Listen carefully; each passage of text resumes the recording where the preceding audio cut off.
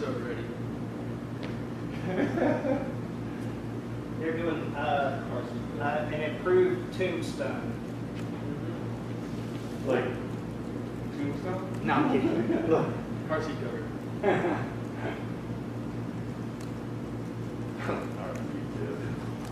Oh, here's another judge.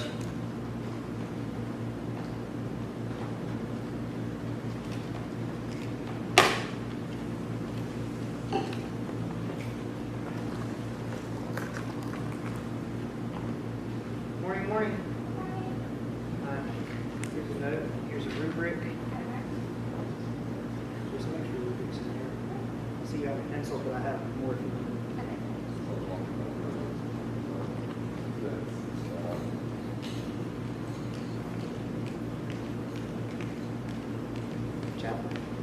Hi. Hey, good morning. How are you? Great, thanks. Here's a note for you.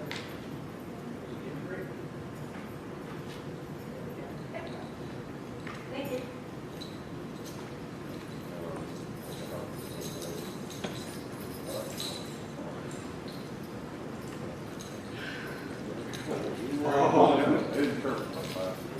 Hello, sir. Come on up. Good morning. How are you? Morgan's obviously Long time keeping no Morgan see. time today. Was it your hair? Did you do your hair this morning? Yes. That's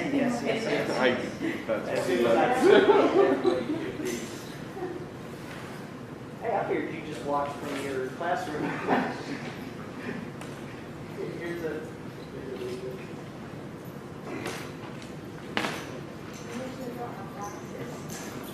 I don't know.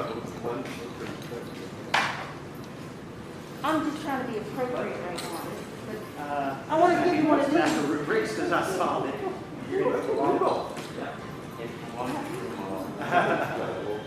Well, I appreciate your time. I really do. We're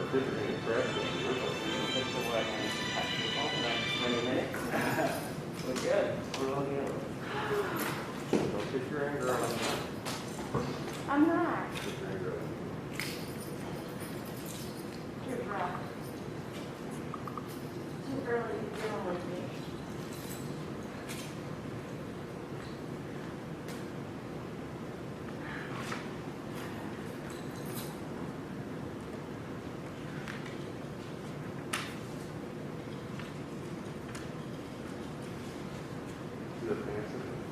Yeah, I didn't have a chance to read it. I'm running around.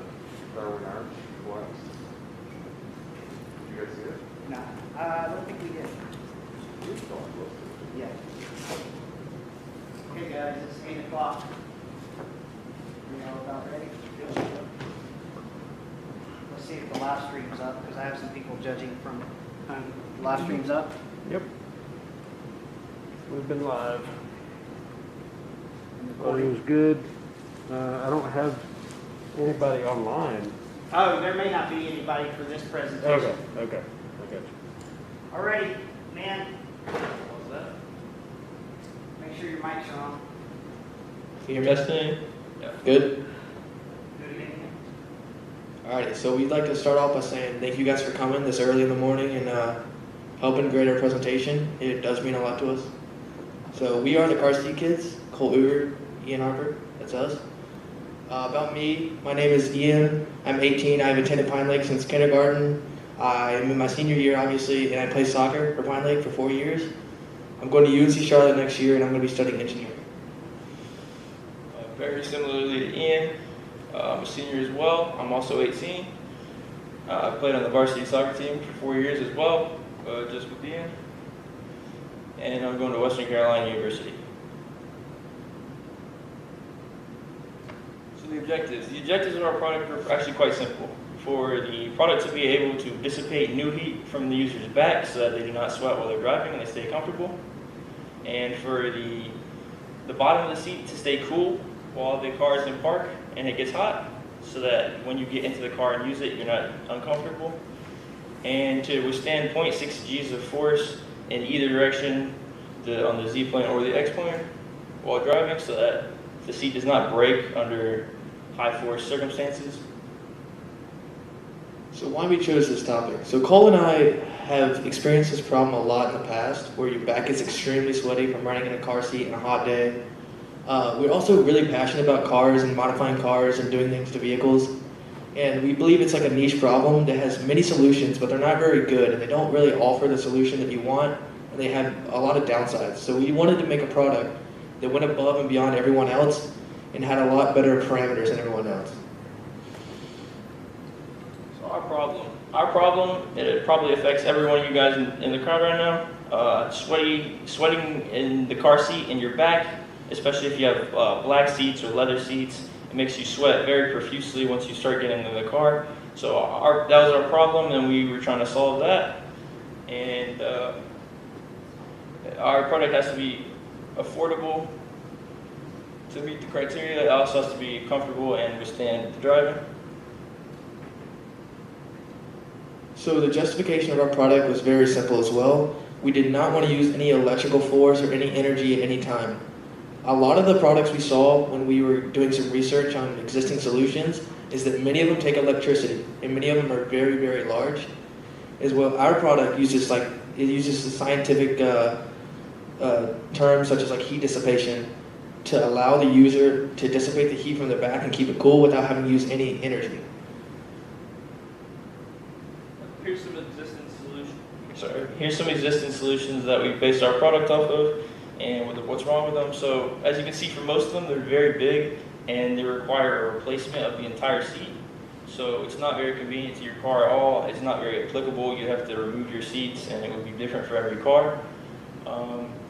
Also, you can see that they use things like this one has electricity that blows air. This one also has electricity and a fan. This one uses some fluids. This you actually have to put in the fridge or the freezer to make it cold before you use it. So as you can see, they're just not very applicable. They're not very convenient or usable. But those were the previous solutions. So our solution is just something that could kind of tie all these pieces together into a convenient solution. And these are the scientific and engineering concepts I was talking about. We have thermal conductivity, specific heat, solar thermal conversion, and heat dissipation. All these kind of led into the fact that we wouldn't have to use electricity. And using these, and we did a lot of research and studying on these, and if we utilize these in our seat, it made it so we got extremely well results without electricity, which you'll see in a later slide in our results and data, that yielded much better temperatures than the actual car seat itself, just because of the materials we used. So our experts, one's in the crowd right now, Jeff Walker, and our others was Mr. Maury, and we met with them a lot through the classroom or through virtual meetings, just like a lot of brainstorming, just through every step of the process, a lot of reassurance, just asking them if they have any ideas, any brainstorming, any prototypes like that. So they helped us actually a lot to get through our product. These were our costs or our design parameters. Our first one was that we wanted to cost less than $60. Doing a lot of research on other products, we found that that's kind of the average for a seat cover, not necessarily one that actually cools you, but seat covers in general. Those other prototypes we found, but they don't have any cost to them since they're prototypes. But $60 we found to be very good, because we did data with a lot of classmates and other consumers, and they fell in that ballpark when they did our forums. That $60 is around the right price. We also said we wanted to keep the user's back 10 degrees cooler than the initial temperature to prevent you from sweating. And we wanted the service life to be at least 2 years. We didn't want someone to buy a product and it to break almost immediately. And here we have listed them out: performance, cost, material, and then safety. We really wanted to prioritize performance over anything else without having to use electricity, and I think we really nailed that with this. So here are our CAD drawings. This is a CAD drawing of a earlier prototype, but you can see that it's very similar to our design that we have here.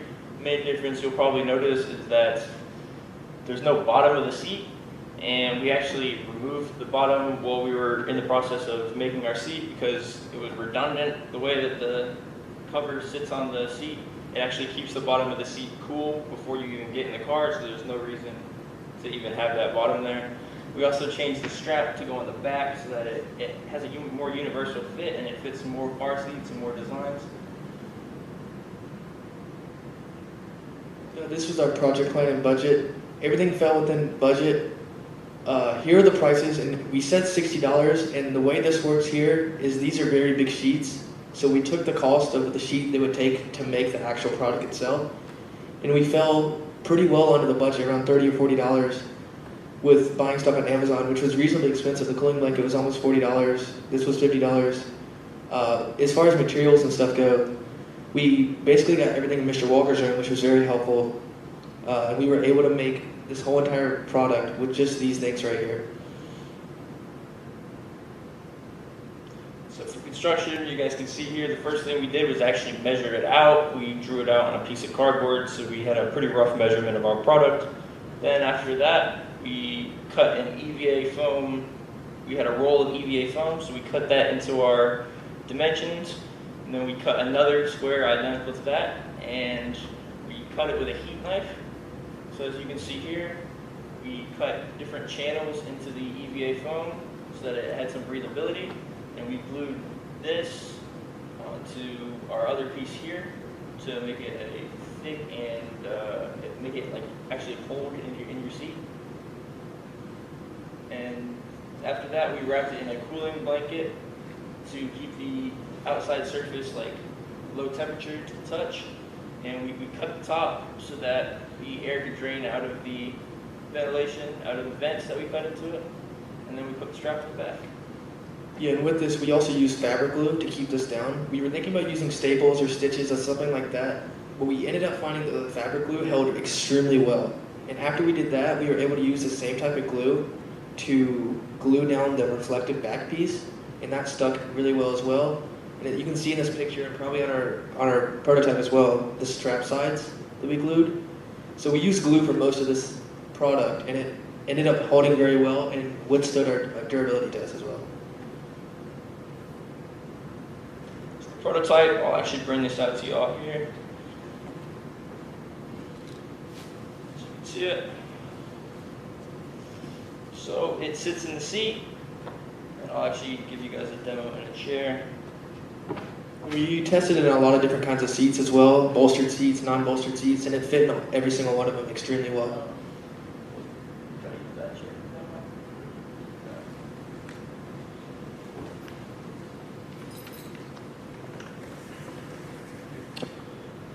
So as you'll see, Bring it down front.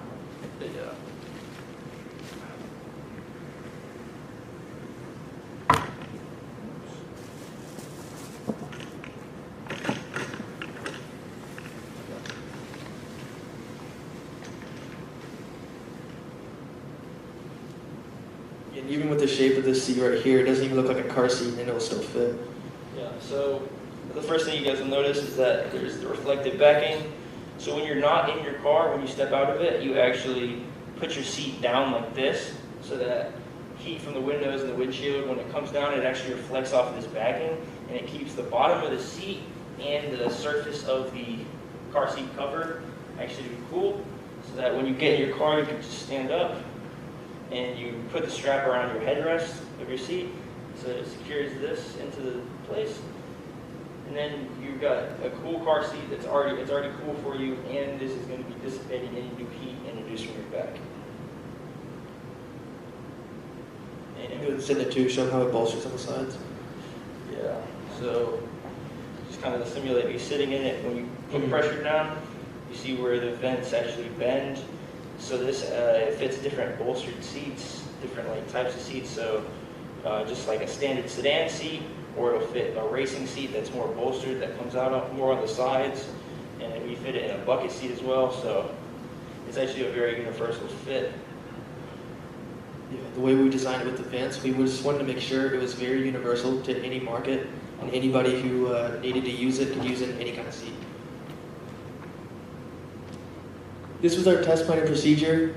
We did 3 separate tests. The first one was that the product remained structural integrity of at least 3 Gs on the Z-plane and 6 on the X-plane. That means 3 Gs front and back and 6 or 0.6 side to side. This was really good to test just in case it wasn't very durable. because the conditions of a car in your daily life is very rough. People don't believe that, but it's very, very rough.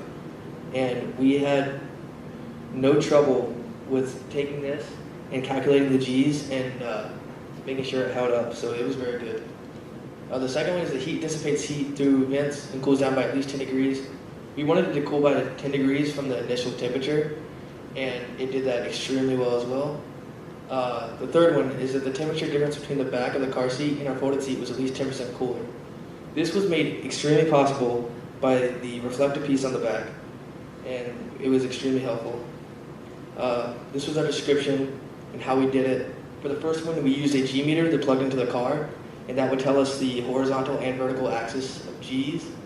The second one, we just used a thermometer to read the seat initial and final temperatures, as well as the third one, we did that as well. The difference between the second and the third is that the second one was used in the car facing sunlight folded down, and the other one we rode in to see how hot it would get when we're using it on the user's back. Here's some qualitative data we collected. Just we asked things like, the first thing we tried to do was define our target audience with our survey. So just finding out who has the same problem as us and if they need a solution to it. The other thing that we were asking was things that would help us out and give us some data, like what colors. You can see that black seats had the most problems because the color black attracts the most heat. And we also saw things like materials. We got a layout of what materials to get away from, like leather. And we also got data on how hot it actually had to be for this problem to happen, which you guys can see, starting at 70 degrees or even lower, some of our users said. These are our results of our trials. For the first trial, the product cooled down by at least 12 degrees in the car interior temperature, which beat our criteria. The second one, it withstood 0.6 G's of force in the Z-plane, which is well above our initial asking, and 1.05 in the X-plane, which was basically double what we wanted it to, which was extremely well and impressed us a lot. For the third one, it cooled down 19.5% more in a 30-minute span of riding in the car. So that means the difference between your back and the seat was 19.5% cooler, which was exceptional. So our testing and modification cycles, as we tested and got information, we actually met our criteria for our testing first try on everything. So after testing, we didn't really have to make any modifications to it, other than we repositioned the strap because it wouldn't fit on the seat perfectly, and we just made it fit more universal, fit to different car seats. So we just moved the strap down. But other than that, we didn't really have to change that much about the design.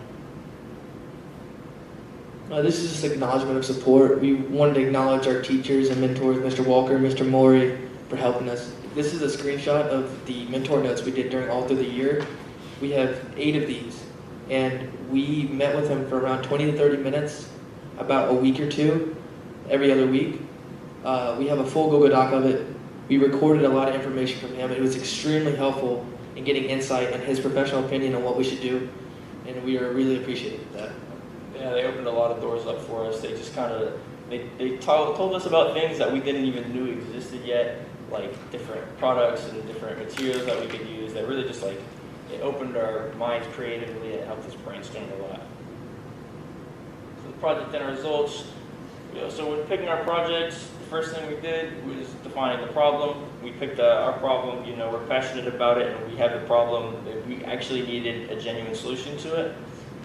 Next, we created our problem statement and we began brainstorming ideas. Like, we started looking up what products there are, we started taking what we can from them, seeing what we can improve from these products, and we just kind of got up to our final design, and we just kind of decided what we wanted to make the final cut, what ideas we're going to really go with or not. And then we made our prototype. Now we invite you guys to ask any questions you'd like about our product or our engineering careers here. Have you taken that out for a car ride to see how comfortable it is to people? And Yeah. have different people try it as well to see how comfortable it is? Yeah, we had a couple different groups in our classroom for our capstone. We had them try it, and we also went to their cars and tried it on their seats so that it would see like if it would be comfortable in this person's seat, would they buy it? If it was comfortable in this person's seat, would they buy it? And everybody said it was comfortable. Nobody had a problem with the comfort or anything. I know they did an extended drive. What was the longest time Yes. you rode with it behind you? We didn't go on any road trips or anything like that, but we probably about 45 minutes to an hour. Yeah, which was, and it was comfortable the whole time. And I know Cole used Yeah. it, had it in his car for most of the time we were making it and doing documents and whatnot. Yeah, every And he day used we it bring it almost home, I would daily. just- yeah, I put it in my car, and I would just use the product every day, just to like see, hey, would I actually buy this product? Like, no biases at all, and I think I would. Any other questions? I'm a little confused just on the numbers. So you said you had a 19.5% degree cooler factor after 30 minutes, and then you said 10 degrees cooler. Was that initial? So when you get in the car, it was 10 degrees cooler on the surface, and if you had had it out? It was 10 degrees cooler. That one was from the back to the seat. Okay. And the percentage was from, we were at school and we turned the car in the parking lot towards the sun. We took the initial temperature of this, like the seat of the car, and we left the seat in there. And then we took the temperature of the seat itself, the seat cover, and that was 19.5 degrees cooler than the initial temperature. It was 19.5%. Yeah. And just as a, I mean, there's nothing you could have done about this, and I don't really know the answer to this, so that's why I'm asking. But in terms of the fabric glue itself, you did not have the extreme North Carolina heat, obviously, to work with. Is there any concern or issue with that in terms of how that would hold up, and or what's the hottest that you were able? Because I mean, I know even this week our inside of our car is probably going to be 10 degrees hotter than it is the actual temperature. So. In our testing, I mean, it depends what people think would be hot for this. In our testing, after leaving the car in the sun, facing the sun for 30 minutes, it got to 113 degrees on a 75-degree day, which it's pretty hot, and it didn't have any issues with the glue or any of the fabrics. It would have been nice to test it in extremely hot days if it got to 120, 130, but the way that the seat held up, I have no doubt that it would have any problem with that. And we looked up the glues specifically. Like, actually, we looked up like probably 5 or 6 different types of glues, just very in depth. And the one we picked actually was good for like fabric design as well. And we looked it up, and there was no complaints about high temperatures or anything like that, or the glue holding the fabric. So that's what we decided on going with. So I think it can withstand any like logical amount of heat that would actually be in the interior of a car. Yeah, the only thing we were slightly worried about with using glue was just being able to hold the user's back weight, and it really surprised both of us that it was able to do that so well. I didn't think glue would be able to hold, not only hold the blanket, but hold this reflective piece on the back that we glued down, and nothing's moving, nothing's tearing. I think it just has enough give to let it move a little bit, not tear. So it was really well. Any other questions? Yes. I may have missed this when you were going over your mentors. I know who Mr. Walker is, but the other guy, Mr. Moyer? He's Mr. Moore. That was our mentor. He works at Techmore Industries. I don't know what Techmore is. They make like racing parts, precision racing parts. So he knew a lot about the engineering process and design concepts and whatnot. So he was able to give us insight into a product, even though he didn't necessarily work on the type of product. He knew enough about the engineering process that he was able to really help us. So it was a lot of help getting an actual engineer to influence us. How do you think between the silver side and the white side so that they can really reflect on your body? See what I mean? Yeah, so the silver is actually on the back of the, there's no like specific heat retention layer, but the silver layer is on the back of the cooling blanket, so it's not, but it's not directly on the So there's no reflection of body heat back. Don't you have a layer of foam? so we have foam on the inside. Okay, I thought I was saying. So Okay, I'm sorry, I misunderstood the question. Yeah, so the inside is actually like a foam base, so that, and it's a thick foam, and the whole surface area is blocking the reflective layer, so that it's thick enough that no heat will be reflected back into your back. I just have one last question. Just in terms of the aesthetics of the actual product itself, I know this is a prototype and everything, but is there anything that you would like to change just in the actual build itself? Size-wise, aesthetically? If we did it again? Yeah. I don't think so. I think maybe we could do actual bolsters in like the side pieces. The way this works, it'll fold into the bolsters, but it doesn't necessarily look amazing. The way it's just kind of like he said, a tombstone. Like it's flat. Yeah. I think if we could do like bent bolsters on the sides, that would look better. And I think if we did it again, we'd do that next time.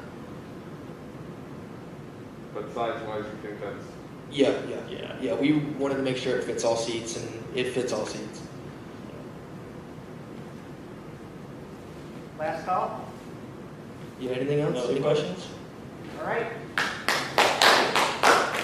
you have a closing statement? Yeah, we have Yeah. My apologies. We just wanted to thank everybody for coming this morning and helping us. We learned a lot this year about the engineering process and design. We got to meet with a lot of amazing people, a lot of amazing engineers that helped us a lot along the way in our engineering careers. And thank you to Mr. Walker, who helped us for 2 years now. It really does mean a lot. Thank you guys, everybody who made it possible. This is something that I knew I was always going to have to do going into high school, but I didn't think that it was going to turn out as well as it did, and I didn't think it was going to be as serious as I was about it. But in the end, I'm grateful for it. I learned a lot during this project, and I think I know a lot more about the engineering process, and I just feel more comfortable and more experienced now that this is over. Yeah, thank you guys so much.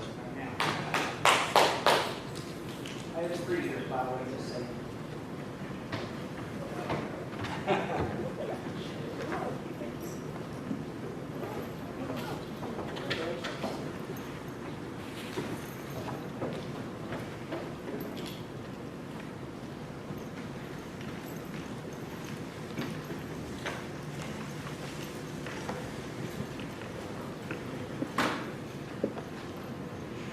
guess we just grab the prototype. You guys are up next.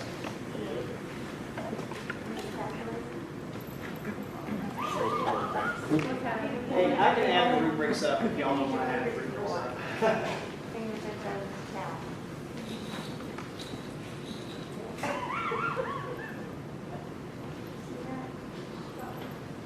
If you have completed rubrics, I'll take those. I can't keep it distracted. Hey, this is, this is, the whole world is watching this stream. Oh, I know. The whole world is watching. Millions of followers.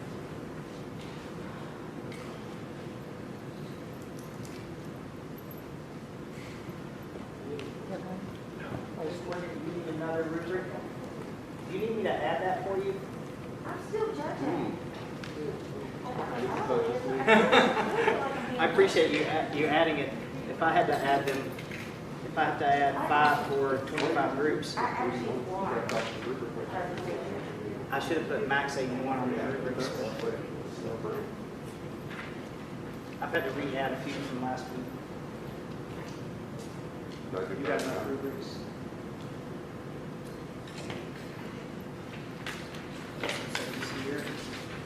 Because I watched the presentation instead of just reading while I was doing it. Are you done this one? Yes. Thank you so much. You know stuff? Yes, please. Great.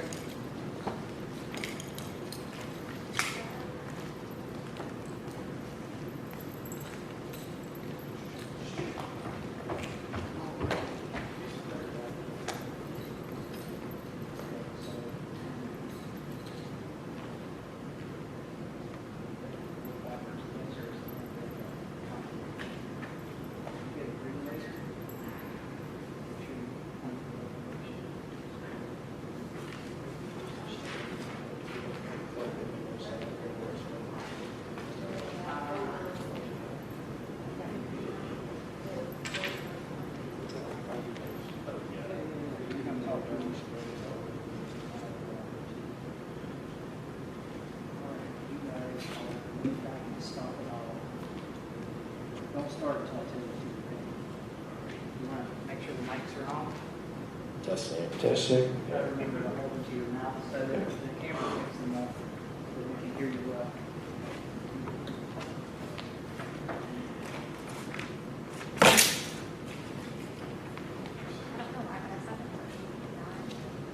Sure, yeah, please. This is gonna be a good one.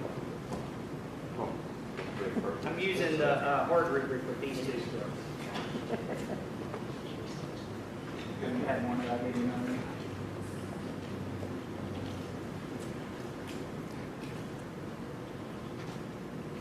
Hey.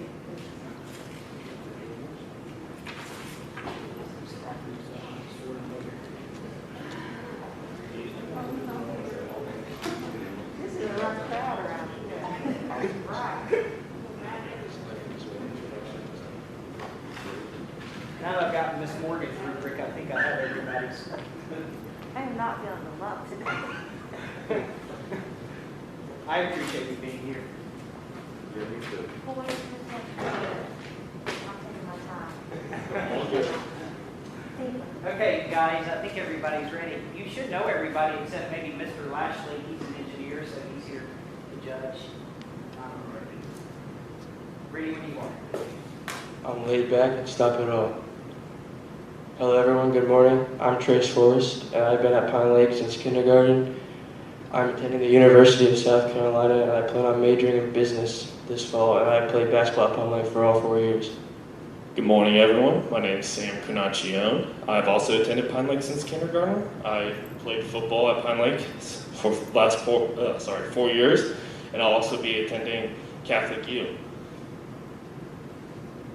So this is our objectives of the presentation, really just explaining why we chose our problem, and then justifying it with outside resources, and then building and testing. Okay, so this is actually a pretty funny story. So for choosing our product, me and Sam were trying to decide what we're going to do through our long 40 list of choices. And actually, we were talking about remotes and recliners, since we both have movie theaters, movie rooms in our house with a row of recliners, and we always would stand up at the end of a TV show or a movie and try to turn off the TV, and then realize that the remote was nowhere to be found. And as we were talking about it, Mr. Walker came up to us, and he told us that one time he actually had a problem because he lost his digital camera inside of a recliner cushion and had a hard time finding it for a long time. So it really just solidified the fact that this was actually a problem that occurs to more people than just me and Sam, and that's why we chose to work on it.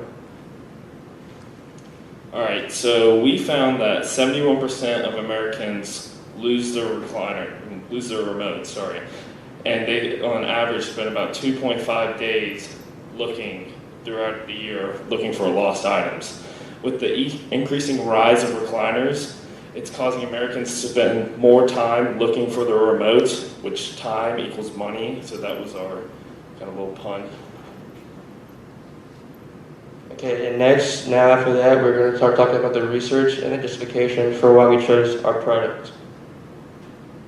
So this slide basically was an article that did research over the sales of recliners, and basically it justifies that recliner sales increase, so it justifies that there is a need, that people are going to continue to lose their remotes, so there is a need to fix this problem. Okay, for this article, it was actually a survey, and they got more in depth, academically, on it, and it was about how people lost for 2.5 days every year looking for lost items, and this actually ended up costing them a lot of money. And this wasn't just remotes that were lost and recliners, there's actually phones, wallets, and keys. So that even furthers what our thing can do, because our product can stop more than just a remote. It can stop a wallet, a key, any type of remote, any sort of thing. And the funny thing was that people tend to think like older people lose remotes more than younger people, because they're degrading memory, which is what the article talked about. But actually, younger people are the ones that tend to lose their remotes. And it actually looks better because younger people are the ones that are always watching TV, watching shows more than older people. So this was our survey. Me and Trace created a survey and sent it out to people, PLP students and faculty, and we got tons of responses. Basically 85% of people responded and said yes, they have a recliner in their household, and over the majority of them lose their recliner like at least once. Okay, for our first existing solution, This is the one that's most like our product in a way, and it's called the drop stop. And what this does, as you can see, just goes right in between the center console and the gap in the chair, and it stops anything from falling down through there. However, it's nothing like ours, as it will not be able to fit in a recliner. And it also has a hole for the seatbelt that would allow stuff to drop through in a regular recliner. Now, this material is neoprene, and it expands and contracts to fit any size gap. However, it's super noticeable, which could draw away the customer's want for it, as people have very luxurious cars and don't want to have a black line that just looks out of place, you can say. So this is a recliner armrest organizer. So it basically, the benefits to it would be like you can get different colors, you can get different pocket sizes, different materials to try to match your recliner, but end of the day, you're going to be placing it somewhere and you might forget, and you might as well place it somewhere else. It's just going to look odd at standing out, and the pocket sizes might not be the right shape or size for all your items, and it might not even have enough pockets. Okay, for our first science and engineering concepts, we didn't have much, like, I guess you can say, like, scientific terms in our making of our product, but however, dimensions was probably the hardest thing for us to try and decide in order to make our product. And this is mostly because of all of the different types of sizes, types, and recliners that they all come out to be. You can have like a love seat, the all the way laid back, halfway laid back, and this just makes a difference for all the dimensions, completely different. So what we did is we took a lot of different, you can say, information, and we do the average of the width, the depth, and the length of all recliner gaps. And this is how we ended up making that product and the size, so it fit the standard recliner, which usually fits the most people that use recliners. And then on to materials. So we did a big brainstorm on materials, what to use. So the first one we thought about using was neoprene, and this was because it would expand and contract and fit all different sizes. It was tear resistant, moisture resistant. However, it did have an issue because it was super expensive, which caused it wasn't able to do it for our project. We would not be able to afford that. And the second thing that we did was synthetic fabric, and that's what we actually ended up using on our final product. And this also is tear resistant and has a high impact strength. However, it does not have the same price tag as this does, which is why we took that. It's extremely cheap to use, and it does the same thing that we need to do as that would do. We also thought about rubber, polypropylene, and low density polyethylene, but they were not really serious considerations. We did some research on it. Rubber, it would just have been way too hard to do, cut, and it would have been super heavy. And then for polypropylene, it was super sharp edges and it would cut the recliner, and that would cause issues with the people not wanting the recliners to have a big gash or scratch in it due to it being in the gap. And then we also have a liner, an outline that goes around our fabric to help it stay sturdy and durable. And this was an ABS plastic sheet, and that's what we ended up using for that. And on to our experts and mentor contributions. So Mr. Miller was our mentor all year long. He's all the way on the left. He works at Ipsy in the warehouse. He's a leader. And then he helped us in numerous ideas with a hammock style. He had a hammock style product that he told us to put and catch all the thing like a hammock. The Velcro, he gave us an idea. He gave us numerous ideas. And then on the left, we have Mr. Kruger, who's the vice president of sales at Ashby Furniture. And he actually, we emailed him out of 10 experts, and he was the only one that answered us back, which we're very appreciative of. And he gave us all the information we need to know about dimensions of recliners that are in Ashby Homes Furniture, which gave us a great idea of what we should use. And in the middle is Mr. Walker, and every time we hit a bump in the road or anything, he would always give us some great insight and ideas to help get past it and go on the flow and fix every issue that we came across.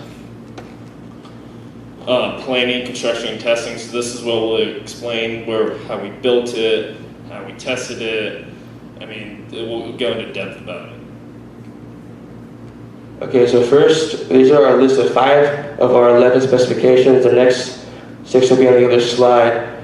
And for our first one was performance, and the biggest thing was we needed to meet the fact that it would have to sit in a recliner and not fall all the way down, or anything would, like a remote would fall on it and it would rip or tear. So that was the biggest one. It had to sit there snugly without any issue. And then probably our second most important one was the size and the weight, covering the gap and having enough weight to where it would hold up, even such thing as this laser pointer, it would hold it up without any issue. And we feel like we did that very well, and we covered those two specifications. So this is our other specifications and operating environment. So we discussed temperature because everyone's temperature in their house varies, and we wanted to see how our product would affect to it, because some people, like, we put 100 degrees upstairs just in case someone had like the recliner in the attic and it was a hot day and temperature rise, so it would be really hot. And then we also, durability was a big part because we wanted our product to last a while. Like we said up there, 7 years. We want it to be very durable and people not have to replace our product. So this is our CAD. So basically, I made 2 sketches, and it was one inner sketch, one outer sketch, and I extrude the hole, and then with the outer sketch, and then I cut it through the middle. And basically, we did the thickness. It was like 1/8 of an inch, and we rounded off the sides. Here's our dimensions to where we had it. This was our first initial sketch. So this was 22 inches long, and we added the 1/8 of an inch, and then 1 inch width. And that was basically what I discussed on the earlier side. And this is our sketch we had with Mr. Miller when we had our mentor meeting. We discussed right there, we traced one of our hammock style idea, which was a big change in our product. It was huge. And we first talked about putting it on the sides, and then we even discussed on putting it on the sides and the back to where it prevents it from falling anywhere on all sides. Okay, so for our prototype cost, as you can see, we bought fabric, a plastic sheet, Velcro strips, and fabric glue, so it wasn't a very expensive product to make. However, for the 2 yards of fabric, we cut it 24 by 6.5 inches, which gave us the $5.78 total cost out of the $19 we bought it for. And we also bought a whole plastic sheet. We ended up only using a small strip down, and then we wrapped it around to make that outline. So we really barely used those 2 materials for our thing. And then at the beginning, we thought, well, we're going to Velcro this product to the recliner. And then after talks with Mr. Walker and our mentor, we realized that Velcro on a recliner wouldn't work out well because you pull it off, there'd be sticky residue everywhere, and people aren't going to want that on the recliner.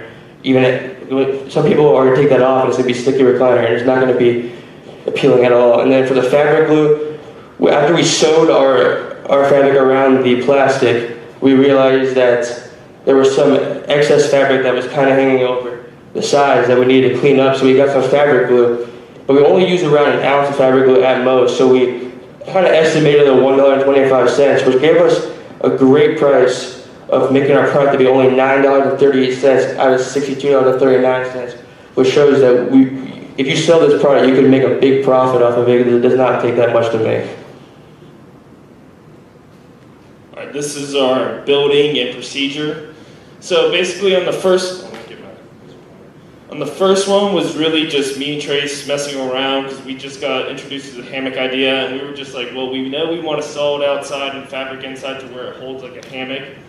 Then we cut out paper, and we used this paper to put pins into the fabric on each crucial point, so it was easier to cut the fabric and have the right size.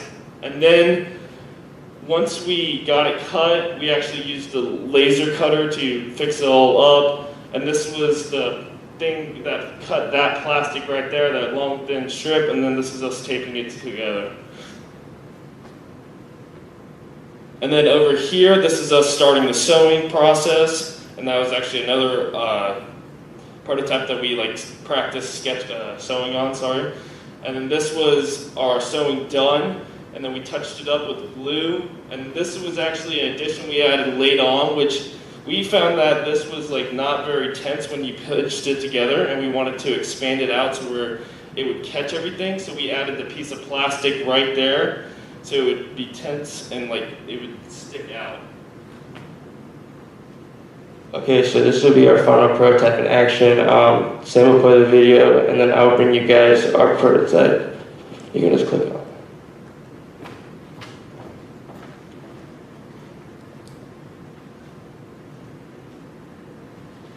All right, this is me going over that this is our product, and we're putting it into a recliner. We want to open it up all the way and push it back so it gets in the very back corner. We want it to make sure it's nice and snug and push it, like you want it in the back corner because that can very easily fall back there. And then you'll shut the recliner, and basically that's all you have to do to put it in. And it stays pretty tight and snug. This is Trace just dropping his phone in there, showing that it works, no problems with it. And the remote. And then this is me opening it up and showing another way to put it in. You know you can put it through the sides, but you can also fit it through the back. It fits perfectly, you can't see it. Another thing I want to point out is that the recliner filler, it blends in. It doesn't stand out like other products, so it's gonna not be noticeable at all. Yeah, the big thing for us was in that video, it's kind of hard to get a video of everything like falling out of your pockets into the gap. And we tried our best, but it's super hard to see. But technically, I guess you could be just laying back watching a show and it just falls out of your thing, and then you get up and like, where is it? And the first thing you do is look to your right, and you see it sitting right there in the gap just waiting for you to grab it. That saves you so much time from trying to dig through the cushions and everything. It's just a real help.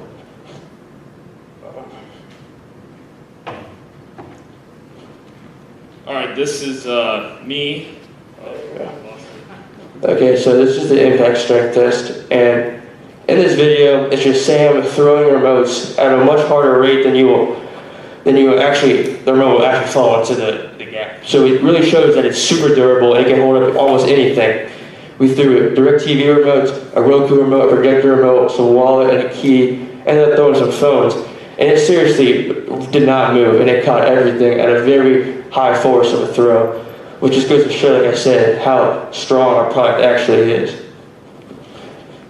Now for our data, we, in analysis, we actually got all the weights for the remotes just to show how heavy the remotes truly are when you throw it into the gap. And for the results, for the pass and the fail, so the pass was just catching it, not moving much. Fail was obviously if it hit it, it would fall or move. Now, you can see it, everything passed, caught it super easily. And then when Sam was throwing the DirecTV remote, it actually hit in a good spot, and it tilted a little bit, but it stayed in the gap, so we put right in the middle, because it didn't necessarily fail. Because even after that happened, we kept throwing other things in, and it kept getting caught by it. So I wouldn't call it a fail, but I also wouldn't call it a pass. But in reality, it's not going to be thrown into the side of the recliner, it's going to be dropped. Therefore, it should be caught relatively pretty easily. So this was our stretch test. So I don't know where our product is, but we bent it into we bent it to a U shape and then backwards U. We did 25 times, check on it, passed, 50 passed, 75 passed, 100 passed. So that way it worked, like it was very durable, worked very well. And then this was our stretch test where we stretched it horizontally. A reminder, we didn't have the plastic piece in there when we did this test, so it wasn't as tense. But when we did it 25 and 50, it was fine. But then right when we got to 75, you can notice a little wear and tear in the sewing. It was a little stretched out, a little glue was ripped up a little bit. And at 100, it wasn't terrible. We just had to do a little bit more gluing after it. Okay, and this is the performance test, which was, like I said early on, the biggest specification. We needed to know if it would fit in the gap and work. And these are two videos as you play. The one on the left is just simply it reclining and showing that the remote stopper is still in that gap. And then in this video is just Sam sitting up and down, laying back, and just showing that it stays right there the entire time. Okay, and then for performance tests and data analysis, this is a chart of us sitting down how many times and counting pass and fail. Pass, you would say it wouldn't move. Fail, it started to move, it started coming out of that gap. For the first 10 to 40 times, it was super durable. That was just calmly sitting down, leaning back, and it stayed in the gap the entire time. However, around then, me and Sam were like, okay, let's start doing some more. So we had Sam, who's obviously a pretty big guy, start jumping up and down in the seat like a little kid would jump up and down in his seat sometimes. And it showed that, as you can see right here, it started to pop out a little bit. But like we said, this wasn't a big worry for us because no one's going to be, hopefully no one's going to be sitting down and up 50 times in one sitting. So that was a great test for us. Plus, hopefully, no one like me, my size, is jumping up and down. So this was what I went over earlier. Was our modification right there we added. So when we were done for a project, we were looking over and like, all right, what can we add to make this better? And we noticed it was a little flimsy. We were worried about that. And I was like, well, let's cut out a thin piece of plastic and we bend it. And so we cut it out. It was about 4.75 inches, and we bent it and we just fit it right snug right there. Little taping right there, and it's worked significantly, way better, and it allows that tension that we need. Yeah, this is the exact modification that Sam was talking about earlier with the stretch tent, what we added right there, just so it would hold a tension and stuff fell on it, it wouldn't drop right through the pocket. So that's some modifications right there. So for our acknowledgement of support, we would definitely want to give a big thank you to Mr. Miller. We wish he was here, obviously, but he couldn't. This project would have been around 10 times harder without Mr. Miller, if I'm being honest. He gave us so many ideas along the way, and we didn't always use them, but when we get on a road, he'd always refresh our brains and get them going again. And having an engineering mind really helped that. And then again, Mr. Walker, we had 2 years, probably one of the best teachers I had, and always helped me along the way, any problem I got, especially this project. There was a time at point we were like, we can't figure out the dimensions, like it's not going to work, like it's just way too, like the variability of different kinds of recliners, and then he always would just come in and help us settle down and help us the whole year, so a big thank you. And also all the peers that answered our survey results, that gave us an idea of a true problem. It's a big support for them too. So this is what we learned. We learned how to sew, which we never would have thought we would have learned this year. We learned about different types of fabric and how they absorb water, how they stretch. Creative thought when we were coming up with ideas of our prototype or just ideas for this project this whole year. Trace got to use a laser cutter, which was pretty cool. Sadly, I didn't. Which another thing I want to touch base on was that this year with COVID was kind of odd because me and Trace were opposite days. So we had to learn how to really commit to our prototype and our project because some days we would come in our days off and work on it with each other. We also learned communication skills with our mentor. We had to meet with him I think about 10 times during the year, and then explore problems in the world and come up with solutions was a big one for us. And touch on the communication skills. Like communicating has always not been my best thing, and with COVID, it was like 2 different times. We're doing 2 different things, and I felt like if we were doing one thing the next day, we had to communicate what to do the next day to each other. We had to call, text, FaceTime. Thankful for social media, we were able to do that. And that should be it. So if you have any questions. Just out of curiosity, the modification piece that you added, was that incorporated into your final cost of the 9? Actually, you're right. It wasn't. It was from the same plastic sheet, so I would say probably another 20 cents. So I mean, it's not significant, but yes, it would be into our final cost. And then as a layman's question to it, would the objective be to sell it in A, various colors to fit, obviously, to make it work, and then B, would you sell it as a pair? Yeah, so it would, if we were to keep going and say, it would definitely be different colors because, and it's actually very easy to do, it would be the same process, just buying a different fabric. And then yes, it would be making probably 3 in a set for the right, the left, and the back, but it fits in all of them. So we only made 1 because it just showed the whole purpose of it. So the 938 was just for 1 strip, correct? Yes, yeah, but it would be, like you said, like 20 cents more to add that little modification. So what would you anticipate somebody paying for 3 strips? We probably, for all 3, like in a set, it would probably be around $15 to $17 total, and we'd be making them at, oh, yeah, you're right. So 1 would be around 15 total, and then it would be 45. We'd be making them around 30. I didn't think about that, yeah. When you did your stretch test, was that including the modification? No, it was not. But the whole point of the modification was to make it more tense and not be able to stretch as easy and make it stronger. What was your reasoning behind using the plastic? Just we were just thinking how to make it better, and we wanted something strong. And I just thought that because I knew that plastic was pretty like bendable, and we're just like, well, it expands. So like if we can make that work, that'd be great because we already had the material for it. One more question, sorry. When you went back to deciding on your material, so obviously cost was a big factor in it, but did you guys consider all it felt pretty slick, like, I didn't know if you considered all the leather with that, if it would slide at all? To answer your question, actually, we didn't think about that at the time, but when we put it in the leather, it actually didn't slip at all. But that was a big thing, performance was slipping through the cracks. And I think we made it to where it was a great size, so it just stuck right there. Like it was like almost like a fit, like it fit on, it stuck.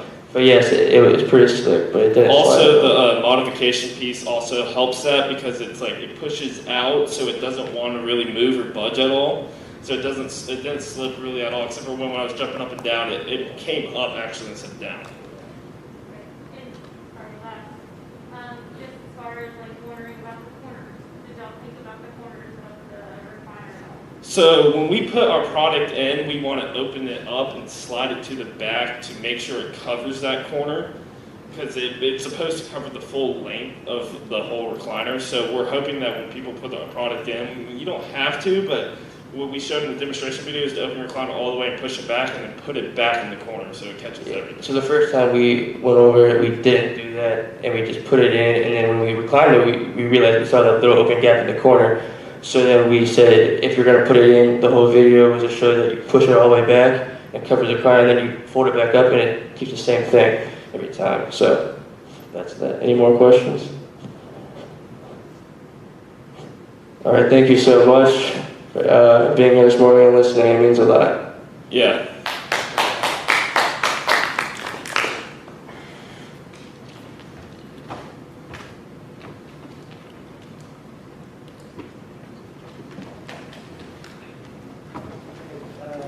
You got my your product's right there. We'll take a 30-minute break while Ms. Morgan tallies up her.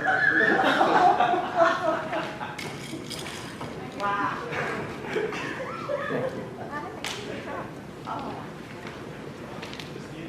This is a rough crowd.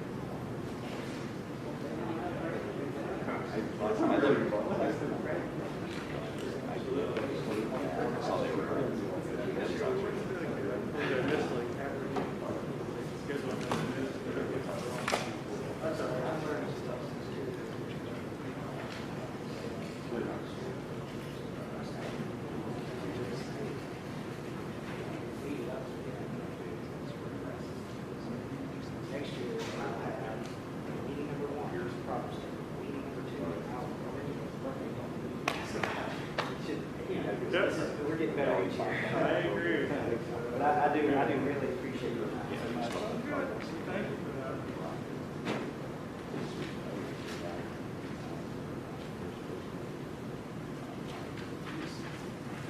Yours is already total, so quickly, Bill.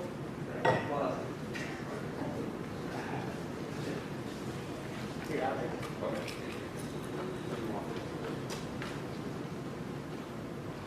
Thank you, thank you.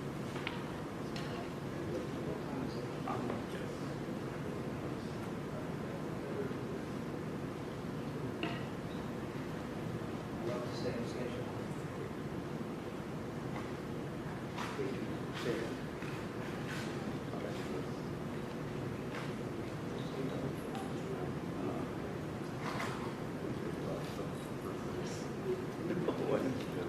Cloud, do you have another rubric?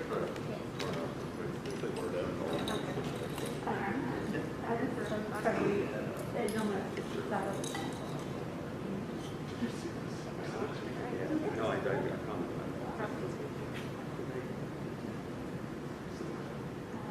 One second, I'm good. Yeah, let's pause.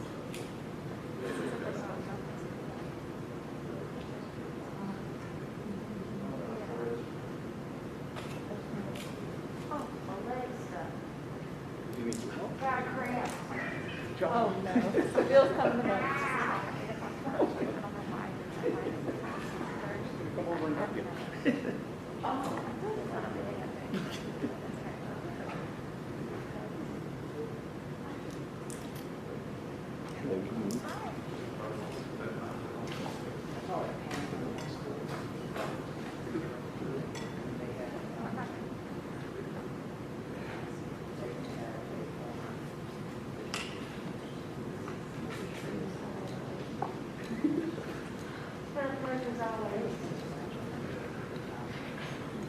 So out of the ones you saw,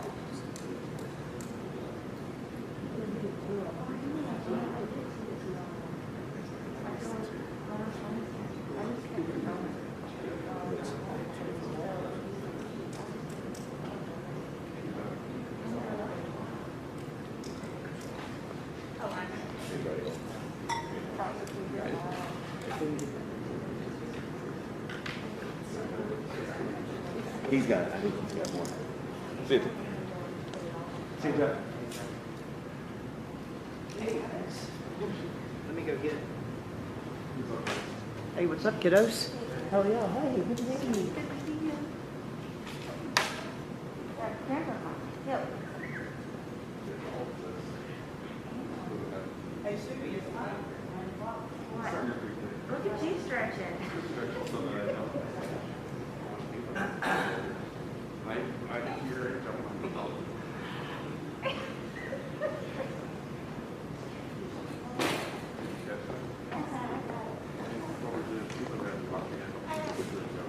They're gonna think it's the Capstone. What we do is we learn how to stretch for all people.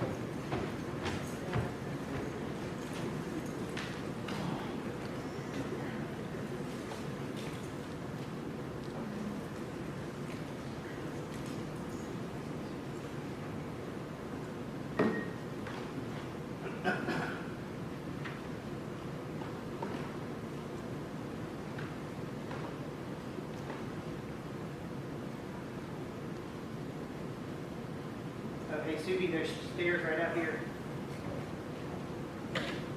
Right there, there's stairs.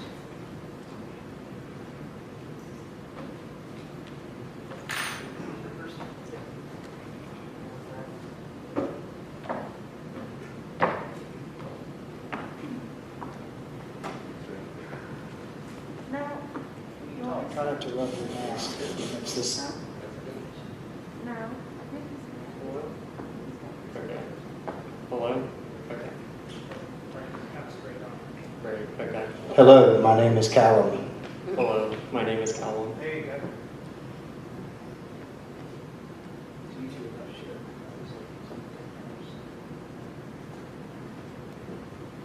Let me get it just straight. Let me start with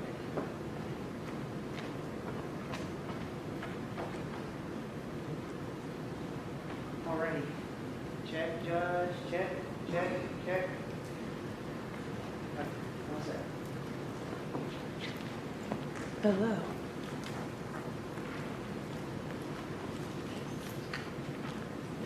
You need a writing utensil? I got you.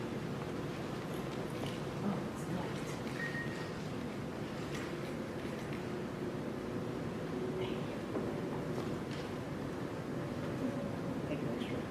There's. They have restrictions. Okay, on you.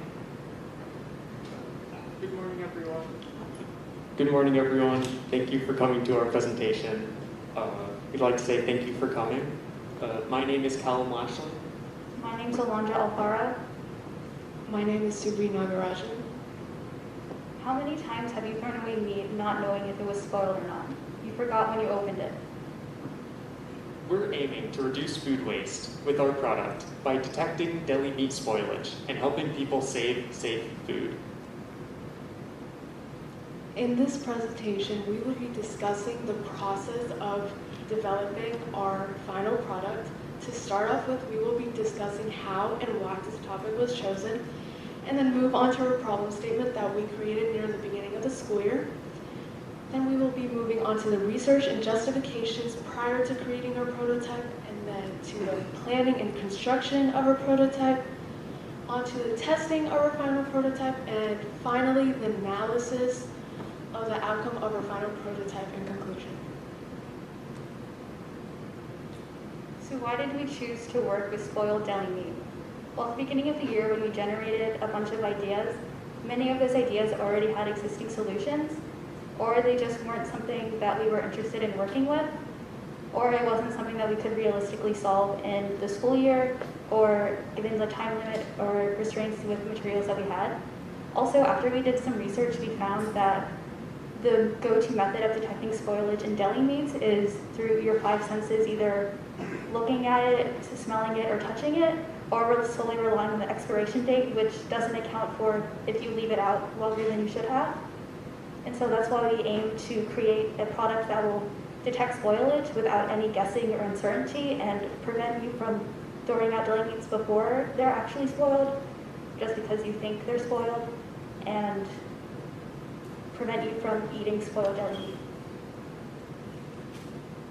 According to the National Resource Defense Council, 25% of food in the United States is thrown away, with 2/3 due to spoilage, and meat is a main contributor. Alerting people to when their meat is spoiled is essential to reducing food waste nationally. On to our justifications. Over 80% of Americans throw away good, safe food that is perceived to be spoiled due to the sell by, best by, and expiration dates that are found on products and packaging. 25% of American families throw away food that they buy. 2/3 of household waste comes from spoiled food, and out of that 2/3, 18% of that food is spoiled meat. An average family of 4 typically spends from $1,500 to $2,270 every year just on spoiled food. Some existing solutions that we found, the first one shown on the left is the food sniffer, which detects gas emitted from meats, specifically raw meats, and gives notifications to your phone. This is one of the few solutions that we found that actually detects spoilage. However, it is currently on the market for $130, which we don't think many consumers will be willing to pay. The second solution that we found is the Rubbermaid Freshworks Produce Saver, which is intended actually for produce instead of deli meats, but we liked the idea of the container, and that helped generate ideas for our own product. Also, instead of detecting meat, it promises to lengthen the freshness of the food inside the container, which is what we found for many of the solutions. So overall, many of the solutions didn't actually detect spoilage, and we didn't find any that really detected spoilage specifically for deli meats. And since we couldn't find one that was affordable, since the ones that actually did detect spoilage were expensive and not as affordable, we plan to make our product a product that would detect spoilage and more affordable. The main concept we dealt with this year was meat science, as we needed to figure out the indicators of spoilage. Through our research, we found that meat emits ammonium gas and changes color, so these are the factors we decided to focus on in our product. We used electrical engineering for the wiring and circuitry of our design, as well as the sensors. We used design through our idea process, as we each created multiple designs of varying ideas. And then we used computer-aided design, or CAD, to create initial models for our ideas. You can see in the bottom corner here, one of our initial designs that we created using Fusion 360. Finally, we used computer science to program our prototype with the Arduino and sensors, along with the general logic of how it should function. Onto our expert content. Throughout this project, we met with our capstone mentor, Mr. Ryan. We met at least once every 2 weeks to discuss the progress on our product and to ask questions about what doubts that we encountered during our project, and for A, to make our product more efficient. Mr. Ryan has answered us thoroughly for every single question that he's posed to, along with bringing up ideas and thoughts that we can include into our prototype to make it better. And overall, our Capstone mentor has tremendously helped us from the beginning to the end of our product. Throughout our mentor meetings, we have discussed much material, but some of the most memorable and valuable talks during our meetings is about our decision matrix, our cost effectiveness of our prototype, and considering design failures that we may encounter during our product and how to tackle those problems. We knew that we wanted our product to be able to detect spoilage, so we wanted to make sure that it would work in the settings that it needed to. So in a refrigerator, we knew that it had to work at temperatures as low as 35 degrees, but also still be functional if it's left out, so up to 80 degrees. Also, since it's planned to fit in a refrigerator, we wanted to make sure that it wasn't an inconvenience to have in refrigerators, so we didn't want to make it too large. And since it's in contact with food, we didn't want to cause more harm by creating a product that uses unsafe materials.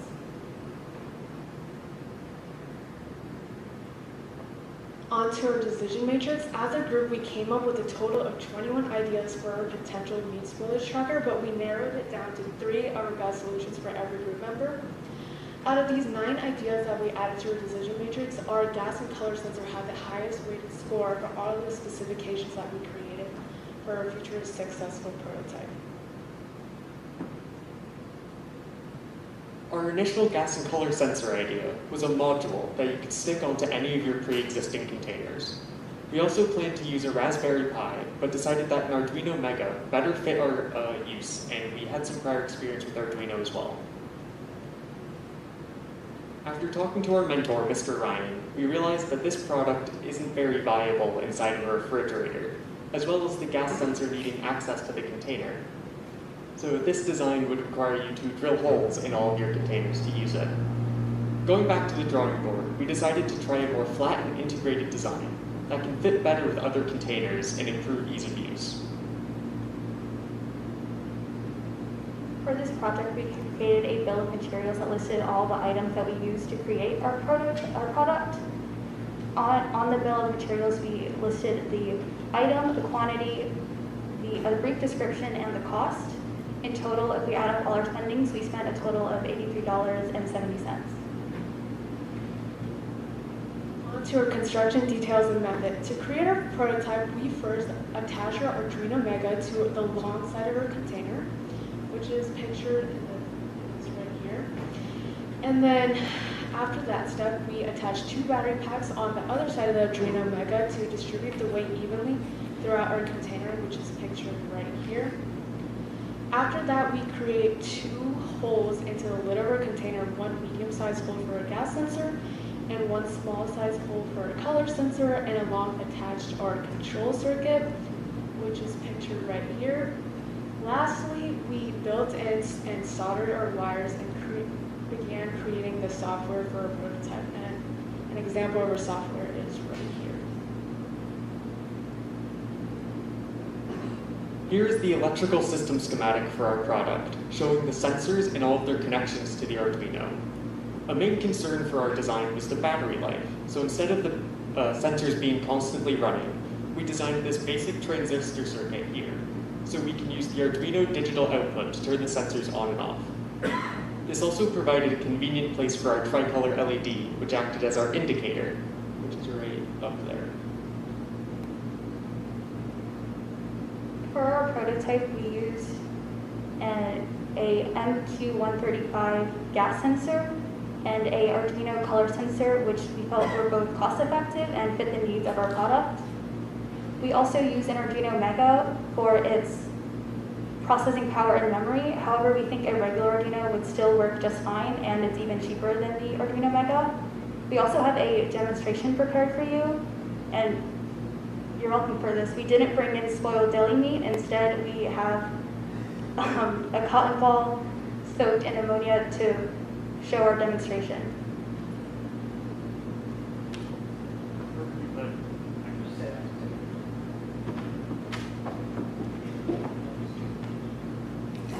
So, judges would like to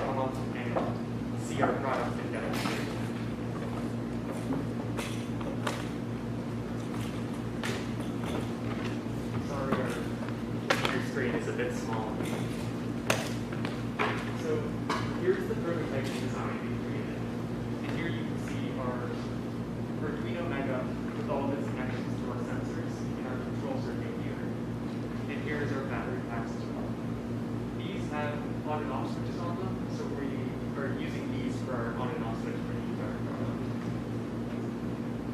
Here's our gas sensor. Currently, you can see that it's turned on. And on our data output on the computer, it's reading about 120 for the product sensor value. So we're going to put some ammonia on this paper towel and then put it in the container, and you can see the value change.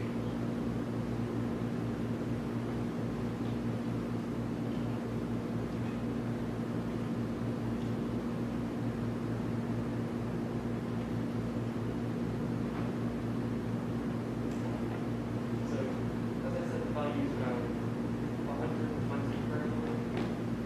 And then put it in close the container. It's going to slowly decrease as the fumes go up to the gas sensor.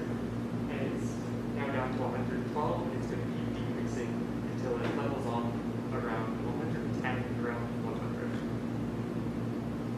So you can see the gas sensor is currently working, but there's not as much variance as we hoped for. And we have our color sensor as well, and you can output the data values. I think that's it for our demonstration.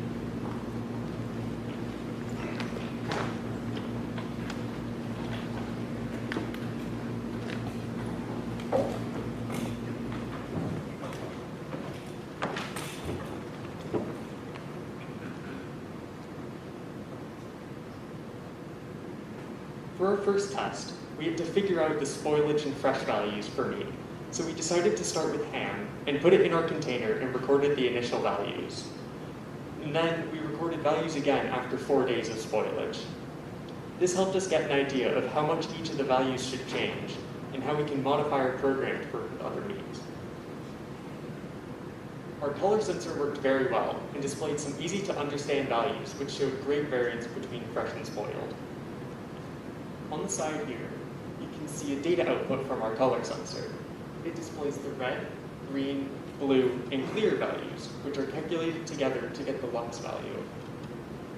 Our gas sensor requires a heat up time, so we recorded all of our values after 3 hours of heating. The gas sensor didn't have as much variance as we hoped for, and the gas sensor value decreased as the concentration of gas increased. So here you can see our data table output from this test. And you can see that the lux value from fresh to spoiled increased by about 100, whereas the gas value decreased by about 7. On to test 2, detecting spoilage. In this test, we used the test values that we gathered from test 1 and included it into our software to see if our prototype worked. And for this test, we did indeed use ham again. And we established our spoilage limit to be 40% of the change in test values from test 1, and plan to change the test values if needed after testing. We first placed fresh new meat into our container and read the LED reading, and then we allowed our meat to spoil, and then we took another reading of our LED a couple of days later.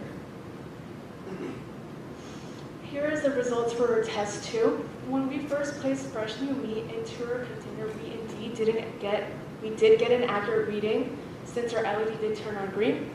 After a course of a couple days giving our meat some time to spoil, we realized our LED turned completely off. And we came to the conclusion it was because our battery was running low on power, which led us to not having a non-functioning prototype to run.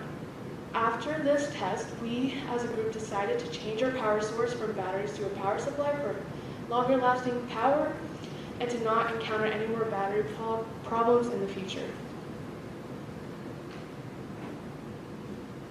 For our third test, we wanted to ensure that our product could detect spoilage in other meats, since we used ham in our first 2 tests. And since our product is advertised as a deli meat spoilage detector, we tested if we could detect spoilage in turkey and roast beef.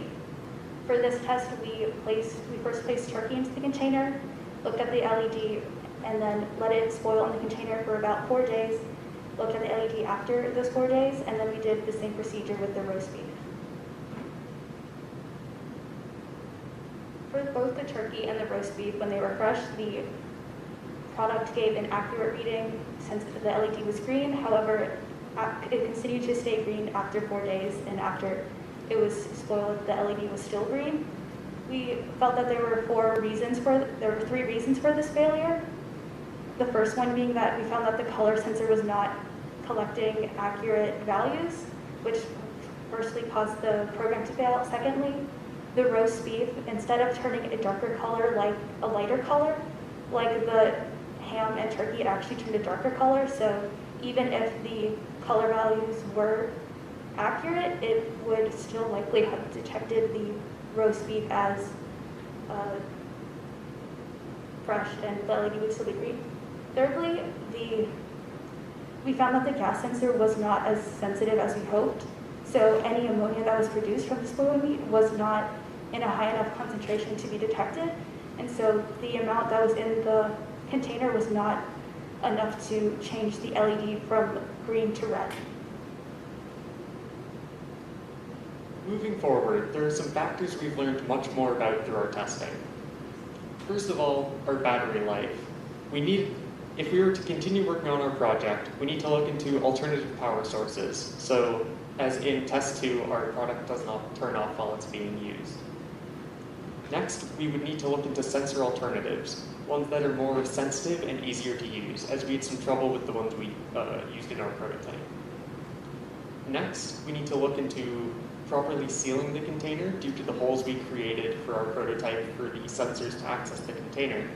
And we also need to look at the wiring and the neatness to make our product a bit more viable and aesthetically pleasing, looking at things like our wire routing and options such as silicon wire insulation. If we were to continue working on our product, we would need to consult people who are more well-versed in Arduino programming, as all of us are fairly new to it, and we had some issues that we couldn't figure out ourselves during testing. And finally, consumer feedback is essential. And if we were to continue working on our product, we would give our prototype to other people to gather their feedback on the functionality, viability, and their general thoughts. We all worked very hard on this project in order to come up with our product, but we also received a lot of help from others.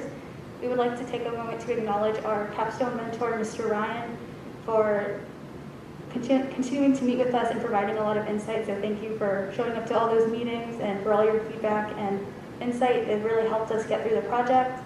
Also, thank you, Mr. Walker, for being our Capstone teacher and for helping us get through this school year. During this project, we learned a lot, especially when it came to coming up with so many brainstorm designs and having to come down to having to decide on the one best idea through our decision matrix. And also when it came to actually having to build our prototype, since we were all relatively new to Arduino, and having to figure out how to work with the color and gas sensors despite the issues that we had, especially when it came to testing, when we realized that when we found that some of the tests did not give the results that we hoped for and expected, having to figure out why and coming up with ways to solve those issues for the next test, or to think of how we could resolve those issues if we continue to work on this project. To end off this presentation, we would like to thank you all for coming and joining us and watching this presentation, and would love to answer your questions.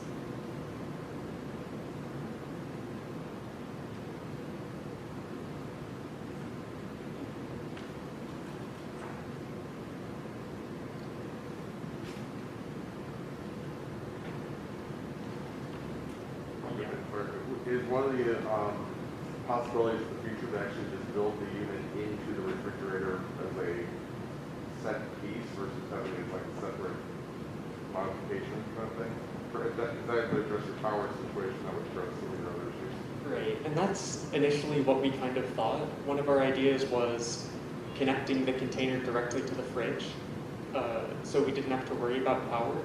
And then another one of our ideas was just having the sensors built into the fridge so it would detect any spoilage. But we found that if you had that idea and it went off as something is spoiled, you didn't know what was spoiled. So if you had 2 or 3 different containers of meat in your fridge and the sensors went off, you wouldn't know which one is correct. And that might lead you to throw away even more meat. Was your idea for putting it on a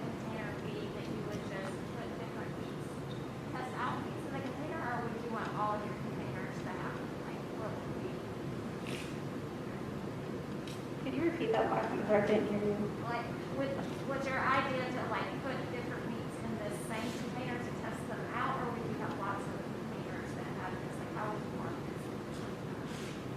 Well, how we expected this product to be used is that you would buy like a package of meat from the store, and then you would place that meat, transfer that meat from the package into this container, and then you would just use this container until you run out of meat, and then you'd be able to reuse the container for another package of meat that you buy.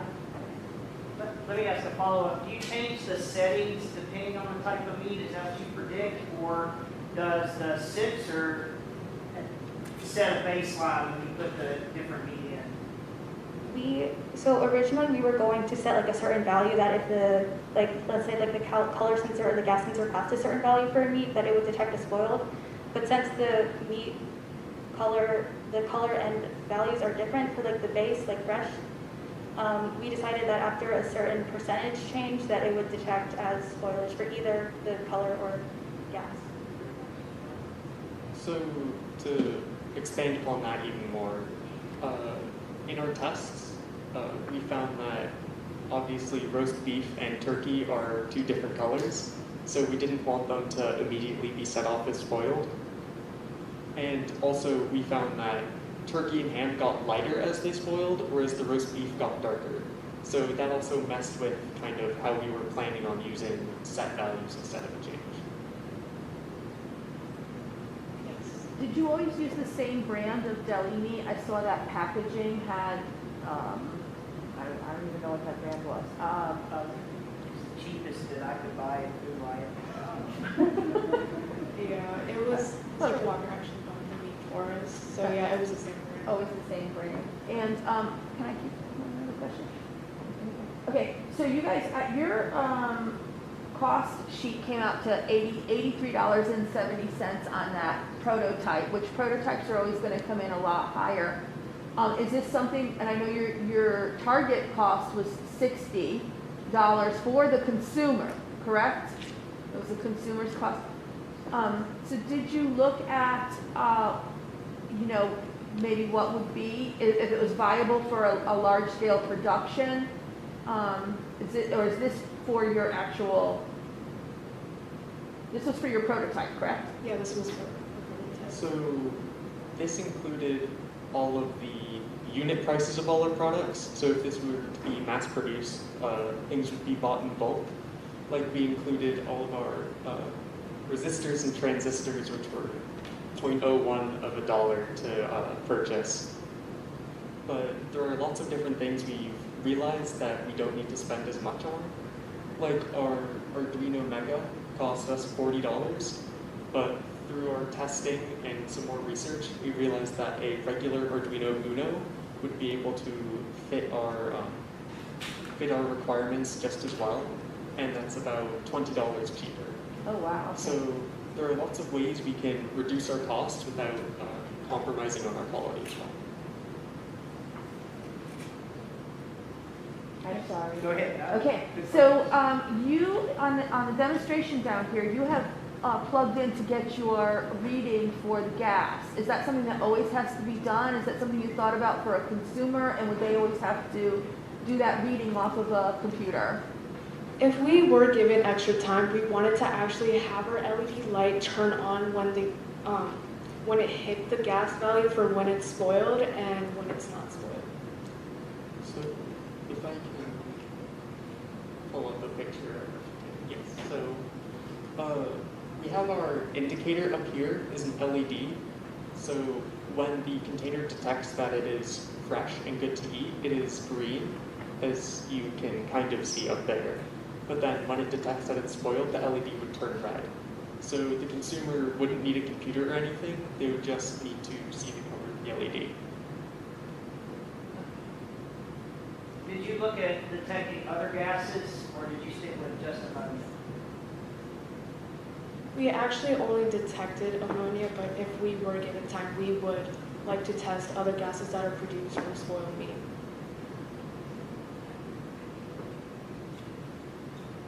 Last call for questions.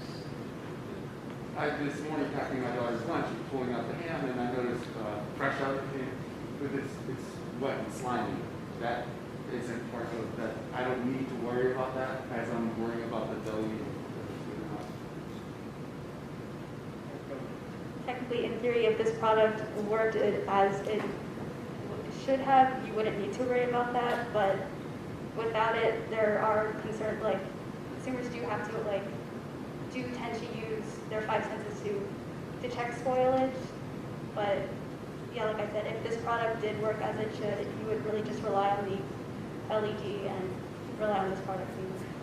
And if I can expand upon that, that's actually a great example of why this product is so necessary. Because one of the potential indicators of spoilage is feeling it, and if it feels off or maybe slimy. But it can also feel that way fresh out of a container right when you buy it. So this is a much more reliable way to be able to detect the spoilage. Last one. Okay, sorry.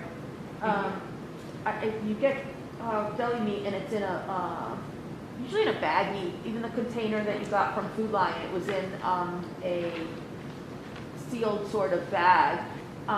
Did you think about it all? People that don't maybe transfer their meat, but like me, who leave it in that bag in the refrigerator, and if the sensors even could do something like puncture the bag, or that they could attach to that. Currently, with how our product is set up, I don't think you would be able to do that. In order for it to work, the gas emitted from the meat would have to go to the gas sensor, so we would have to place just the meat into the container. But I think when we were coming up with ideas, we were considering ideas we could do where you didn't have to move the meat into a separate container, where you could just, it could be something you could attach to a sealed package already, or that could be bought straight from the grocery store. Thank you.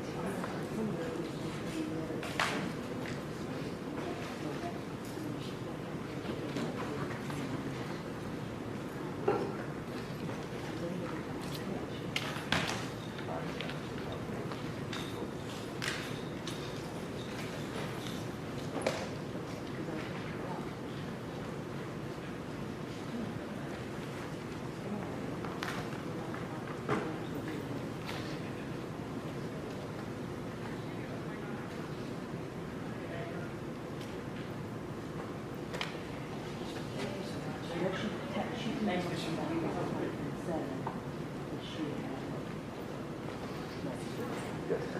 Thank goodness I'm like pouring sweat. I have to stop sweating since I said thank you.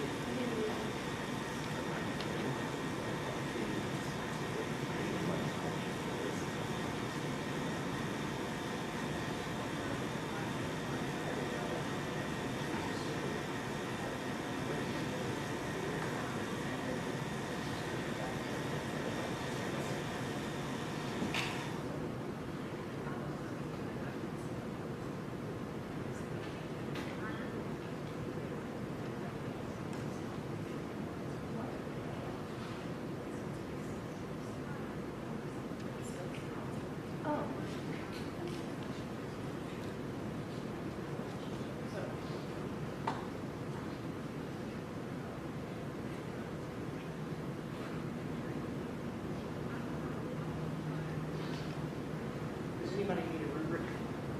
Good. Parents, you want a rubric? Younger sisters?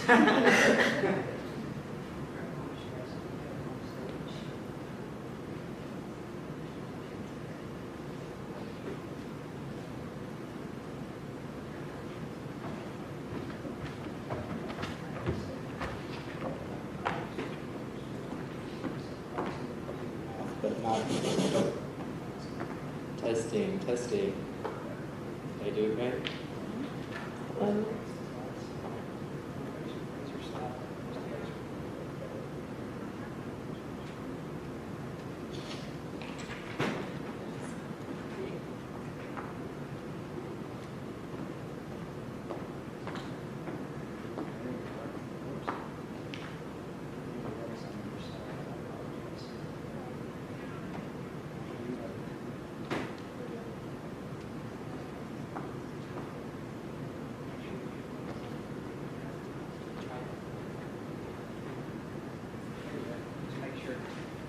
Good morning, everyone.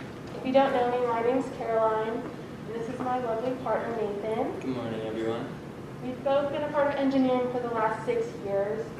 We were given the chance to work on this capstone project this year that we called Two Scorching for Snoozing. We'll go ahead and tell you about our project.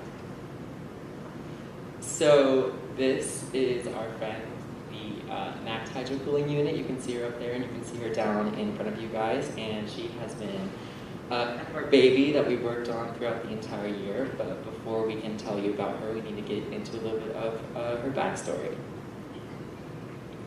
So this is me. When we moved into our house, I was gifted the hottest room in the world.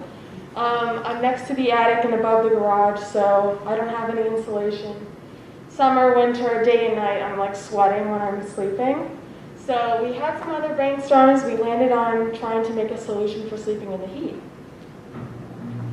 So this is kind of our problem statement. I'm not going to read it to you word for word, but we kind of have the people in the United States who are in a room temperature greater than 77 degrees and mainly struggle to fall asleep, stay asleep, and feel refreshed by sleep. So kind of when you are in the hotter room, you don't get all those benefits from sleep.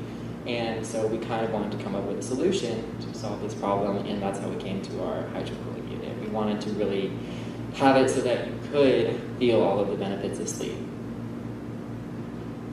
So then we said, we want to make sure this problem isn't just a Caroline issue. Let's make a poll to see if other people have this issue. We polled Pine Lake students, posted on our social medias, and got some pretty compelling results. When we asked people if they found it difficult to sleep at night because their mattress or their room made them too hot, more than 50% said that they sometimes do, and then 20% that said that they always do. We asked them if they tried any solutions, which included like ceiling fans, oscillating fans, less bedding material. More than 50% said that they did. So this proved to us that this problem was more than just my problem. Then we looked into things that already existed. On the left, we have what's called a B fan. This fan's going to sit at the bottom of your bed, goes under the sheets, and it's going to blow a constant flow of air at your feet. This is good because it's going to fit with any bed size, and you have that constant flow of air. The problem with this is that you can't set a temperature. The motor that's going to run the fan might be loud and not super ideal to sleep in, but it's going to run you about $169. On the bottom here, we have Tempur-Pedic's Cloud Breeze mattress. What's special about this mattress, it supposedly has 4 magical layers that distribute the heat away from your body. And this is cool because it's an all-in-one system, but it's going to run you about $2,500. So next we go into some of the patents that we found. We'll start at the bottom here. We see that we have this airflow that is kind of taken from the bottom, goes up, and then it leaks out the top of the mattress, kind of like little pores. Kind of almost the same thing up at the top, except it has this active little motor device that's attached at the bottom. And so it'll take air from the outside, push it through the motor, and then it'll again seep through those tiny little pores. It's just like the air-conditioned seats that you'll find maybe in your car, that air can leak out of the top. Some of the issues with these two patents is that, again, there's a little tiny motor down the bottom. Could cause some noise issues, could be some noise complaints, etc. And again, both of them are taking air from your room, and if your room is already hot, it might not actively be cooling you because you're just taking some of that hotter air, it's touching your skin. It might not have that great of an effect on your temperature. So you can see with both the existing products and the patents, none of these use an active water cooling device, and that's why we landed on what we have in front of you. So we started brainstorming. We had some pretty wild ideas. On the top left, we have a one-leg blanket. If you've ever been really hot at night, you're like, quick solution, let me stick my leg out from under the sheets. Maybe that works. We thought maybe we'll make a blanket with a hole in it. But we thought that was kind of silly. Then we have on the bottom here a device that would attach to your headboard and fold out and then blow air down on you. The problem with this, folding it might break. Also, it's not super ideal to have something hanging over your head when you're sleeping. So we decided to go away with that one. The top right, we have a device that would sit under the mattress with vents all around it. This is ideal because it's kind of like the bee fan. It has that constant flow of air on you. But for someone that's not, a smooth sleeper, if you're rolling around, you got these vents, it's not super ideal. The bottom here, we have this fan pillow. Everybody loves the cold side of the pillow, so we thought maybe having a constantly cold pillow, but having fans on either side of your head when you're sleeping isn't super ideal either. And then we had some random cooling socks that we'll tell you a little bit more about as well. So going into our giant decision matrix, we landed on these top 5 choices. We had a gel pillow, a one-legged blanket, the cooling socks, the AC topper, and then those were mainly the top 4 that we kind of had, the fan pillow too. And so we landed on this AC topper idea instead of our cooling socks, mainly because, and what I'll go into in a few minutes, a lot of our parameters and design specifications were made for a mattress when we were coming up with them. So with that, the cooling socks, of course, met all of the criteria, all in size, cost, cooling effectiveness. So it had the highest score, but because it wasn't specific to all of our parameters, we decided to go with the AC topper idea. So then again, going into our design concepts and parameters, I'm only going to really read the top 3 because it's a lot of words. But the important thing to point out about the first one is the lasting time of 7 to 9 hours and the weight of about 300 pounds, whether that's 1 person, 2 people, 3 people. We want for this mattress topper to be able to withstand a lot of force on top of it. And the average adult sleeping time is 7 to 9 hours. We want the person to be able to stay cool for the entire time that they're sleeping. Next, we go into the external conditions. We wanted it to be able to work between 0 and 110 degrees. And although that might seem a little excessive, if we want for our person to be cooled in the heat, the product needs to be able to work in the heat. So we had a very large range, and when we get into our test, we'll come back to that a little bit later. Finally, we wanted the person to be kept between a temperature of 60 and 67 degrees to be able to last throughout the night and fix their issue of sleeping in the heat. And then again, more design specifications. It can be a lot, but we have anything ranging from color to how much it will make to the lifespan to if it needs maintenance, etc. The weight and the height, all the things that you really need to go through in order to create a successful product. So we'll go into what we decided to use to make this cooling effect. You can see on the left, this is a GIF of a thermoelectric conductor, which is, we call TEC, and our best friend during this project. This TEC works through something called the Peltier effect. And this is when electricity runs through these junctions in the middle. And when this happens, the heat is transferred to one side of the ceramic plate, the other side is left really cold. So we were able to use that cold side, which it's going to show you on the GIF right here. All this energy is going to come in, that energy is going to be sucked to this hot side, and it leaves this ceramic side cold. So we were able to use that side to cool our technology without using something like refrigerants that are really expensive, pretty confusing and not super user-friendly, or chillers that are kind of the same thing as refrigerants. They can also be kind of loud, and the TEC does everything that we need it to do without having a ton of maintenance. This is our very good friend, Mr. Fowler. He's a clinical specialist at Cook Medical. He was really crucial for our whole project. He has a really great knowledge of marketing in the real world, you know, the engineering process. He helped us learn about TECs. He helped us learn about circuits. He was really knowledgeable about the real world and how things, what users are really looking for in a product. And we're really grateful to have him on our team. So right here, instead of a CAD design, we didn't 3D print anything. We took devices and made this system. So what we have here is called a schematic drawing.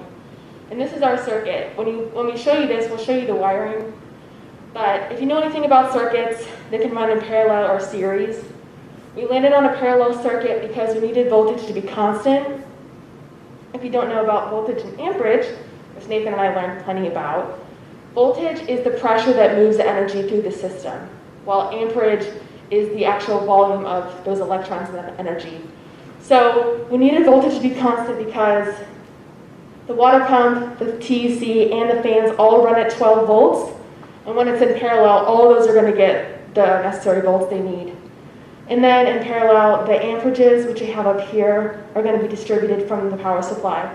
So we struggled to find a power supply that gave us the right amount of volts as well as the amperage because most power supplies don't have a ton of amps to begin with. It's important to kind of point out that we wanted our voltage to be constant because when we were researching all of our machines for all to be around the same voltage, because if not, we would need possibly more than one power supply to supply the different voltage to each of them. So that's kind of why amperage can kind of change, and like Caroline said, in a parallel, amperage is kind of cumulative between all of them. So we can add more amperage, but if the voltage isn't the same, we would need more than one power supply. So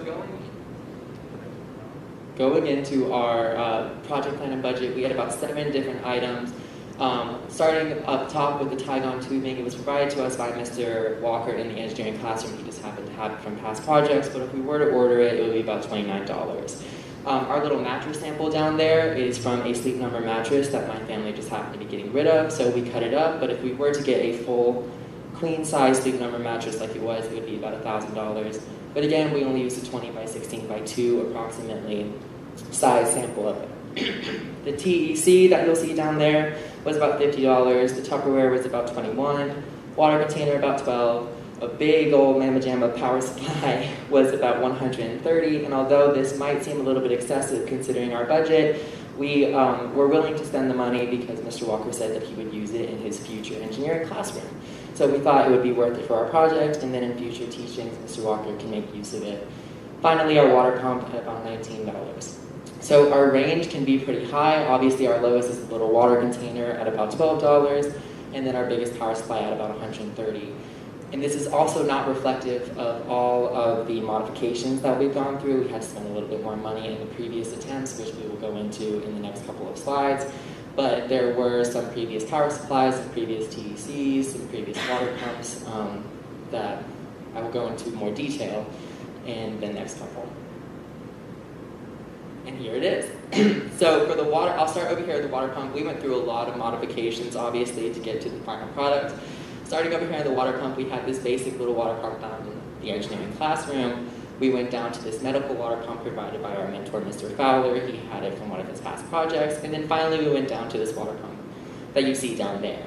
So the issue with these two water pumps really was that the tubing required priming, which means that we had to fill the tubes up with water before we could even start really running the machine. And this was a little bit painful to try and do. We had to get all of the air bubbles out, otherwise the pumps wouldn't run as efficiently. Luckily for us, this water pump that we have down there does do self-priming, so we're very lucky to have that. Going on to our TECs, we started with this basic smaller TEC and then we ended up going to this bigger one. The issue with the smaller TEC is that the heat sinks in the fans were not necessarily big enough or strong enough to absorb and take away all the heat that we really needed in order for the water to be effectively cooled. So we had to essentially go to this bigger TEC that we now have down in front of you, and it has the bigger fan, it has the bigger heat sink, and it can cool the water a lot more efficiently than the previous one actually could. Finally, going into our power supplies, we have the basic engineering power supply that we started with. We started with the basic engineering power supply that we started with. We went to the second power supply that worked pretty well, but then we finally ended up going with this pyramid one. The reason why, like we said before, amperage is amperage is cumulative. This power supply didn't give enough amperage for our machine to work. Went to this one, which did essentially provide enough amperage. The only issue is it had an automatic shutdown feature when it got too hot, and because of how much our device takes up, it would shut down after about 5 or 10 minutes, and we want for this to last for 7 to 9 hours, so we couldn't go with that. We also cut it up a little bit. Finally, we're at this pyramid, which works effectively. It provides the amperage, it lasts for a long time, and we decided to keep it. So I'll go ahead and tell you about how we ended up making this. I start on the left, we have our water reservoir. This is the water that's going to run through our system. It's not going anywhere, it's just being run through that tubing. So when you see that there's less water, that's because it's being sucked out by the pump. In the middle here we have our Trigon tubing that we talked about. We picked this tubing because it's foldable, the material and the thickness is good because you can actually feel the coolness of the water through it. The top right, we have our water pump here. We had to adapt to the size of the water pump using hose clamps and a little bit of PVC piping, but you can see on the bottom here, then we adapted to go to that Trigon tubing. And then on the bottom here, it shows the tubing going into the water reservoir and the pump sucking that water out. The top right here, this is our TEC. You can see the water pump, the other side of the water pump here. That's pushing the water out and going into the TEC where that water's cooled by that Peltier effect. And then it's coming back out. It's going to go down throughout the mattress where the user's sitting on it and being cooled and enjoying their night's sleep. The top right, here's a picture of me using the fancy foam cutter. This is a pretty scary tool that Mr. Walker let me use. If you can see on the bottom here, there's smoke. But he let me use this to make our aesthetically pleasing product. I might have caused a fire in the STEM building, but it was really fun. The right here is just another example. This shows kind of the wiring a little bit more. But then you can see here, if you know anything about circuits, positive wires are usually red, the negatives are usually black. We have all the wires here connecting to their respective sides. And then we ended up using this really cool shrink wrap soldering device to connect our wires so that our users wouldn't cause their own fires. So are you guys kind of ready to see how it works?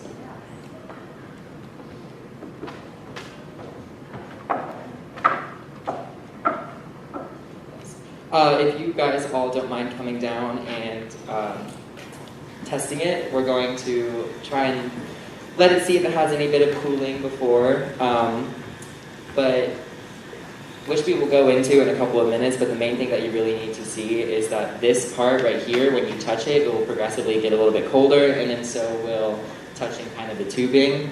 It takes about like maybe 5 minutes for it to start to get cool, but hopefully it'll work well for us today and cool quickly. In a perfect world, you would kind of set this up before you got into bed. By the time you did all your nighttime routine, then you go and sit on this and it's actually cool. But this kind of tells you the TEC is working. If you want to sit on it, you're welcome to and see if you can feel it. Because that's what we had to test. Use the back of your hand, it's more sensitive.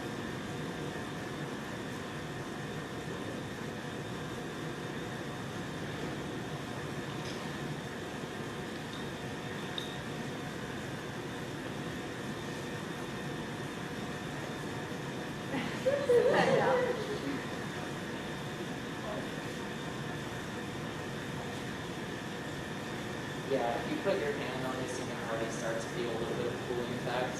It works pretty rapidly.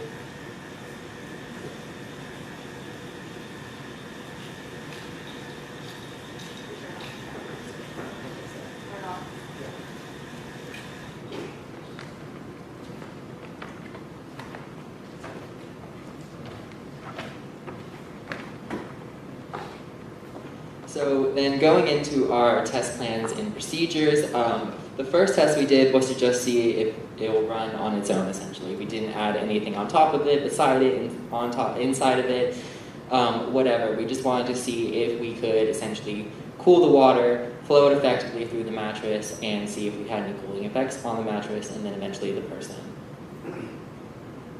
So going into our data table, an important thing to point out before we kind of start talking about the data points is that we ran almost all of the tests over a 50-minute time period. That's why in our little 3-minute example, we might not have felt as much of a cooling effect, but we did it over the entire 50-minute class period, recording every 10 minutes. We have the temperature, the top of the TEC, the side of the TEC, and the foam. So throughout the first test, we did see a major temperature drop of water from 71 to 55. The top of the TEC also kind of works in tune with the water. It drops drastically. The side of the TEC will increase, and then the spot in the foam decreases. An important thing to point out as to why we recorded the top and the side of the TEC is if the side is increasing, which is the heat sink, and then the top is decreasing, which kind of shows the effects of the cold side, that's how we know it's working. If they're going in the opposite direction, maybe we have our polarity switched, or we have some sort of issue that we need to fix.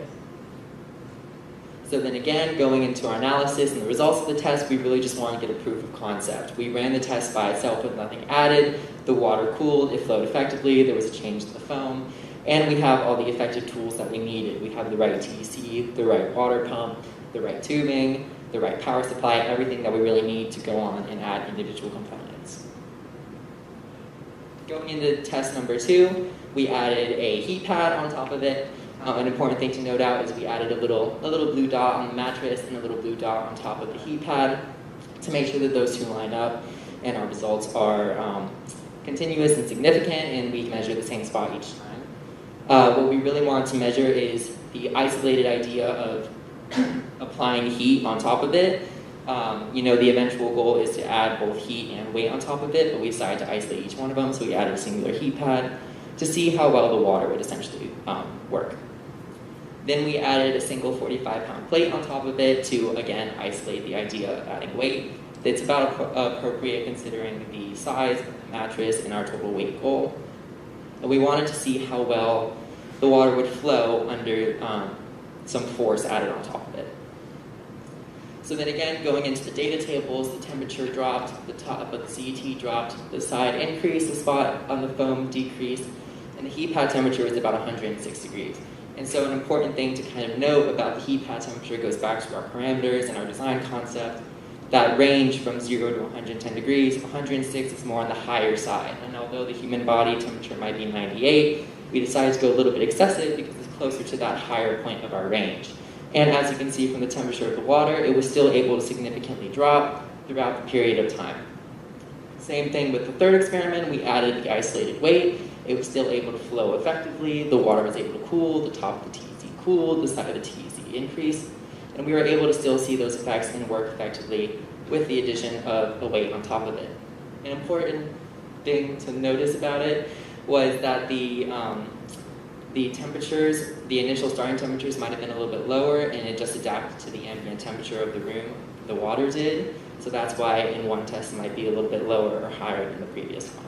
And then, like I said, the analysis and our results of it, we wanted to see how effectively it would work with the addition of a single heat source, or singularly adding force on top of it. And it worked with flying colors, and we can move on to our final test.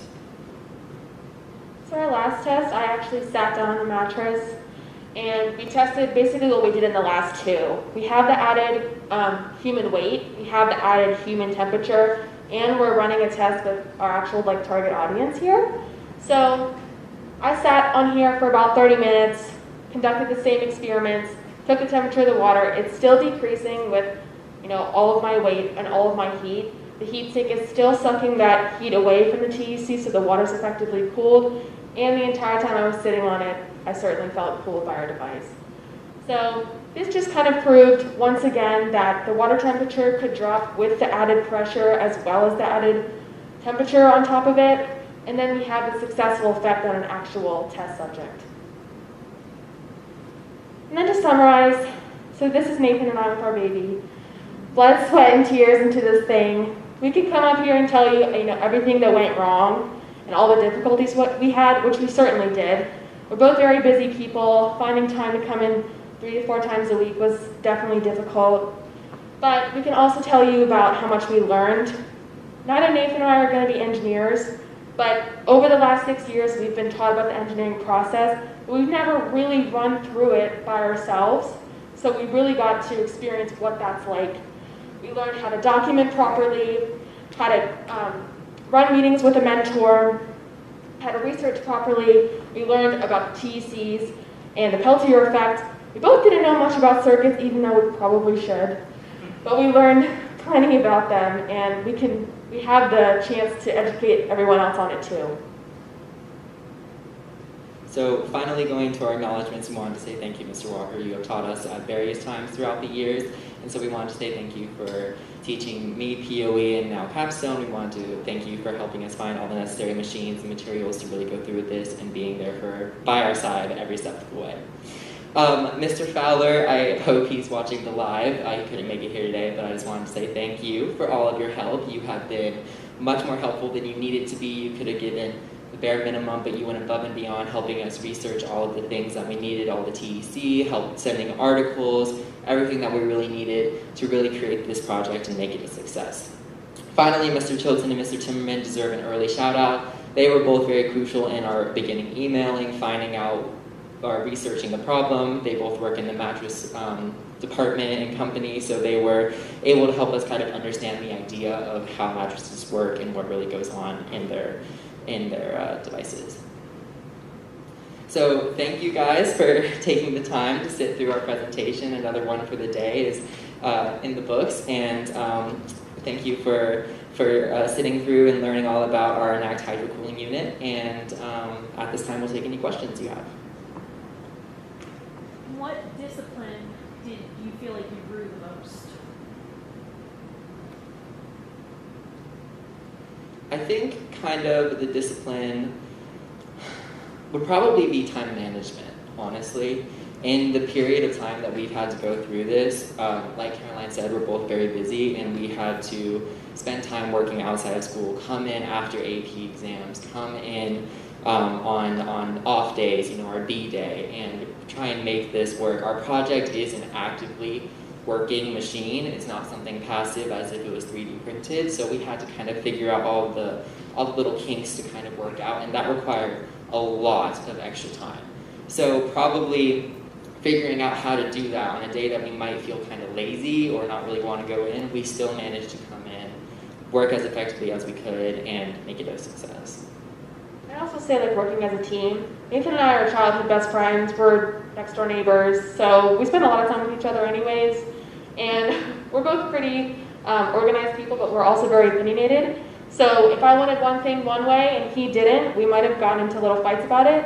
But knowing at the end of the day that we're both working on the same goal, so just kind of changing our mindset about that.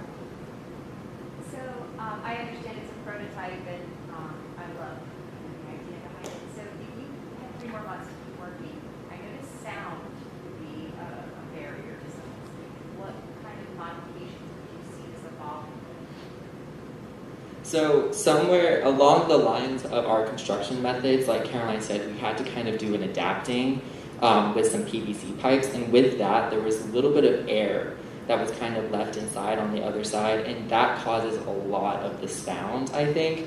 So if we did have some more time and we could really find maybe a Tygon tubing or a more appropriate tubing that was a little bit thicker or wider in diameter, I guess you could say, that could really fit easily on top of the motor, I think that would essentially knock out a lot of the sound, because as it does go through the motor, it picks up some air, causes some bubbles, makes some sound. So I'm pretty sure that's the big issue. I'd say besides the sound, if we had more time to work on it, we'd probably try and make something that's more portable. This does have to be plugged into the wall, so, you know, if you're someone that doesn't have a hot room, but you go camping all the time and it's hot outside, being able to bring that with you so you can sleep. Also, what else do we think? I don't know, battery powered. Yeah, so battery power, something like that. Do you know how much current it actually ended up taking in there? I think it was around 8 or 9 amps, and then we have the 12 volts that are constant. When we run it, you can see on the amperage.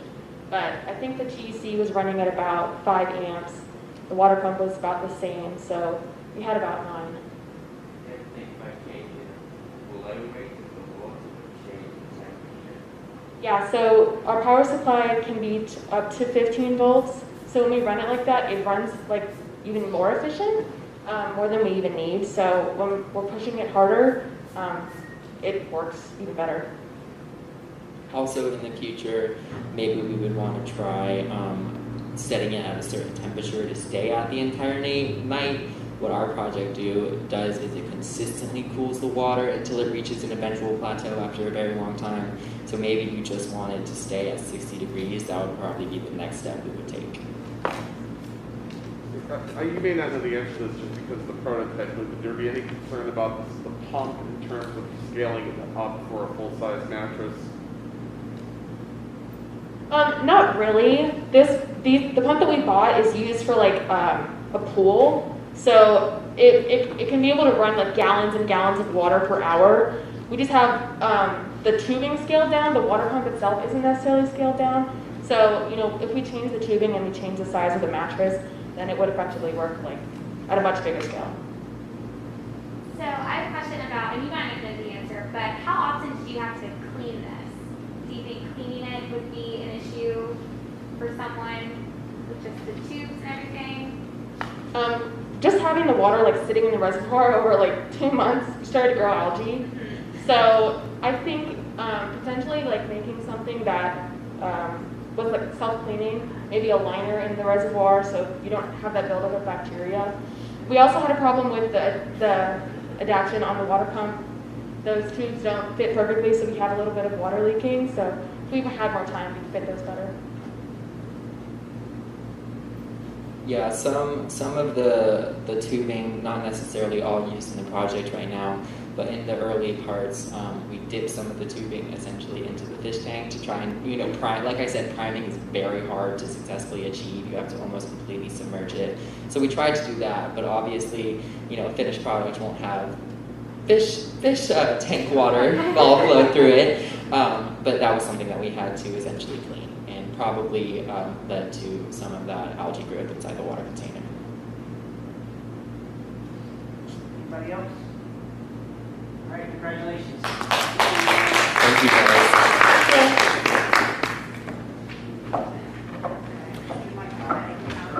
I don't.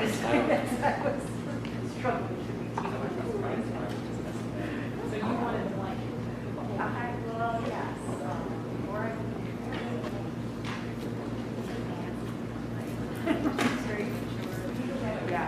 Oh, yeah. Okay.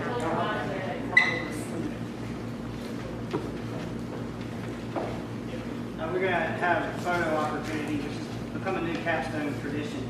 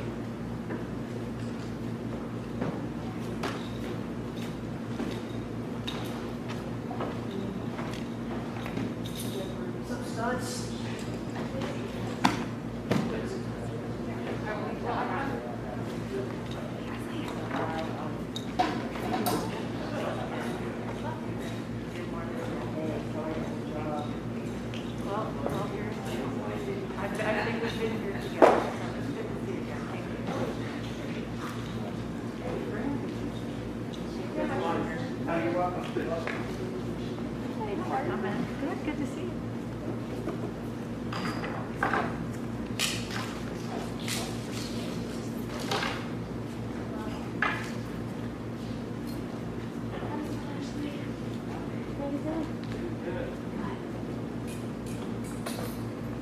No corrosion in this microphone at all. Is that sarcasm? Yes.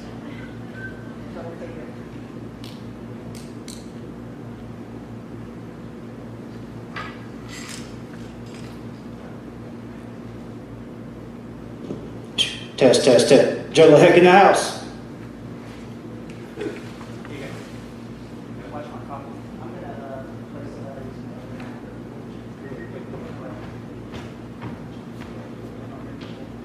Sir?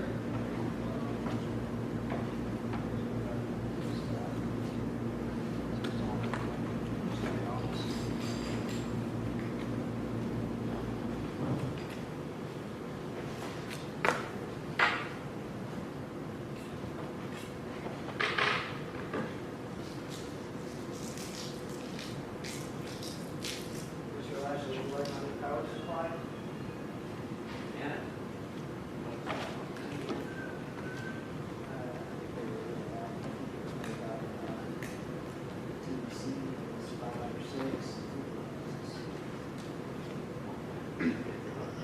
What's that house? You have to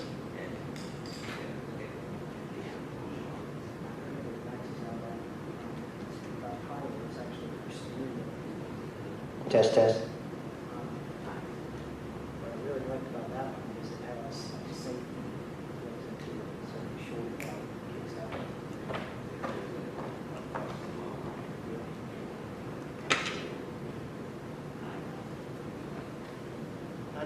Did I give rubrics already?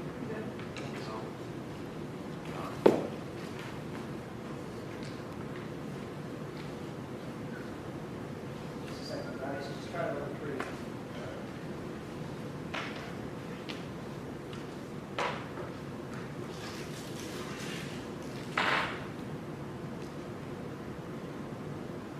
Clicker? Yeah, it's got a laser on it.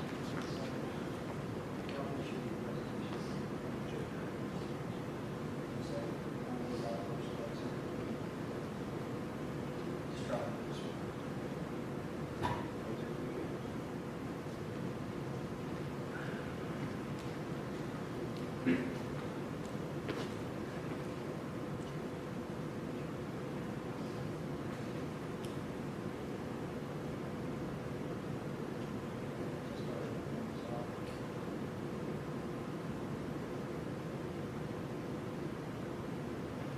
Okay, I think we're ready. On you guys, whenever you're ready. All right, welcome everybody. My name is Nathan Smith. This is my partner Joe LaHeck, and today we're going to be talking to you about dirt pitching mound holes. Now, if you don't play baseball, you might not be familiar with what dirt pitching mound holes are. They're actually the holes that form after you pitch a couple innings, and they form right at the end of the rubber and then at the landing position where the pitcher's foot lands. It's kind of comparable to a pothole in the road. It disrupts you from driving, keeps you from where you're going, and it can cause damage to your car. Whereas the mound holes, they can cause damage to you or to your pitches and not let you pitch as well as you can. Our goal for this product was not to create a full solution, something that solved it completely, but to create a solution that solved it better than the previous ones and lasted longer. And that brings us. Slide up. Test, test. Okay. And that brings us right into our product introduction.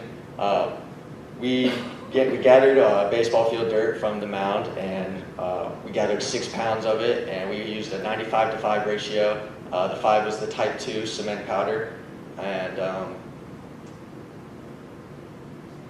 the cement powder allowed it to react well with the dirt, and we found it made a solid foundation for the pitching mound, which is what we were looking for. So what was more important about the Type 2 cement was that it was a lot looser than everything else we found. So when we added water to it, which before the games you add water to the pitching mound and you tamp it down so that it becomes more stable together, it creates a better base. The Type 2 cement, when it reacted with water, it didn't clump up like the other ones, so it stayed able to be loose somewhat so it was more comfortable to the pitcher. And so for why we chose our product, as a relief pitcher myself, I usually come in the third or fourth or fifth inning after the starting pitchers, and this is where I see the problem affect me a lot. From Nathan's standpoint, as a starting pitcher, at first the problem does not really affect him that much, but as the game progresses, you can see that it definitely enhances our performance, and it can also lead to injury. And we were looking to solve this problem to better the game of younger like levels of play, as well as high school levels, collegiate levels, and even up to professional levels. So for our research problem statement, we did some research and found how many high school baseball teams were in America about an average. We found there was 32,000 high school baseball teams.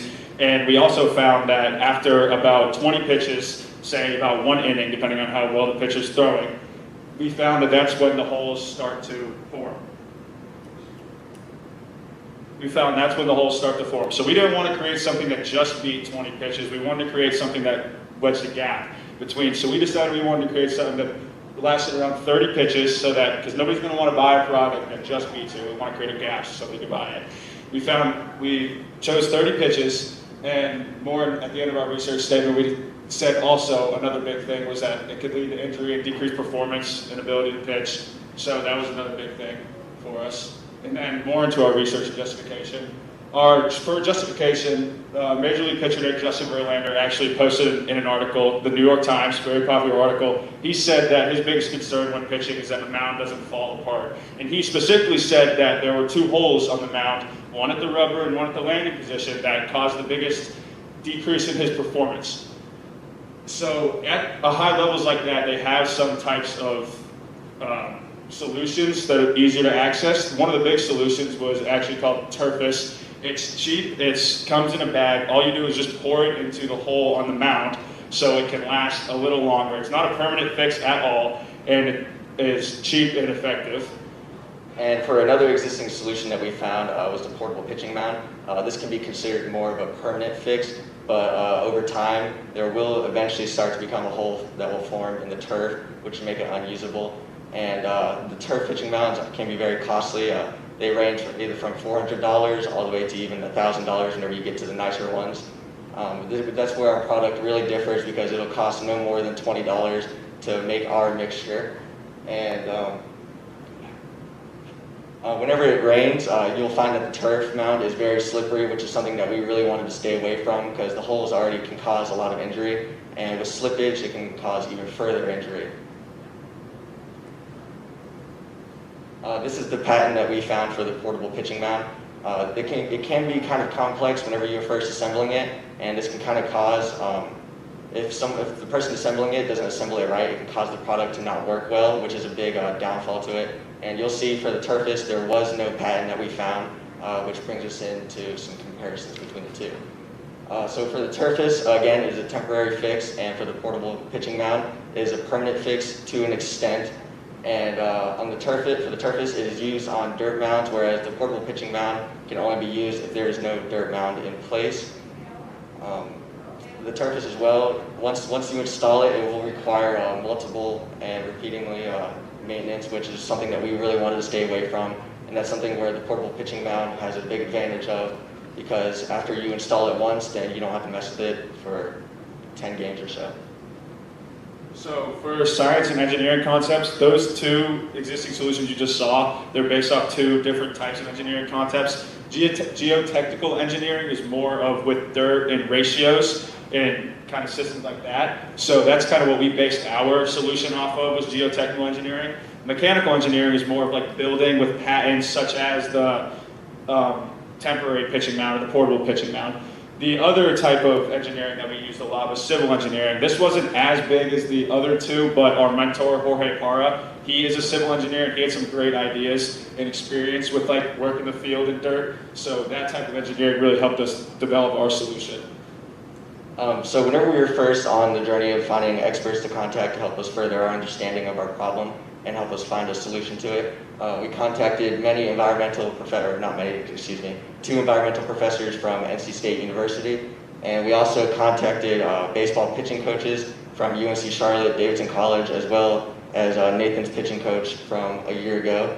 And we also tried to get in touch with environmental engineers, but sadly none of them got back to us. And we were very grateful that Mr. Walker paired us up with a great mentor, Mr. Para, because he has a lot of knowledge on many different types of soils, dirt compaction, what it takes to build a solid foundation, and many other things, which you can see here. And in our mentor meetings, we learned a lot, or we got a lot of recommendations from Mr. Para on what our product should do. And some big things were that we try to make it as simple as possible, where there's no instructions necessary, so the maintenance crew guys can just go out there, mix it up in less than 5 minutes, and put it on the mound, and so it can be ready to go instantly. To add on to what Joe was saying about my pitching coach, he was actually an assistant baseball coach at Georgia Tech University, and I asked him if it would be easier to have like a small solution, like a turfus type thing, or implement like a mat maybe on the mound or something more mechanical engineering wise. And he told me it'd be a lot easier with the groundskeeping crews to have something that just you like pour in, so they don't have to completely change their field, because there's a lot goes into building those fields, and they're not going to want to add some really big construction to it. And then speaking of construction, when we get to our prototype construction, we developed a list of constraints and specifications. Some we prioritize more than others. For constraints, we wanted our product to fit regulation baseball mound sizes, obviously, because if it did not, it wouldn't be usable at all. And then our product must be on the low cost side. This is obvious too, because the lower the cost, the more apt people are to buy it, and the more they can buy. For the specifications, we wanted it to last more than 30 pitches. That was the most important by far. That's what we based our entire project success off, basically. We wanted our product to be easy to install, self-explanatory again, and our product must feel natural to all players. And when we did test, we had 2 people from the Pine Lake baseball team, Tate and Tanner Allison, both pitched on it, and they did say it felt natural to pitch on. And then for our CAD, we didn't have a regular CAD because we were creating a mixture of dirt, so we made it in a paper format, and we did change a lot to it. At first, we were going to do like a 30% clay, 40% sand, 60%. 30% silt mixture, but that didn't work too well because Mr. Parra said that with that much clay and that much silt, the clay would react bad to water and it would be too hard after a while, and then the silt, it would be too loose. So that's when we got the idea to do it with cement, because they have different reactions and it would be a lot better. So we basically changed this entire CAD. It was a brainstorm. Mr. Parra really helped us gain better ideas after that. And then moving on to the types of cement. So for the cost analysis, the Portland Type 2 cement came out on Amazon for $14, and we used Garden Line for our lime. That came out to $14.99. And for the Type 1 cement, it came out to $14.82. And at the beginning of the year, we were given a $50 budget, and this came out to right around $46, I believe, so that worked out well for us. So for the initial construction of our prototype, we originally mixed the Type 1 cement powder with the baseball field dirt, and we kind of left it in the bag for 2 days before we went out and tested, and we found that it became very hard and it became completely unusable to test for that. So that's where we really had to switch up and come up with some different ideas, and this led us to open up our understanding of where the lime and the cement powder make a big difference. The cement Type 2 powder make a big difference compared to the cement Type 1, and this is where we also came up with the ratios of 90 to 10, 97 to 3, and 95 to 5. So right here, you can see the step 1 of our build process is gathering the dirt, getting it into the bags. We weighed out the bags on this force plate, which we plugged into the STEM computers you can see over there. And we pulled it up through Logger Pro, and we got the weight to 6 pounds per bag, and the ratios are pretty self-explanatory after that. So if you had a 95 to 5 ratio, then you would just do 6 times 0.05. You can even tell in this picture, like right here, there was already moisture being created in the bag just after a couple days. So that's what caused a big problem with the cement Type 1. We actually did the cement Type 1. We mixed it at the field so that we could actually use it. And then when we were testing, right here is an example of the pitcher's mound hole. This was after about 22 pitches. The hole it's really big, really deep. There's cinder blocks underneath the mound, so it's really hard to pitch. It hurts your foot. This was the regular dirt that we filled in. That's just the normal dirt that lasted about 20 pitches or so and created that hole. Then moving on, this was the cement Type 2 that we put in right there. Then we watered it, we tamped it a little bit. That's a picture of me throwing on it. That one, it lasted different for every every ratio, but I'll lead into that when I show the testing results. That one up there was a cement type 1. It's a lot darker because of the cement. It reacted not as well with water and it hardened, so it didn't work as well. And then on that cement type 1 test, they said in all 3 mixtures, it lasted the 30 pitches, but it wasn't as comfortable to pitch on. It didn't spread out. It kind of broke up into pieces, which was really, really annoying to pitch on. And then we went into the lime after that. The lime was probably the least successful. It was really loose. The more lime we put in it, for 90 to 10, we put 10% lime. It was a lot looser, and it kicked out just after a couple pitches when the pitcher lifted his foot up. So the only one that was successful and lasted 30 pitches, and it just beat it. It was 31 pitches, I believe. The least amount of lime we had in there, the better it was. And then moving on to the test 2. So for this one, this was our successful test, and we found that it felt very natural, which is what we liked. It was right on to par to standards of what we were looking for. The 95-to-5 ratio worked the best, and the 97-to-3 was the least successful, and the 97-to-10 was the most successful. We also found that it reacted pretty well with water, but not large amounts, so it was very important that we added small amounts of water in at a time and sort of let it dry a little bit for a minute or two. We can go ahead and take this pause right now and show you the type 2 cement that we have.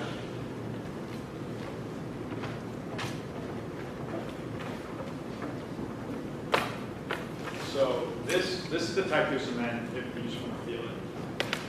It's a lot looser and grainier than the type 1 cement. The type 1 cement has like a lot, it's more like gravel. And then this is the baseball field mount dirt that we mix. This is 5.9 pounds, 6 pounds, I believe. That's what we use in our test. And then we poured it in there. And we poured it in there, then we dumped it into the whole pound. And then we put water and sand it down to create a solid.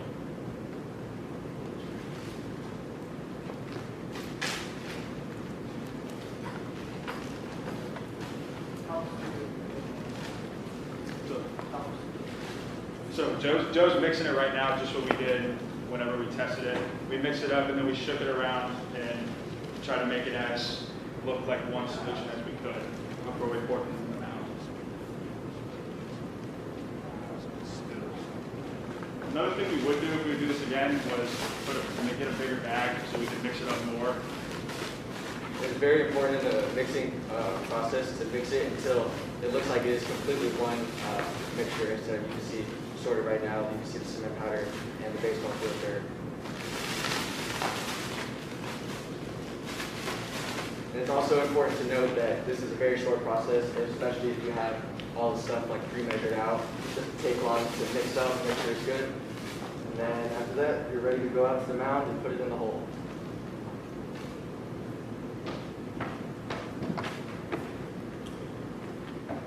And then moving on to our analysis and conclusion after the test, the changes we would have made in the future. Like I said before, we would mix at the test site so that it doesn't cause that problem with the moisture. We would focus more on one mixture versus all of these separate ones so that we could go more into specific ratios, maybe like 85 to 15 or things like that to see how those work. That way we could specify more and make it more detailed. And then larger sample sizes, like I said, so we could mix it up easier and not do it in the small plastic bags. So for some things that we learned in Capstone, we learned about the 3 main engineering types. We also learned about how there's actually 5 types of cement. Before we didn't even know that at all, we thought there was just one. And so we ordered the type 1 cement and then met with our mentor, and he told us it'd probably be better to use type 2 cement. And we went over about how the type 1 cement is more gravelly and the type 2 is more powdery, which is what we wanted to ensure that there was a natural feel to it. We also learned about how there is a lot more detail in the specifications when you are trying to make a product than we thought. As you saw earlier, there was a ton of specifications on the slide, but we focused on 3 main ones. We also learned more about patents, about how many there are out there, and about how most products don't have a patent. So, for a summary and our experts, we want to give a big thanks to Mr. Walker and Mr. Parra and Coach Green also for letting us use the Pine Lake baseball field. Throughout this whole process, we learned a ton of stuff. We learned changes we would have made. We learned how difficult it actually is to implement this into a field. So a starting point would be our own baseball field and then move as much as we can. But that's pretty much all that we have. So we want to open the floor for questions, and thank you guys for listening to our presentation. So that's not enough to fill the hole, right? That is enough to fill That the is hole. enough. That is enough Okay. to fill it. It fills the hole just barely. If Okay. we were to sew it, we would do more creative. We put it in a bigger bag just so there'd be more, and you could keep moving it over and over. Whenever we did go to test, there were some where we did like smaller pounds of dirt, like we had one with 3 pounds of dirt with a lime, and we found that it wasn't enough, so that's where we kind of made another adjustment to add more dirt in like the initial mixture when we were going to test. How did you measure how much water you added to this mixture to make it work? We didn't have a specific amount of water. Whenever we do it with the regular dirt too, you kind of just put water on it and just tamp it down to where it looks like it's formed. You don't want to soak it in water. It's kind of just a judgment thing. So that's what we did with this too. Yes, ma'am. Did you guys do any separate compaction testing on this before you tried it on the mound itself, like different ratios and like how well it would tamp down? Well, we had separate ratios. We had like a 95.5, we had a 97.3, and we had a 90.10. We used all of those, and we took the results from those based on innings pitched. How many times did you test the mixture? Just a single game? We tested this one twice. We tested the other ones once, and then the cement type one we tested a couple times because we had to remake it over and over and over. But we tested this final one twice with 2 different pitchers. And how are you quantifying which one was best? I'm sorry. How are you quantifying which one was best? Based The total amount of pitches that were thrown before the hole was created. So you were measuring the whole length. How do you think this would respond in rain? I don't think it would last that well in rain. With a little drizzle in the game before it got called off, I think it would work well because whenever we initially mixed the little bit of water with the dirt, it reacted pretty well and stayed compact. But over time with heavy rain, I think it would certainly wash away just like any normal dirt. No really type of dirt on the baseball mound is supposed to be reacted with rain that cover the fields in between the games so that it doesn't get wet. But we hope it would last more than regular just because it's a cement. It wouldn't get as muddy. It would just probably harden a little more. But we can't really say with rain how it would react.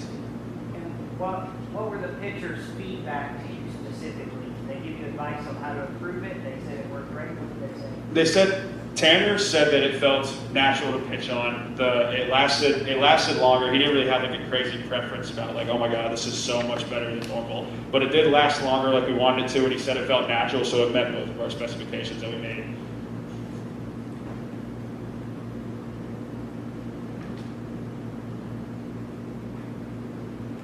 Is that all? Anybody Last else? call? All right, you're all done. Thank you.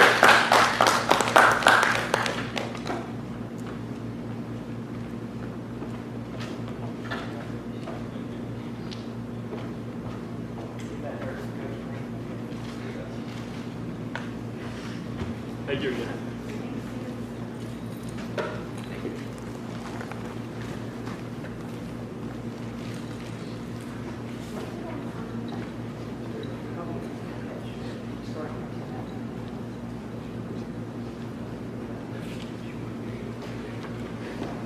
Who's next?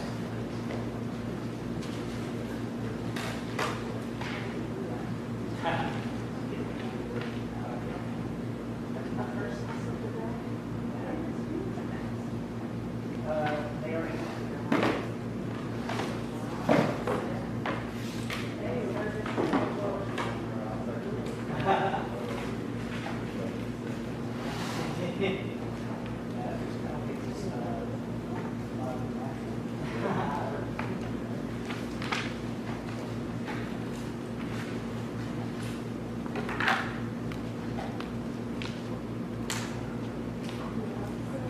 Oh, yes, ma'am.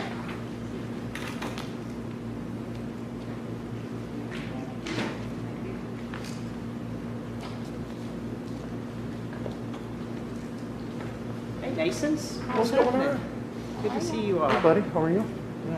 Can we shake? I'm vaccinated. Me I don't too. have hands. I'm free. We can hug. Hug it out. Well, let's go.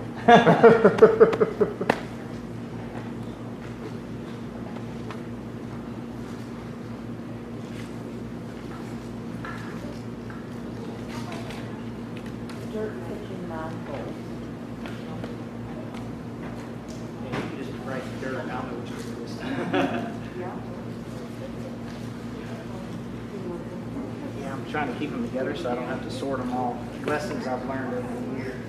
Oh, you know what, my last one, I got to I'll check it out. Well, I'll sort it. Don't worry about it.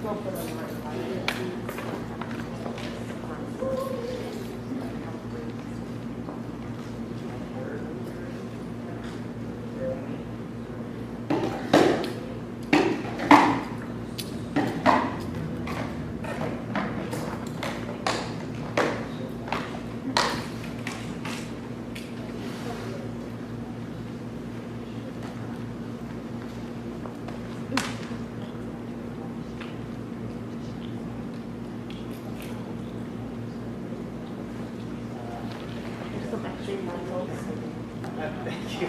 Did you have enough? Yes, I had plenty.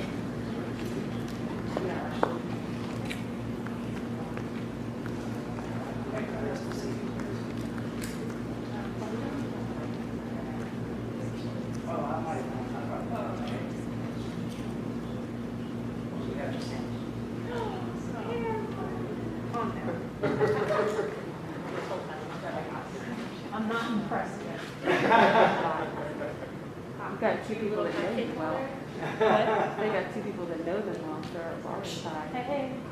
I told him Hamlin is the hardest grader, so. Not for us. Yeah, she is. She is the hardest. Oh, yeah, Hamlin. All right, let's see. Rubric. You good? Come on up.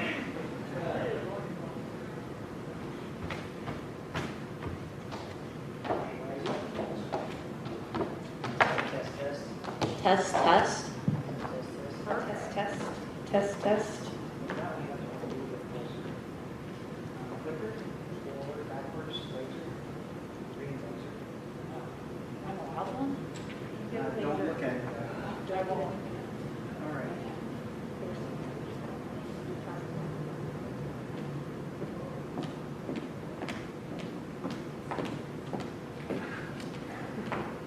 Borderline inappropriate. Is everybody ready? Okay, girls, on you. Ladies, I should say. When I was growing up, I thought my mother's brownies were made from magic. Whenever I asked her what the secret ingredient was, she always told me it was love. But when I got old enough to actually help her with those brownies, I soon realized that her secret ingredient was a prepackaged box. Every parent's best friend is Betty Crocker, but sometimes those brownie batches don't always turn out as magical as we want them to be. That's why Hartley Nason and I came together to make you the best fudging brownies. To introduce myself, my name is Kayla Nolan, and next fall I'll be attending Georgia Tech. I'm hoping to double major in International Affairs and Modern Languages and Biomolecular Engineering. I'm Hartley Nason. I will be at University of North Carolina at Chapel Hill this fall, double majoring in chemistry and political science. Today we're going to walk you through our entire senior project from our idea generation all the way through to the analysis of everything we accomplished this year. As we've already said before, we love brownies, but they don't always turn out perfect. This picture right here is courtesy of our mentor, Leah Boyer. Her sons absolutely adore the center fudgy parts of the brownies, but refuse to eat the chewy outer rim. And they're not the only ones. According to our market survey results, 61% of the population also likes the fudgy brownie center. We wanted to make a product that turns everyone into a professional baker without having to go to culinary school. We found that out of 166.68 million at-home bakers, most of them expressed discontent in being able to bake brownies perfectly every time. But we had to ask ourselves, is this really a widespread problem, or are we just picky? On the website, like Mother Like Daughters, there's an article posted called 15 Ways to Jazz Up Your Box Brownies. It was posted 7 months ago. And in that time, it has been viewed 482.83 thousand times and has been shared 2.7 thousand times. Statista reported that 166.68 million Americans baked at home using box brownie mixes in 2019. And in just the last month, 4.69 million people have baked brownies 4 more times. And according to Caroline Velk, an established baker, she says that the consistency of the brownies can change inside the oven in a matter of seconds. The top should be flaky, but also the inside should be moist, and if you stick a toothpick inside, it should come out with little crumbs. As you can see, we didn't think that brownies would be this hard to make originally. Before we could begin brainstorming, we wanted to look at the existing solutions. These are just 3 that we looked at, and as you can see, they all try and make brownies with more edges. We found that there aren't any products on the market that specifically look to change the consistency of your brownies. Next, we looked at consumer products. We were hoping to find some inspiration in the market area, as well as solutions that potentially already solve this problem. What we found, however, was that none of the consumer products actually solved the problem or allowed the consistency to be controlled by the consumer themselves. We also found out from consumer products what we could do, what we couldn't, and what we definitely shouldn't do. Overall, consumer product helped us with the marketing, but not with the actual idea inspiration. Next, before we could begin brainstorming, our very last step was to look at specifications. We knew that we wanted our product to fill everything we wanted it to. So we came up with specifications ranked on a scale of 1 to 3, 1 being very important, and 1 being somewhat important, and 3 being very important. Firstly, we wanted to make sure that our product met or exceeded all FDA requirements, which is why it's ranked very high. We also ranked performance equally as high because we want our product to solve the problem at hand. Then we needed to make sure that the portion of the device that ends up in the oven needs to stay at the same quality inside and then coming out of the oven and not lose quality. Ergonomically speaking, we needed the device to fit in the kitchen environment without disrupting it. And finally, we needed the cost and the target audience to actually be accessible. We wanted our consumers to buy the products, so we needed to alter our cost and our target audience based on our market survey results. Then we began brainstorming. We came up with 14 different designs ranging from pans to temperature probes and chemical additives. We then used a decision matrix to narrow this down to 2 designs, a chemical additive and a pan with a single temperature probe. We decided to go with the pan design because it solved our problem far more accurately than the chemical additive. With this in mind, we began researching different STEM principles. Our first STEM principle is thermodynamics. Thermodynamics deals with the consistency of the oven, of the brownie batch in the pan during the oven time. And we needed to make sure that the thermodynamics stayed equal throughout the pan because it's the differentiator between a consistency throughout the pan or it not having consistency, like the picture we showed from our mentor. The equation that we used was Q, heat transfer, equals mass times heat capacity in materials times the change in temperature, with Q being measured in joules of thermal energy. Next, we had to research thermocouples. We started off with many different temperature sensors, but we decided on thermocouples because they were more accurate and didn't use mercury. Thermocouples work through a process called the Seebeck effect, also known as a thermoelectric effect. This works by taking the temperature at the hot junction or heat source and the cold junction and measuring the temperature change in potential electrical energy. This can then be turned into a temperature reading using an amplifier. Once we determined that we were actually going to use a thermocouple, we had many options to choose from. We ended up choosing Type K because not only was it the least expensive, it fit in our temperature range that we wanted, and it also had the most information on it and had the longest lifespan. Lastly, we looked at brownie chemistry. All baking can be boiled down to a sequence of chemical reactions. The part of this that's important for our brownie consistency is the baking time and leavening agents. The 2 leavening agents that act on brownies are eggs and baking soda or powder, but these ingredients vary from box to box. So we needed a solution that would allow us to monitor and control these reactions regardless of these variations. We found that because these are endothermic reactions, we were able to monitor them based on the internal temperature of the brownies. This can allow us to ensure fudgy brownies every single time. Now we're going to display our prototype. Hartley is going to demonstrate it for us, but as you can see down below, this is not a pan. So we originally wanted to make a pan with the temperature probe inside, but once we realized that we needed to understand how to weld the pan and then use mercury, which is not FDA approved, it became infeasible. That's why we went with the thermocouple. We knew that that was the most important part, so we isolated it and then connected the thermocouple to an Arduino to read temperature, or volts to temperature. So our prototype is right here. If you guys want to come up and see it, you totally can. So what it does is when it detects the internal temperature that it is looking for, it beeps and flashes green. Today I have it programmed to read my hand temperature as opposed to the internal temperature of brownies so that I can demonstrate it for you.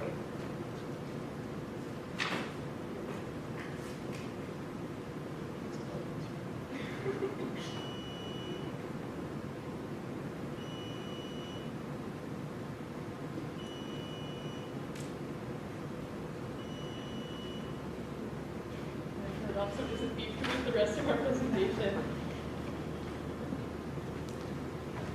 Next, we wanted to talk about our budget. So our original budget was $50, and we ended up with $82.07 as our total price. We originally knew that we had to buy the thermocouple and we had to buy an Arduino kit to connect the thermocouple to, but what we didn't realize is that the thermocouple by itself only measures volts. We had to buy an amplifier that would turn the volts into temperature so that we'd be able to understand it through the device. And then finally, once we had the amplifier, we realized that we didn't have enough ports in the original Arduino, thus we had to buy a larger Arduino. Overall, we only really went $8.82 over budget in the different pieces that we used. Luckily, future engineering students will be able to utilize everything that we did and didn't use in future years. Next, we began assembling our prototype. Our first step was to connect the amplifier to the Arduino and the thermocouple to the amplifier. I ended up having to strip the thermocouple of its wires because it didn't initially fit into the ports. Next, I had some basic wiring of the buzzer, LED, on and off switch, and the LCD display. Luckily, there are plenty of wiring diagrams on the internet and test codes, which made this far easier for us. Lastly, we began programming the prototype. All right, so now we're going to take you through the timeline. Once we realized that we could not use a pan, we immediately started working on the thermocouple. Once we had realized that the thermocouple was just producing random numbers and it was actually the volts and not the temperature, we bought, thank you. We bought the amplifier, and then we had to buy the bigger ports for the second Arduino kit, and then we realized that we were still getting random numbers and we didn't understand what the numbers were displaying. We realized afterwards that although we did buy the amplifier, we didn't change the code, so it was still just producing volts. So the highlighted in yellow code is the actual code that transfers volts to temperature, and then the last picture is what you see today. Next, we performed 3 major tests onto our prototype: an endurance test, a drop test, and a performance test. The endurance test was to ensure that our thermocouple could withstand the high heat of the oven without deterioration. So we put it in the oven at 450 degrees for an hour. Next, we did a drop test to determine if our prototype could withstand a fall within the kitchen. We dropped it from 1 up to 5 feet in order to see if it would be okay. And then finally, we wanted to do a consistency test. We wanted to test if the prototype actually did what we wanted to do. We had 4 tests. We used all of the same prepackaged brownie boxes by Betty Crocker, and we tested them with the thermocouple. Originally, the internal temperature was set to 170 degrees Fahrenheit, but afterwards it was changed to 165 degrees Fahrenheit. So for the first test, the thermocouple went into the oven at perfect condition and left the oven at perfect condition. In the second test, the drop test, the 1 through 4 feet passed, and when we dropped the box, there was no change in quality. But during the 5th 5 feet drop, it did start chipping away on the box, so it failed. And then finally, for our consistency test, the first batch failed because it was at 170 degrees Fahrenheit and didn't look the consistency that we wanted. But when we changed it to 165 degrees Fahrenheit for tests 2, 3, and 4, it passed. We determined that our prototype passed all 3 tests. It definitely passed the heat endurance test because the thermocouple left the oven in the same condition it was in previously. We also determined that it passed the drop test because most countertops are lower than 5 feet.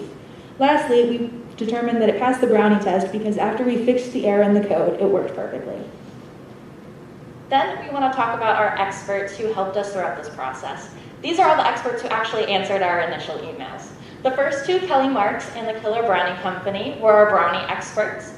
Wendy Lesson was our food scientist expert, and the Baker's Edge couple who invented the Edge brownie pan should actually be familiar to you guys because it was on the solutions page. We emailed the inventors not expecting a response, but thankfully they answered and they were our marketing experts. Luckily, we go to Pine Lake, where we were able to be limited in very few ways. We were limited mostly in our knowledge and time. Because we can only complete the project in one school year, we had to focus on our time management. But more importantly than that, COVID was an issue, which limited our time in person to ask questions, collaborate, and build our prototype. Secondly, we were limited in knowledge. We aren't experts on coding or thermocouple, so we had to do a lot of research to be able to build our prototype. Next, we want to talk about our future endeavors. There are two future endeavors that I will be discussing today. First is the patenting process, and second is marketing. For the patenting process, there are a couple of steps that we have to go through, which I will briefly talk about. The first is acquiring an attorney. My stepfather is a patent attorney, so that step has been taken care of. But the second one is determining if it actually falls into the criteria of a utility patent. There are 4 steps to determining that, whether it's novelty, non-obvious, useful, and it passes the search patent database test. Novelty is it new, is it unique? The second, non-obvious, is a expert in the field has to look at our device and make sure that it's actually a unique and not expected device in the field.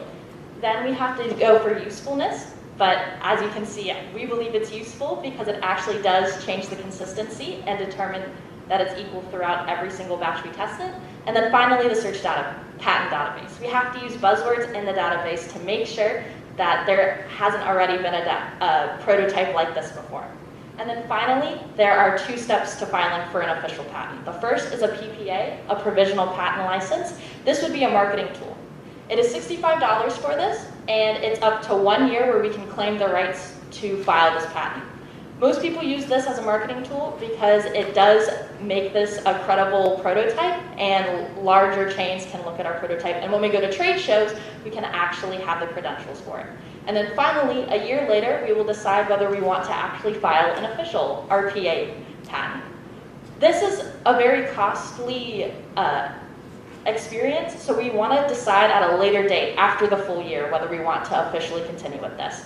And then finally, with our marketing, we do want to sell these at larger chains because it isn't feasible to have an entire storefront just for this prototype. First, we want to go to trade shows and get our prototype out in the market. Then we'd want to find local chains so that it would be easier to understand the metrics of our device. And then we'd like to create meetings with larger chains, pitch, and then cross our fingers and hope that it works. Before we send our product out to market, we have 4 alterations we would like to make. Firstly, we would like to add a working LCD display. Sadly, we were unable to get our current LCD display to work, but we would love for an LCD display to display the internal temperature consistently throughout the baking process.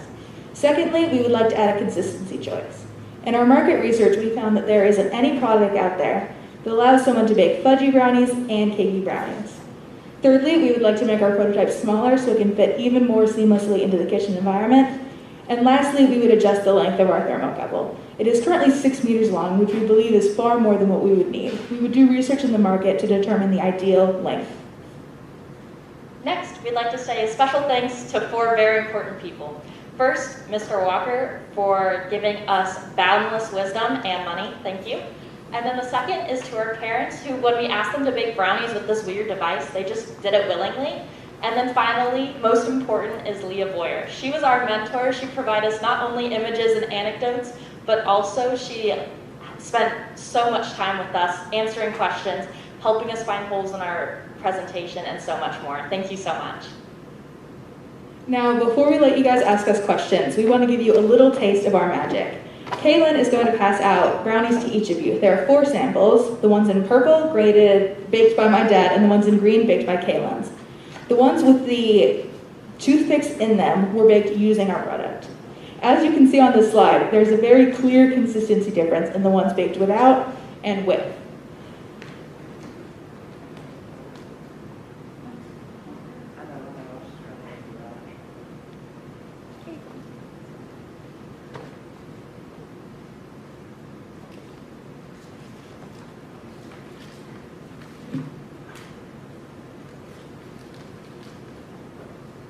Now, as you enjoy our brownies, we would love to answer any of your questions.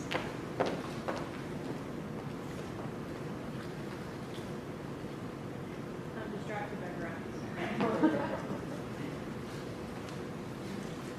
When you guys were doing your testing cycle, I know that you had your personal preference, but did you guys have anyone else testing the brownies besides Stanley, just for your testing cycle? I was curious about that.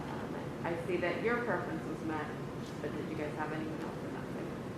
We actually, after we baked the first batch, came into school and delivered them not only to Mr. Walker, who was very excited to eat them, but also classmates as well. We also found when we did a survey of our peers that 60% of them preferred fudgy brownies over cakey or crispy. All right, I have a very basic question. So when it beeps, that's when you take it out? Yes. Okay, so we've essentially bypassed like a timer, and now we're going to turn. I know I should have gotten that earlier. I was probably distracted by chocolate. Okay, thank you. What was the biggest thing each one of you learned in this process? Would you like to go first? How to pass the buck in a presentation.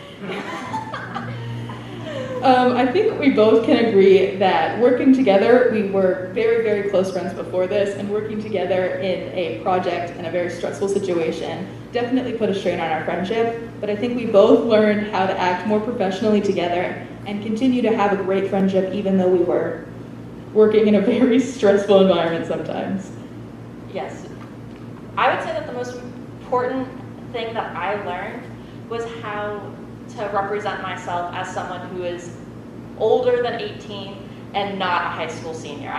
We had to email experts who actually have businesses and real lives and who have expert knowledge, and putting myself together and not being afraid to ask them for their assistance was very hard, but also just thinking about marketing and thinking about the patent process, because not only did we want to create a device, but we also wanted to sell it. And that's a lot harder to do than just creating a project at the end of the year to present. We actually want to do something tangible with this device, so not only did we have to make it work, but we also had to make it pretty and not have any holes and do all the drop tests and consistency tests and understand that our failures are failures and we can't just brush them aside. Did you do any testing as far as like how loud it is inside the oven? So if the sound, is it the sound or the light that should like notify the person to take the brownies out? So both the sound and the light are to help the person say, oh, my brownies are done, to make it more accessible in case you were deaf. But only the thermocouple actually goes in the oven, so the rest of the box is outside. And currently I have the buzzer quieter just so that it wouldn't be extremely loud here, but it can be adjusted to be louder. So I can justify STEM purchases. How did you make your box, and what is on the top of it? So our box we made using the laser cutter. So we actually got a really perfect fit on the front of the box from laser cutting it over and over again using cardboard, and then finally with the blue acrylic. And then on top of our box we have a lid which has Best Fudging Brownies engraved and a little brownie image.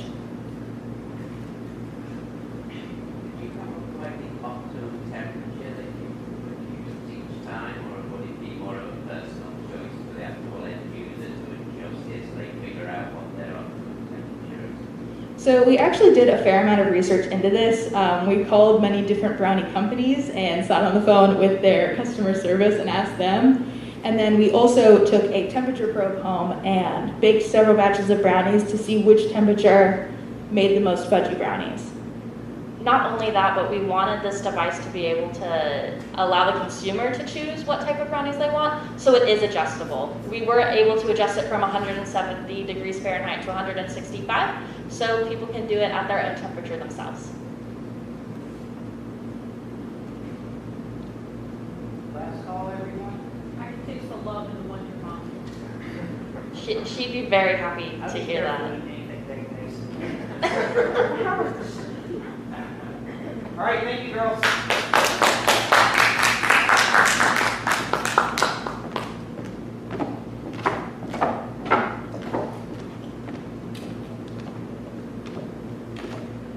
Parents like to take pictures of their children in front of the screen with the title of their slide. You're not required to, but it's become a new tradition.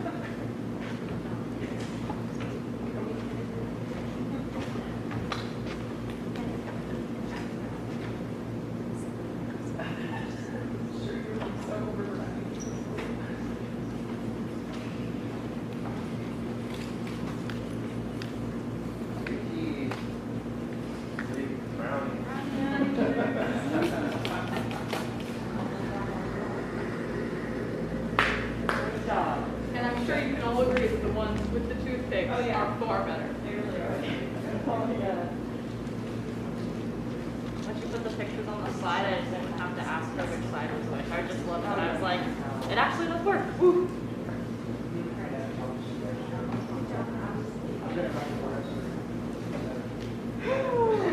Really?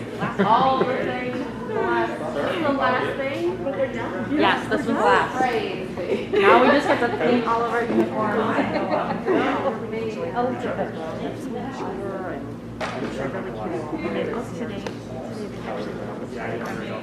I liked her Crocs, so she should have worn the I Crocs. I think she, I think Peter needed it more too, connecting with her. I'll send out like the top 3 maybe. That is really cool. Yeah, I mean, working with that, I mean, I don't do electrical engineering with the chemical engineer, so I was teaching towards the chemical solution, but, so then when they got into the whole program and all that, she was, let me help you with the presentation. Carly was very excited about that, because, that's what she wants to do with the chemistry part. Right, and she, I mean, oh my gosh, because I did chemical engineering. I mean, that's why we had our COVID 25 times. I know, yeah, I was like, so, but my kids would, they're the ones that left the edges. Literally, I wake up in the morning and that's not the time. Right, yeah. So I was like, it was just so ironic that they chose this project.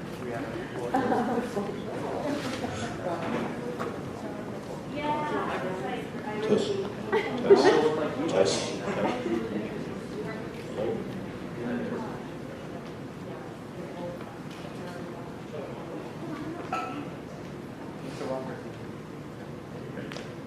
Oh, he's not here.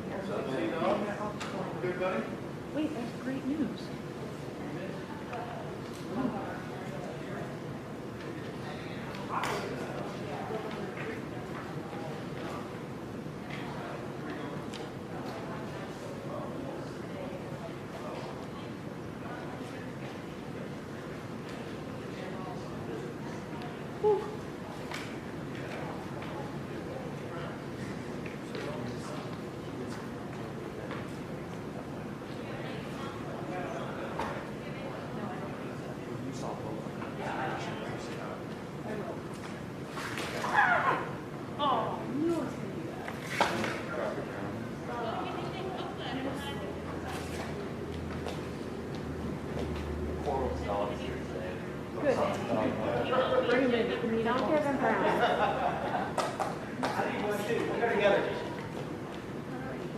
Reggie, what's your project title? The what? The car trick? The car trick. Okay, thank you. Did everybody get a rubric? I got one. I got one. Yes, I'll take the ones from the last presentation. I think probably.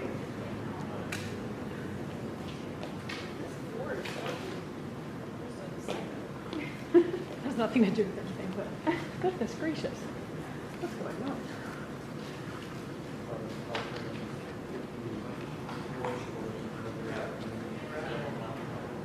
All right, make sure your mics are on. Slide that switch up. Test, test, test. Test, test, test. Test. Laser pointers are good. Yes. Who shared their presentation?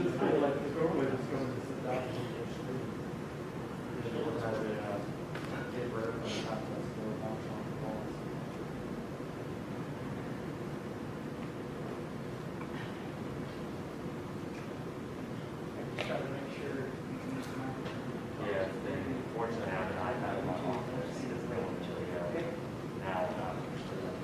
All right, judges, are we all ready? You guys are ready? Yes, sir. All right, on you guys. This is our capstone project called the car show. My name is Reggie Seabright. This is my 9th year at Pine Lake. I'm going to attend the University of North Carolina at Chapel Hill, and I am undecided on what I want to study. My name is Jacob Brown. This is my 3rd year at Pine Lake, and I am going to be attending the University of North Carolina at Charlotte. Hi, my name is Alex James. This is my 3rd year at Pine Lake, and I'll be attending NC State as an engineering major. So our objectives of our project were to find out what is our problem, research our problem, find out existing solutions, figure out the science and engineering concepts, come up with brainstorms, come up with a product, test, and then our conclusion. Why did we choose this topic? During a long road trip, you want to have a spacious and durable car tray, a tray that you could put on to the side and have less distractions. I myself have been distracted while having food in my lap, and there has been many close calls. And this tray will hold your food to the side, make it a lot safer, and will change how you drive. This is our problem statement. Our audience, there are millions of Americans that eat behind the wheel every day, and even if just for a second, you can get easily distracted on the road. And even though this problem cannot be solved completely, but there are ways that it makes it a lot safer while driving. So before we really went into trying to find a solution for our product, we wanted to do a survey of our peers to see how many other people really suffered from this issue. So we got about 45 responses back on our survey. As you can see by the top chart, about 75% of people said they eat while they drive at least once per week. And as noted by the bottom one, even though people do eat while they drive, they find it dangerous and do so anyways. So with our survey, we also did a lot of research on like worldwide studies on eating while driving to make sure that it was a problem that not only us faced. So we found out that over like the course of forever, eating while driving has impacted people, and we found out that the average human reaction time was slowed down to 44% due to eating while driving. These are existing solutions that we have researched, and we found pros and cons of it. The pros of this one is there's a tray under the wheel, but it's very sturdy, but the problem with it is that you cannot drive while having that product, and with our product, it's to the side where you can easily drive. The next one is a French fry holder. It holds fries well, but it is very overpriced and it only holds fries. With our product, you can put at least 3 pounds of food on it.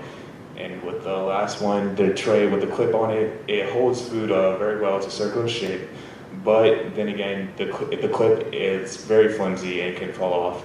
And with our tray, we have a nice strong base that you can hold food on.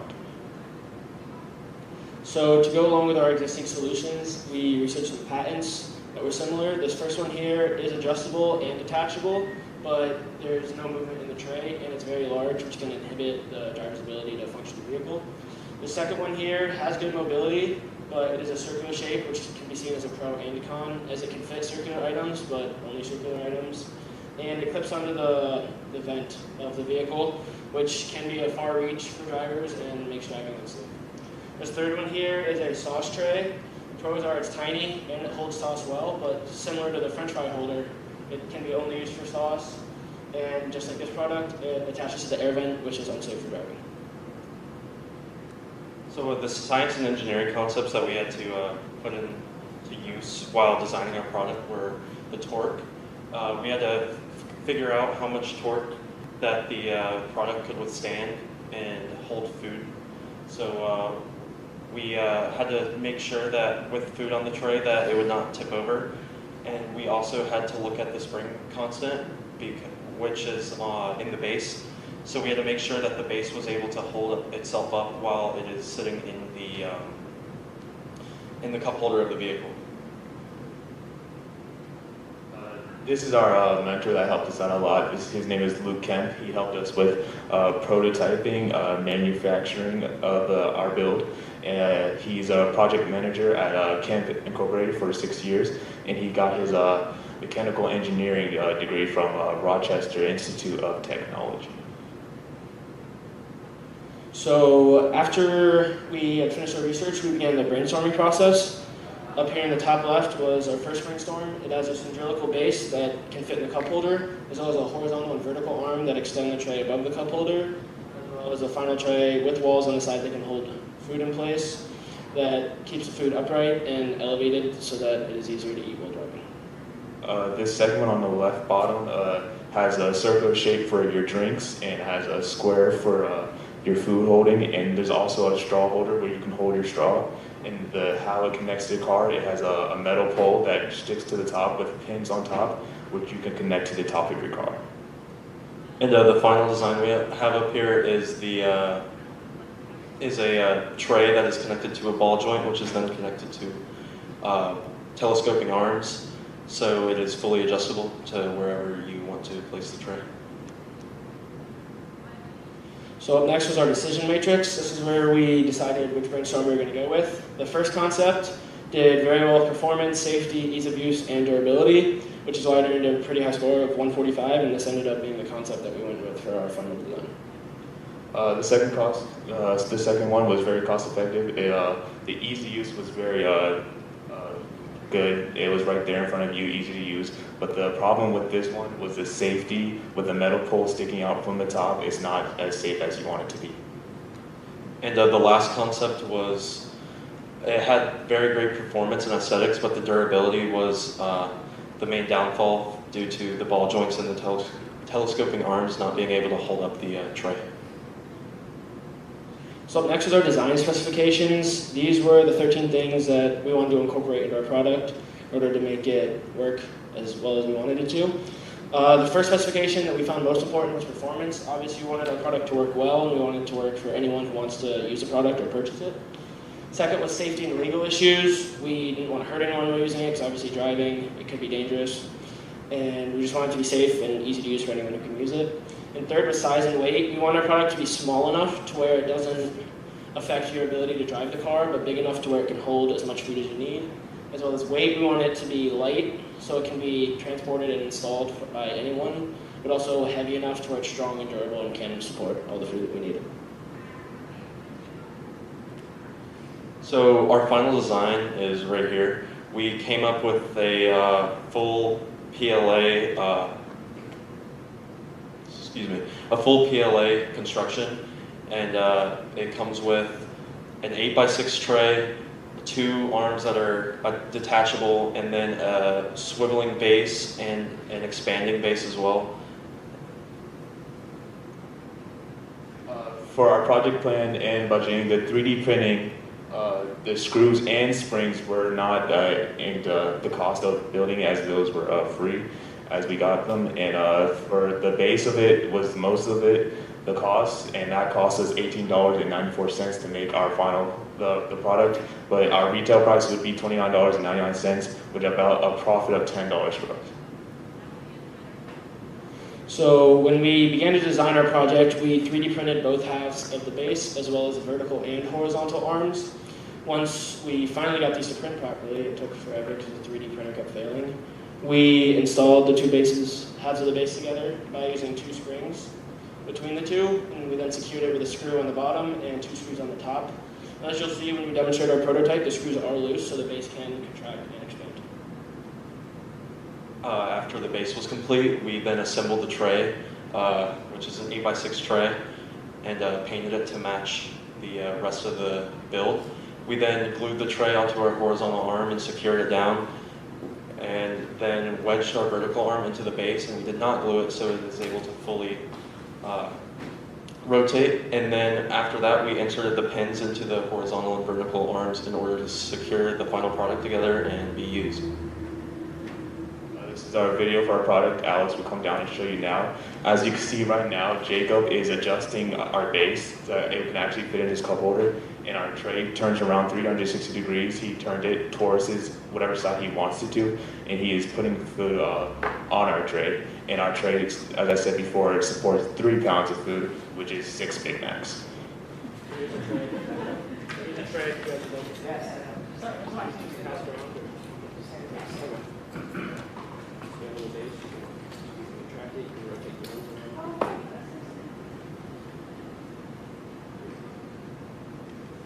Obviously, you can take the pins out for storage. I'm Mr. Lashley. So am I.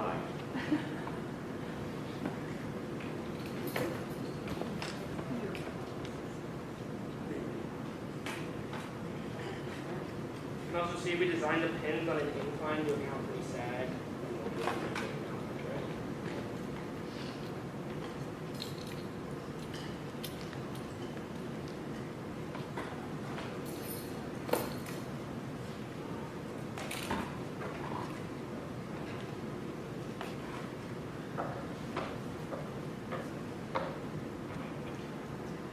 So while designing our product, we had many failed attempts, which is a part of the testing process.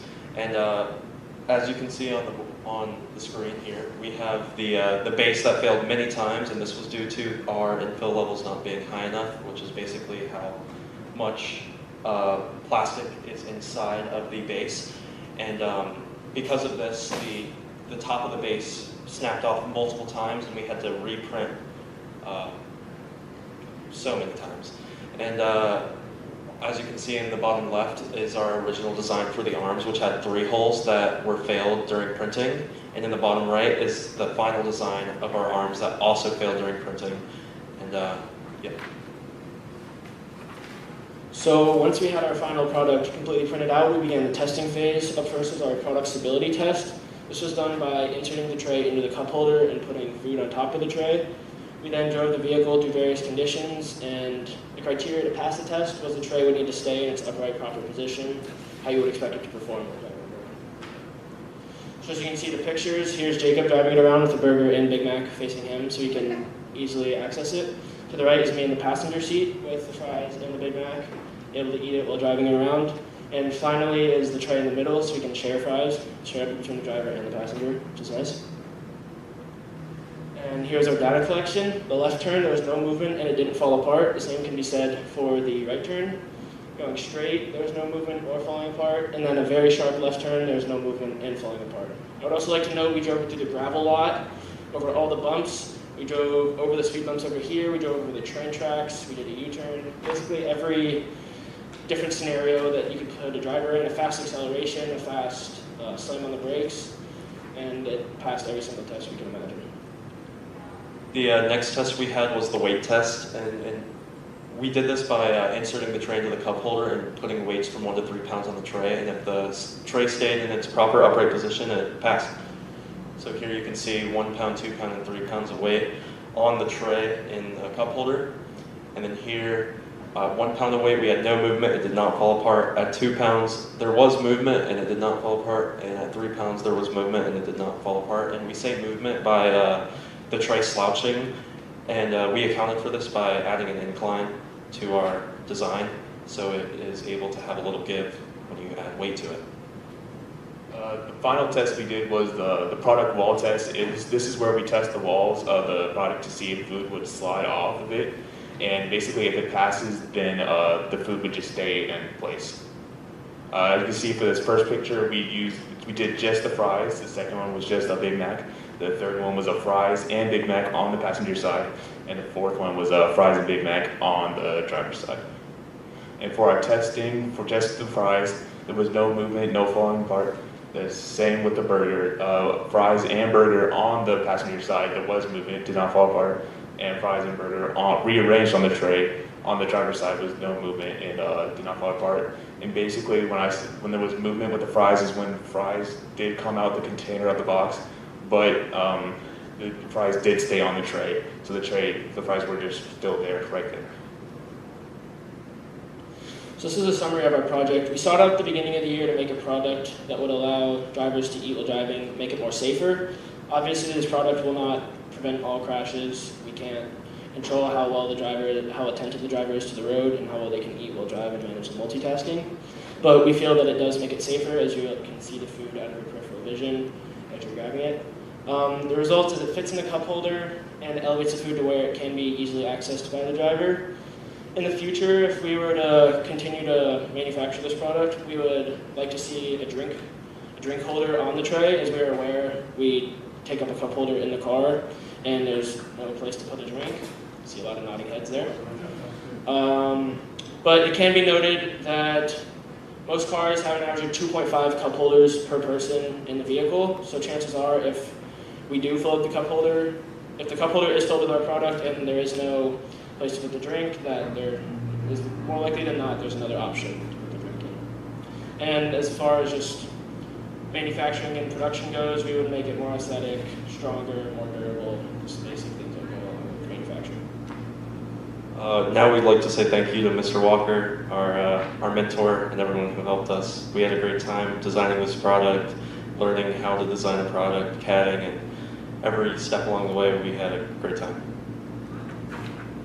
now we transition to any questions that you guys have. Yes. Did you test it in different cars, like where the cup holder is different? Because sometimes the car doesn't have the center. Yes, we did test all of our cars, and we did have that. And like testing different cup holder size, the base is like you can like extract it and like retract it, so like it would fit. I was gonna say the position. Sometimes when they're down, you know, kind of like that cup holder, it's like under the radio. Like, does it fit there? I like the idea of the center one, but. Oh yeah, no, just our product. If there are just basically the middle ones, and if like, but basically the side ones, it would not fit. Okay. I'd like to elaborate on that. Like Reggie's car had the tiny cup holders that you're talking about, and if you contract it all the way, it was able to fit in those well. Okay. I have a truck, I have the removable cup holders, and it doesn't perform as well in those, but there are the middle cup holders in the back section that are stronger, and it worked well in those. And Jacob has the same removable type of cup holders in his truck, but for some reason, it's worked in his with the removable cup holders, but not mine, so. So can you talk to me a little bit about the top of the cup holder portion? It has the 2 screws that allows it, but the bottom is fixed. How did you land on that decision to allow the top to move, but the bottom to be more fixed to a specific size? Well, we thought about other designs and how typically it's smaller at the base of it and it expands more. So if you have a very large cup holder, it will go in and expand at the top, where at the bottom it will just stay this same overall shape, but it does actually have a little bit of give. So it will expand at the bottom as well just to secure it a little more. So some states have like distracted driving laws that you can't talk on the phone while you're driving, so people develop hands-free devices. If a state were to pass a distracted driving law that said you could not eat in the car, how would you convince those regulators that your product makes it safe enough, in that situation? So we actually did research, and I'm actually pretty sure that North Carolina is one of the only states that actually has a law around eating while driving and distracted driving. And one of the things it states, I actually was the one that like read through it, is if it's like a situation where it's so hard to explain, but like if the accident is like a preventable accident and that is clearly in the way, then it is the fault of the person who is eating while driving. But at the same time, it's one of those things where it's a device that like enhances the help, like just how like a hands-free kind of deal is, where it shouldn't be, like it should go against any laws, but at the same time, it's still kind of in this weird area.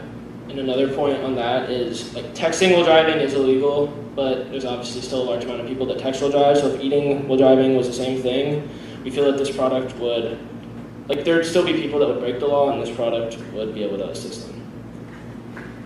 If they felt like breaking the law. Phrase that differently to the regulator.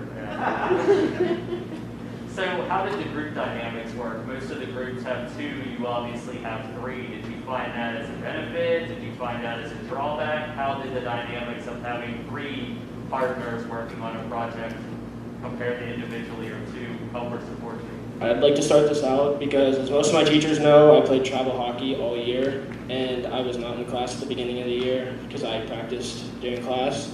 So I'd watch the recordings of class while these 2 were in class, and we would work together outside. So I felt like having 3 people really helped out, because if I only had one other partner, they would have been left to do a lot of the in-class assignments by themselves, versus when I was taken out of the picture during hockey season, these guys still had the regular 2 people in the group. I don't know what their point of view was, but I felt like it helped a lot when I was able to be there. Yeah, I think we all worked together pretty well, and we got most everything done. What's the biggest thing, Reggie, you answer this one. What's the biggest thing you learned this year? Biggest thing I learned this year was basically just catting, because with us we had many cats, we had to do a lot, and it was very difficult, especially like when printing with catting, sometimes the hole wouldn't fit, so we just basically we had to change a lot of it, the dimensions, and that was basically what I learned. Jacob, can you talk about tolerances and what you learned from the very first 3D print? Oh yeah, we learned that, so when you 3D print, Like, it's not all gonna come out exactly how you want it, so you're always gonna have to give, like, say you're making two pieces that join together, you're always gonna have to give it a little give. You always have to tweak it and learn from your mistakes. It's a lot of trial and error, but you want to try to not have as much. I was going to ask you about, you did mention the 3D printer, failing you a lot.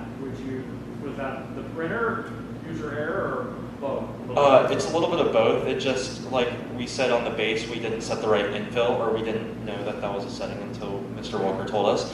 So, like, when the bases were breaking, that was due to us, but when like our arms failed, I think there was a time where the printer base would shift and the arms would just come out incorrect. All right, last call. All right, congratulations.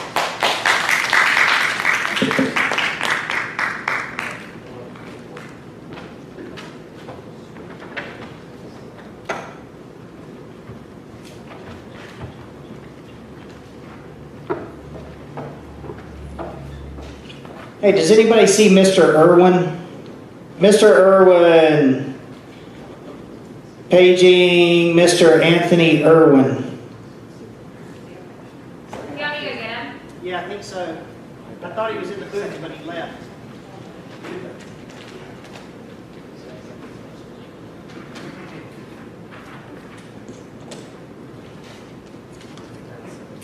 Are you staying for a second? Yeah. Pardon my thing. Okay, thank you. Yeah. Yeah, I know you got a staff meeting. You want a new file? Yes, please.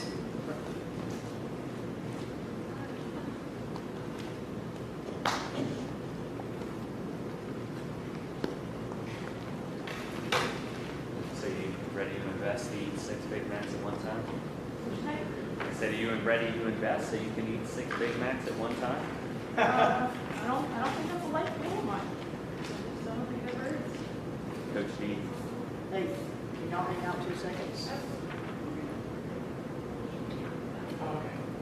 So I have an audience. Oh yeah, I want to chat for a second. We have a 30-minute break, but let me get Mr. Irwin here before we chat. And I'll highlight them again this time. Wait, I wanted to be the star of the show.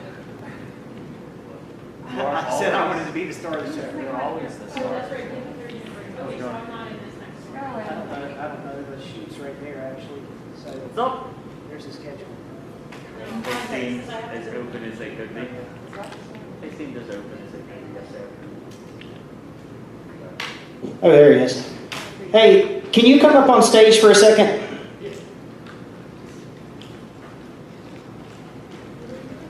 This is a surprise. Okay. Is this a surprise? Yeah, for you. Thought I was on the project. This is being filmed, so you can send this to all your family members. So at Pine Lake, we began a tradition a few years ago of giving a Rookie Teacher of the Year award. Now, rookie is defined not necessarily as in your very, very beginning years, but also new to the community, which is a different dynamic. So congratulations, you are our Rookie Teacher of the Year. Okay, so when people were asked to describe Mr. Irwin, here are some of the descriptors. Hardworking, dedicated, does what is best for student learning, teaches good science, team player. He's been adjusting the mics, unbeknownst to all of you. Nice ties, prepared, invests in student growth relationally and academically, committed to discovery, exploration, and lab experiences. Wonderful colleague, and I'm going to tack on that I love geeking out with Anthony Irwin. So congratulations, our Rookie Teacher of the Year. Here's your official certificate. Thank you. Would you like to speak? Dance, sing a song. Mr. Lashley, this is our pre-planned 30-minute lunch break. Great. I knew you would. So, Next one's at 12, right? Yes. I will be there. So, Miss Hanlon. Lunch break. I ate my lunch at 9:30. Amazon, a restaurant, a store, whatever you want. Let's grab. It's really just one of their kids love you. So great job this year. And next year will be back to normal. So.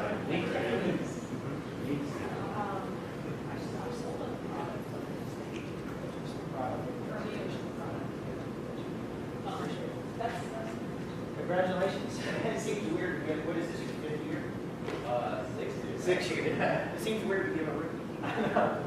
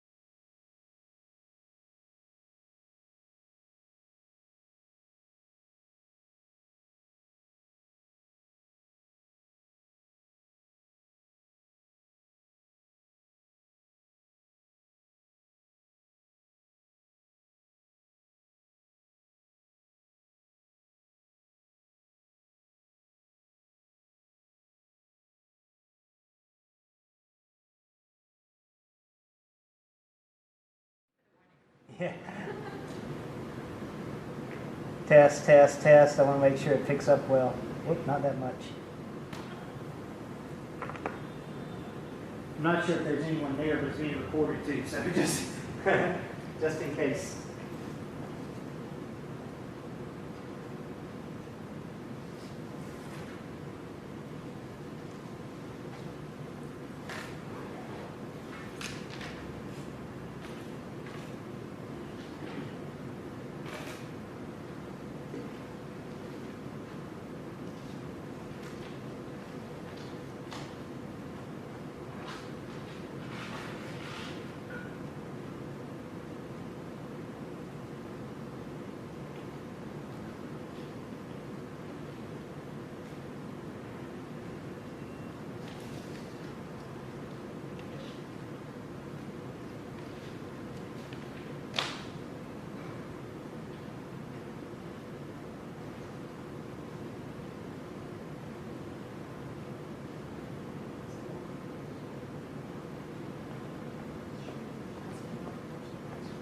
I sent out the YouTube links via Canvas, but I can email her.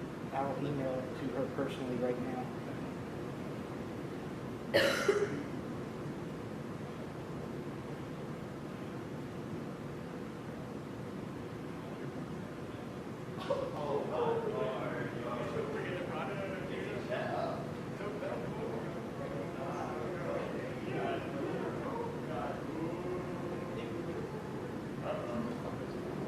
No, I don't mind at all. Of course, finding it.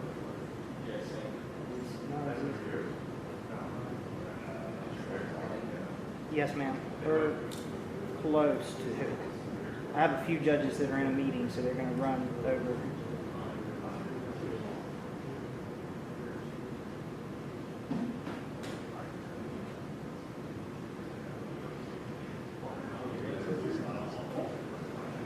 I have to do it from the computer. You know how you can't find stuff on your phone?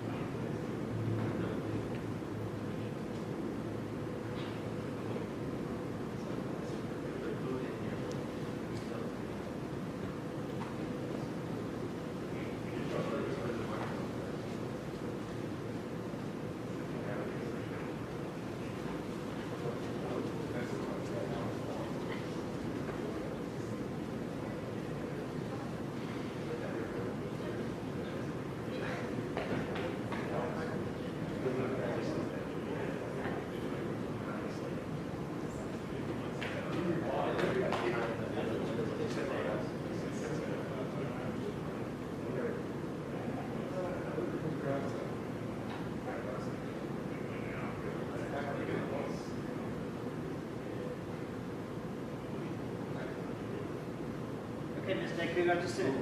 Thank you. All right, come on down, everybody.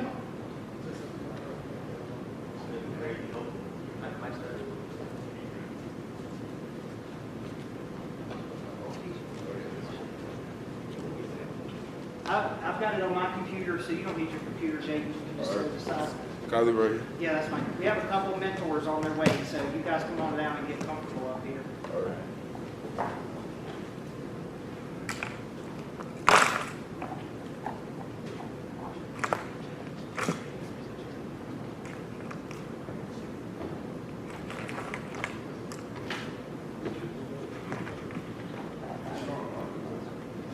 It should. It doesn't just walk over here.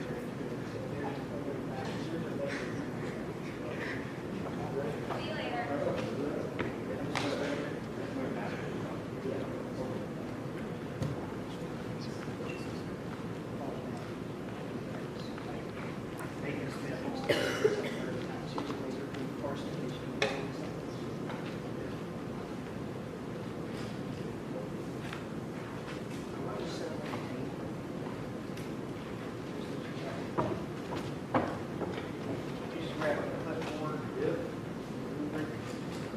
Test, test.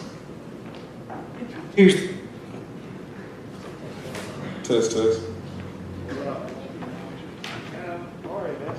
Test.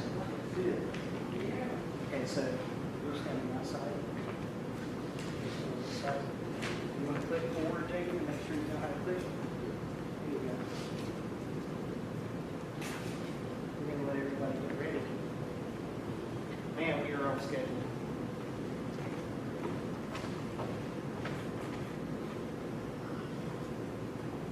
So you have Miss Mr. Lashley and Mr. Chappell, and I probably have a person or two online. Okay?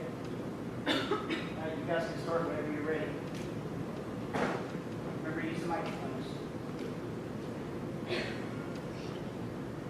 Have you ever experienced heating up leftovers or frozen foods in the microwave and they come out cold or half hot, half cold, and you really want to eat it but you have to put it back in the microwave?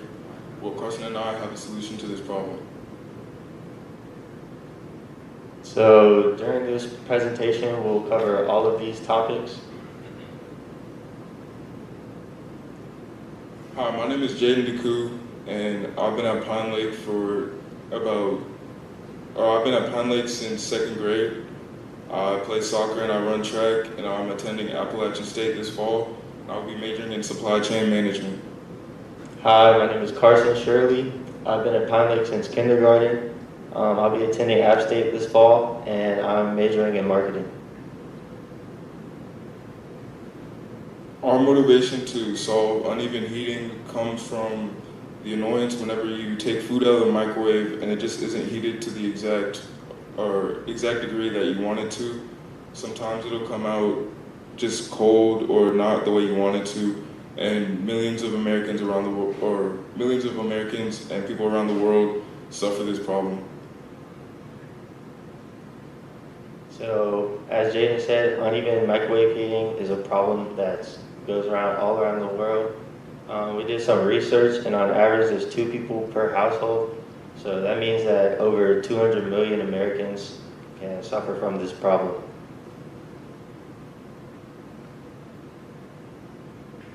So we did research, and coming from Consumer Report, it says that 76 million cases of our foodborne illnesses, and that's a lot when you really think about it. And so that's why we decided to try to tackle this problem and make our own product. Here are some results from the survey that we put out. We asked the question, how often do you use a microwave? And as you can see, the majority of people replied that they use it more than 3 times a week.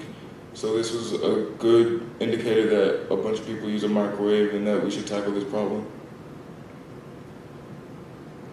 Another question we asked was, how frequently are you frustrated with uneven microwave heating? We asked people to answer on a scale of 1 to 5.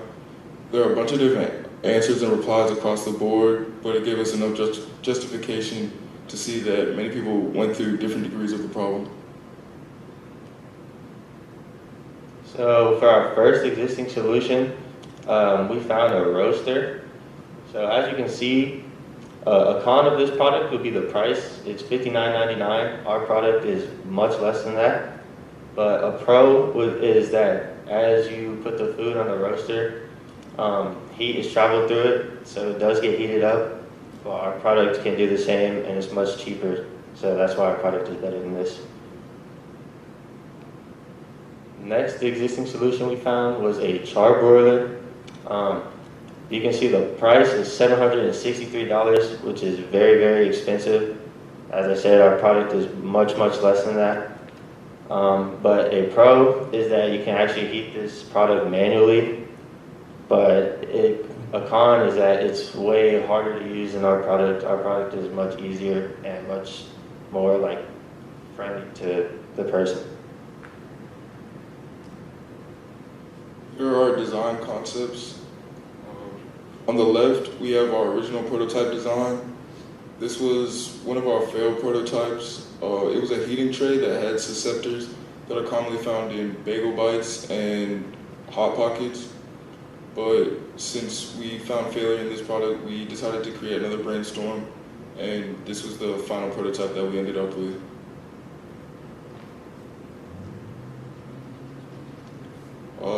Our mentor, Richard Biglione, taught us many things. He taught us how to look for proper materials, he taught us how to brainstorm well, and he taught us how to look for great aesthetics within a product.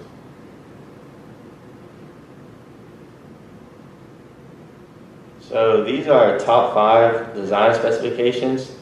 For number 1, we had safety and legal, because if you make a product and it's not safe for a person to use, then there's no reason to make it.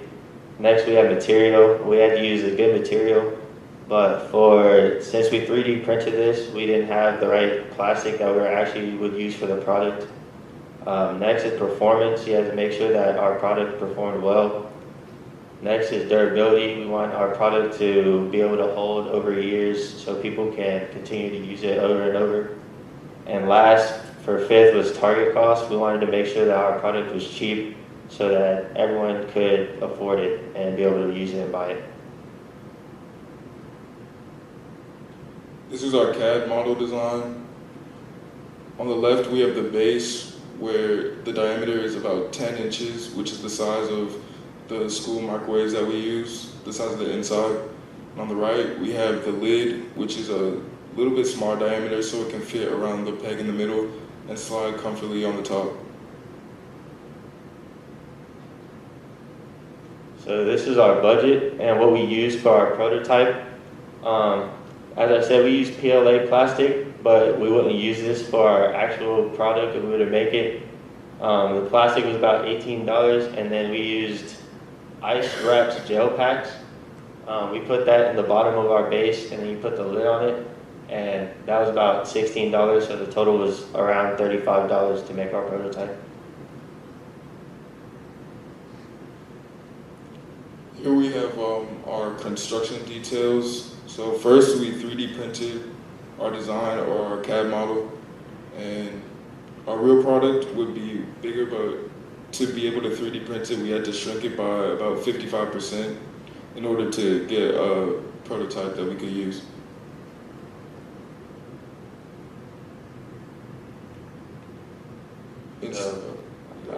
So next, the next step, you just put the gel in the base, and as you can see over here, you just put the lid on, and all around here is where food would go.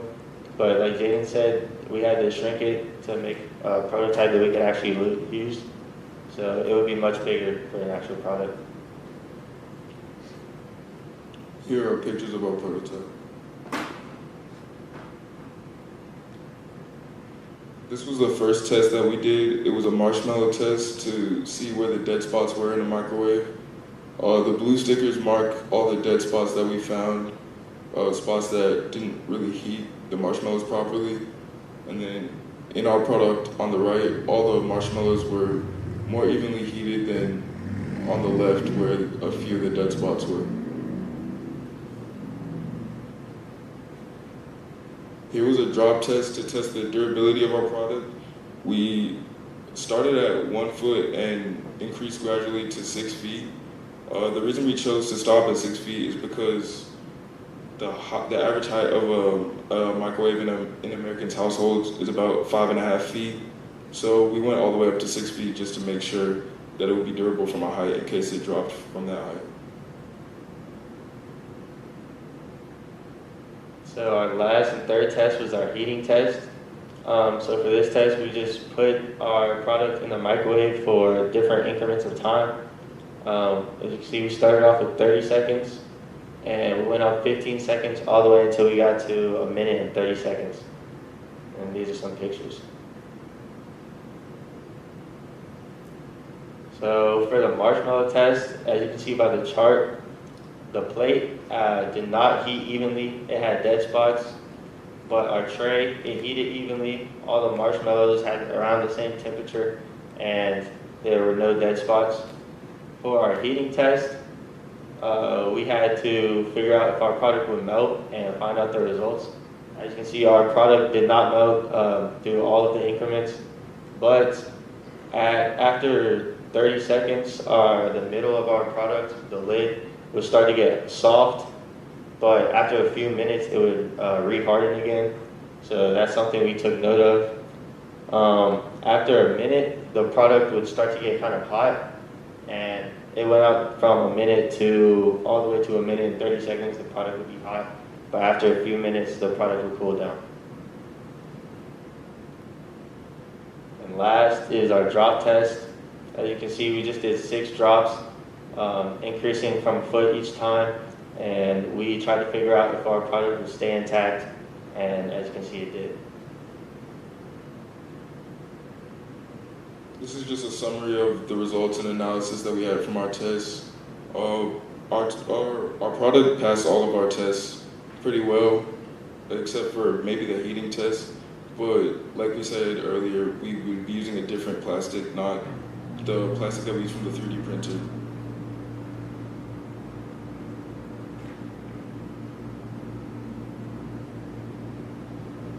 Here are some of the modifications that we had to make to our product. Like I said earlier, we had to shrink our product size from 10 inches by 55% so that we would have a prototype to use and create in the 3D printer.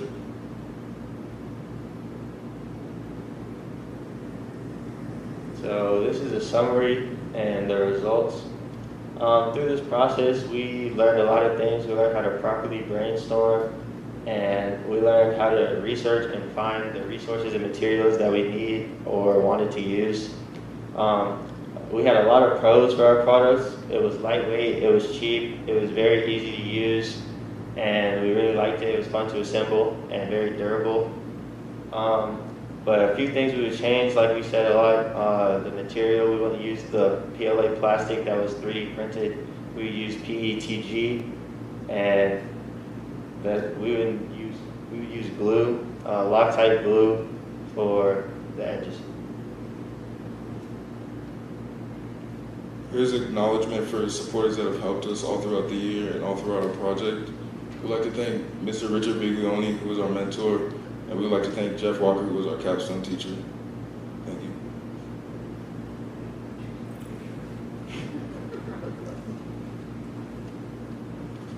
Any questions?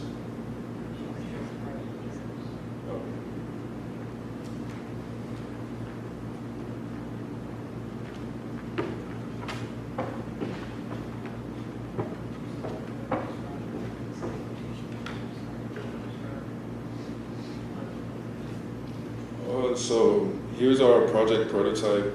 It has a circular design, which is similar to a bowl, and we have space in the middle and a peg in the middle to even out the food and spread it out. We have a lid that goes on top around the peg to cover the gel, as you can see down here.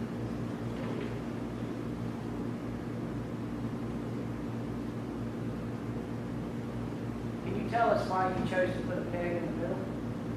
We chose to put a peg in the middle to distribute the food evenly around the plate, which would help with even heating. Find the gel made it more How do we find what? the gel, this gel, how did you find that? Oh, well, we used like our hot peg, and we noticed that when you put it in the microwave and you heat it up, or you put it in the freezer and cool it, it holds heat well, it retains heat well, or it can retain cooling well. And we also did a lot of research on that, and like you said, we put it in the microwave and we did a lot of tests to figure it out.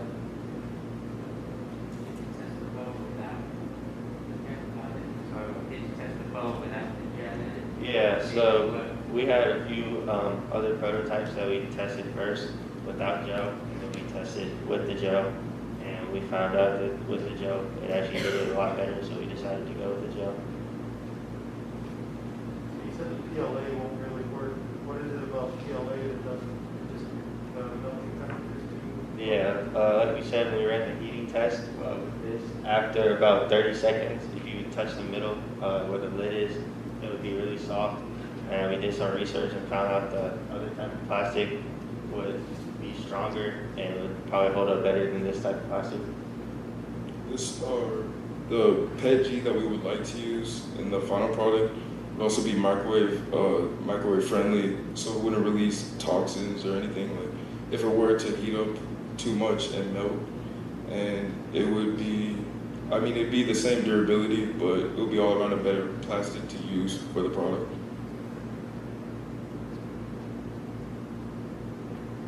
What's the biggest thing each one of you learned during this process this year? I'd have to say the biggest thing that I learned is to not put all your eggs in one basket, like we did with our first prototype design. Expand on that detail. Yeah. So with our first design, we had a tray that had susceptors in the bottom. Like I said earlier, they're commonly found in like Hot Pockets, Bagel Bites, mostly frozen foods. But we banked on that working, and we did a few tests, and it didn't work the way we wanted it to. So we had to change like our whole project and create a new design, create a new aspect of what we wanted. And it was tough, but we did it. But we could have planned better instead of putting all our eggs in one basket, I guess. I think I have to agree with Jaden. I feel like we really banked on that one brainstorming he made of the first tray, but that tray didn't work well, so we didn't really have a backup plan, as you say. So I feel like we just should have did a better job of like brainstorming evenly, so we wouldn't have to, you know, like fall behind. I just feel like we shouldn't have put all our eggs in one basket, like he said. What are some of the things that you used in this project that you learned over your last 4 years? I think brainstorming was a big thing, because you learn how to plan, you learn how to visualize what you want, you learn how to create or formulate like the ideas you have in your head. You really get to see like the design process, like the engineering process. You get to learn how things work. You get to learn how much work really goes into like things in the real world. Like, I mean, before this class, I didn't really think about how much everything. Just the thermoplastic, the grip did not perform the way we wanted to, so we thought about and asked our mentor about a couple solutions we could have to change that, and she gave us the idea of adding lizard skin over top of it, and it turned out to work.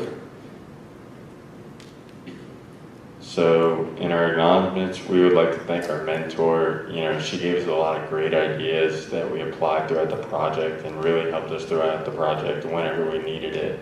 And, you know, she spent a lot of time with us, and, you know, even in her busy schedule when she's working at Ingersoll Ranch, she still had the time to fit us in, you know, during lunch breaks or after work. We would also like to thank Mr. Walker. You know, he really helped us in terms of 3D printing. You know, I'm pretty sure we printed 4 molds and we used all that plastic, and, you know, you're still willing to help us throughout that.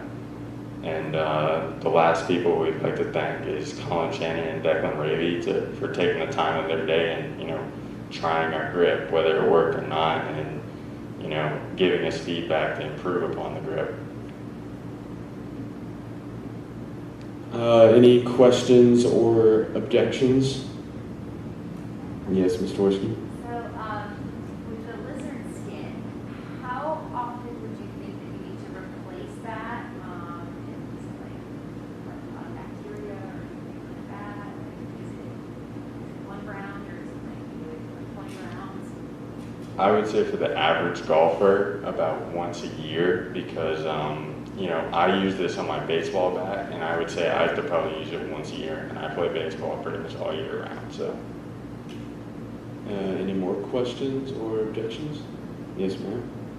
For your thermoplastic, how often do you think that would have to be changed out, or do you think there would be anything with like heat and expansion and things like that with your plastic?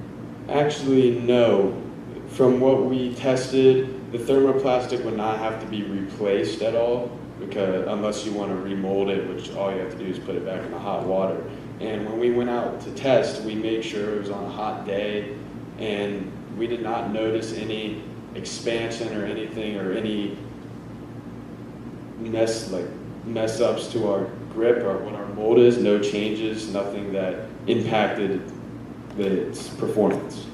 And to add on that, we also left it in the car for probably 3 days in the hot sun, and still no change. So. You mentioned taking some of the weight off of the initial prototype.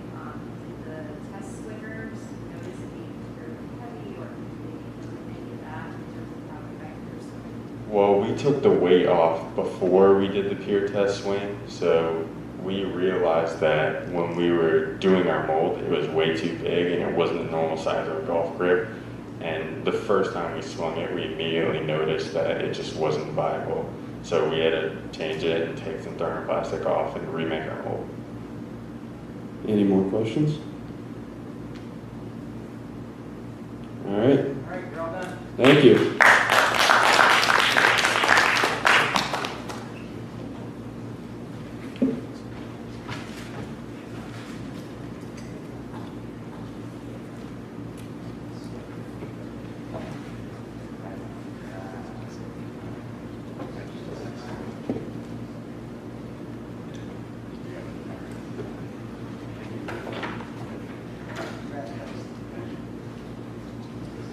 So I get to keep that club? That was good. That was good. You can take the plug. You still want that grip. The one that we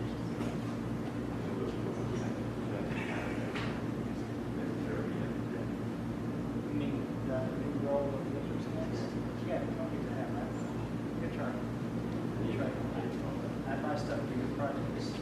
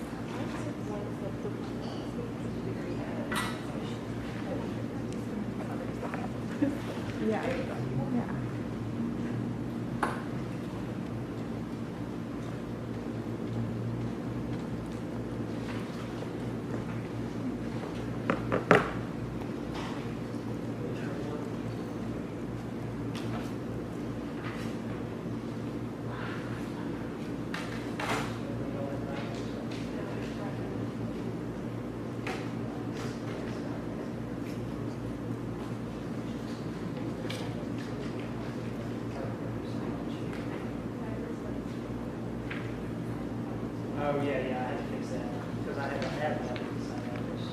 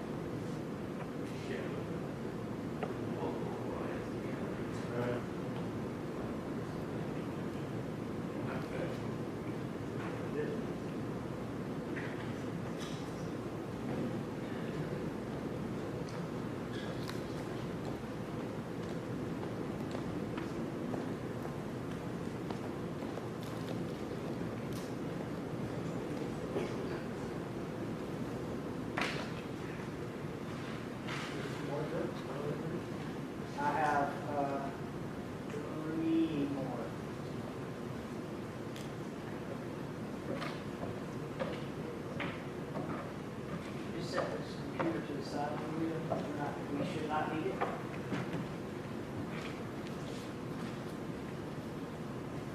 Come on, kids.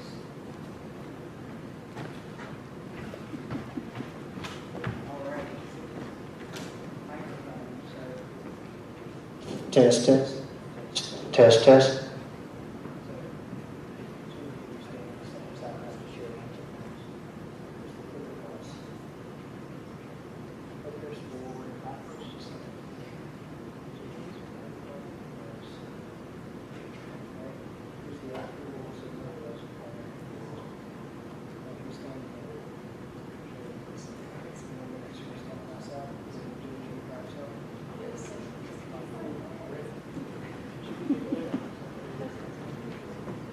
Yeah, say test, test.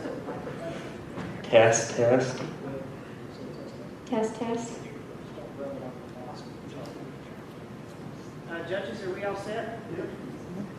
Alrighty, this is going to be a really trashy presentation. All right, kids, ready when y'all are. All right, so, good afternoon. We work on the Pack the Trash project. We've got Gavin, Julia, and I'm Lucas. Suppose there isn't much to say. We've worked on this project all year, and I'm going to show it off to you here now. Our goal was to develop a solution to overflowing trash cans that occur in kitchens across the country. We chose this topic due to personal reasons. I have many siblings, and I'm the only one in my household that likes to clean or take out the trash. And then Julia and Lucas also expressed that they have this problem.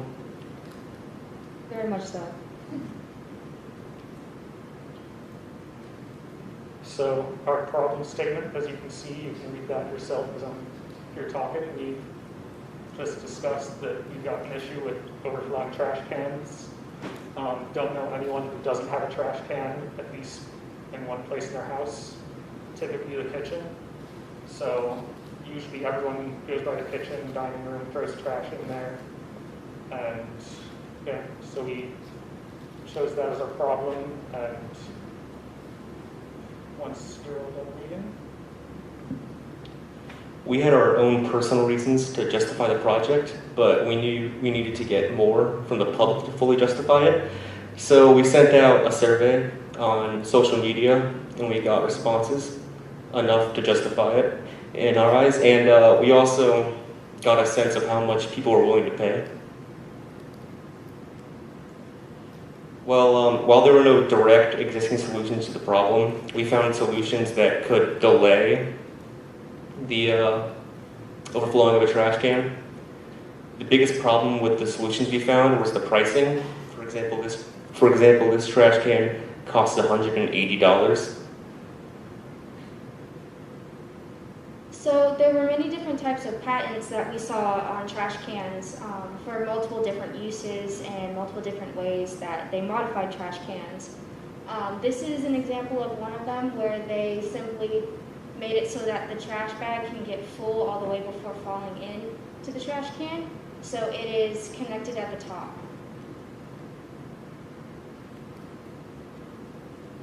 So our science and engineering concepts, we went with mechanical engineering, electrical engineering, and computer science.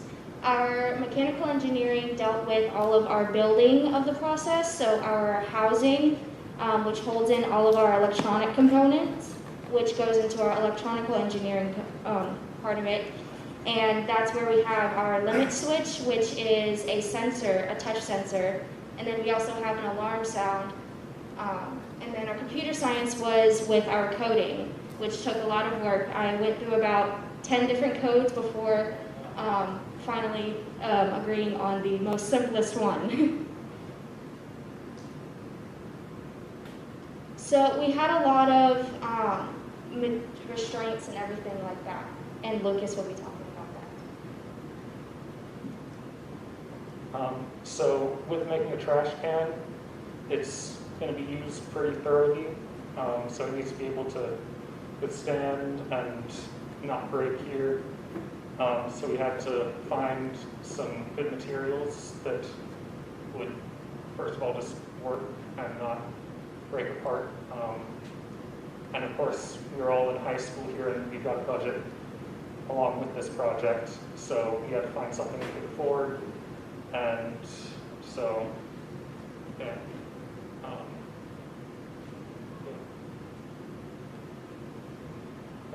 So we were going through multiple designs to figure out how we wanted to do this. We've tried designing a few trash cans ourselves using CAD and how to put that in. We had Gavin working on the CADs. We ended up not using this design too much, but we did end up CADing what you see on the back here. Yeah. So here's some of our prices that we paid for some of the things that we paid for the project. So we had the trash can, which was $20.58. That was basic. We didn't build the actual trash can itself. We simply bought it and then added on to it. And then the limit switches, they were less than $1. Mr. Walker over here bought a huge pack of them. They were a couple cents each. So with constructing this, we went through multiple stages. We first made it out of cardboard here. Wasn't the most sturdy thing to use, but we were able to get our shape and measure out exactly what we wanted. And we tried out just measuring different things and how to set things in there before we had it all complete. And then we also have underneath here some electronics that we had to just screw in, glue some things in, and soldered some wires together and soldered the limit switch there. And then we attached our little alarm onto the little side here of the Vex Cortex. So this is the prototype that we are displaying here today that is made out of plastic here that we originally intended for it to be see-through so you could see the wires through here, but with the glue it caused some white smudging and we decided to cover that up and make it nice and displayed all black. So we can lift this thing up here and show off some of that as well. Got it all plugged in there. Yeah. So yeah, let's.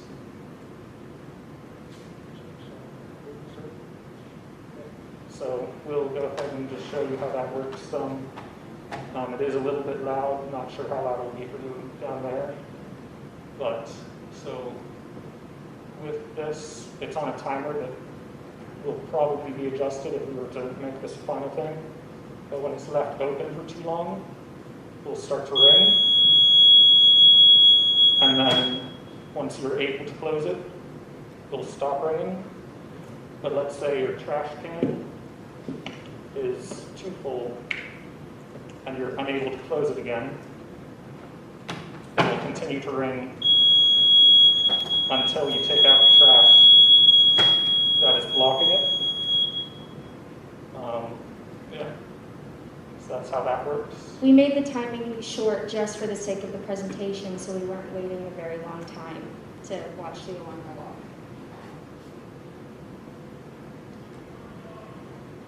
So our test plan and procedure, so we just demonstrated everything to you, how everything works on here. So we made a lot of testing. With our alarm was one of our tests. And we tested making sure that it would work properly with different timing. We changed the timings. We tested it while plugged in as well as plugged out of our computer, which holds the coding in it in the program. And we were late here because we're having some issues with that still. Yes. And then we had the durability test yes. and the water test. So with this, we wanted to make sure that the lid and casing would be able to withstand when you're taking it off to replace the trash bag. Want to make sure that it won't just break apart from just, you got it here, you bump into something. So we were testing the durability, we knocked it around a bit, we tried from several different drop heights. And then our second durability test was focused around the joints on the side here, because it doesn't matter if the housing is able to withstand all of it. If it falls off, then it's not much use anyway. So we were able to test both of those, and it was able to withstand quite a bit still. So we wanted to thank Mr. Kadlesik and Mr. Walker. We wrote a letter to Mr. Kadlesik thanking him, and we have given it to Mr. Walker to send out. We did not put pictures of it up here, but we did make a very heartfelt letter. And we also want to thank Mr. Walker with all of his help throughout the year. He helped us a lot, and he gave us a lot of support. And he even helped us right before we came up here. We had a little malfunction. We want to thank him for that as well.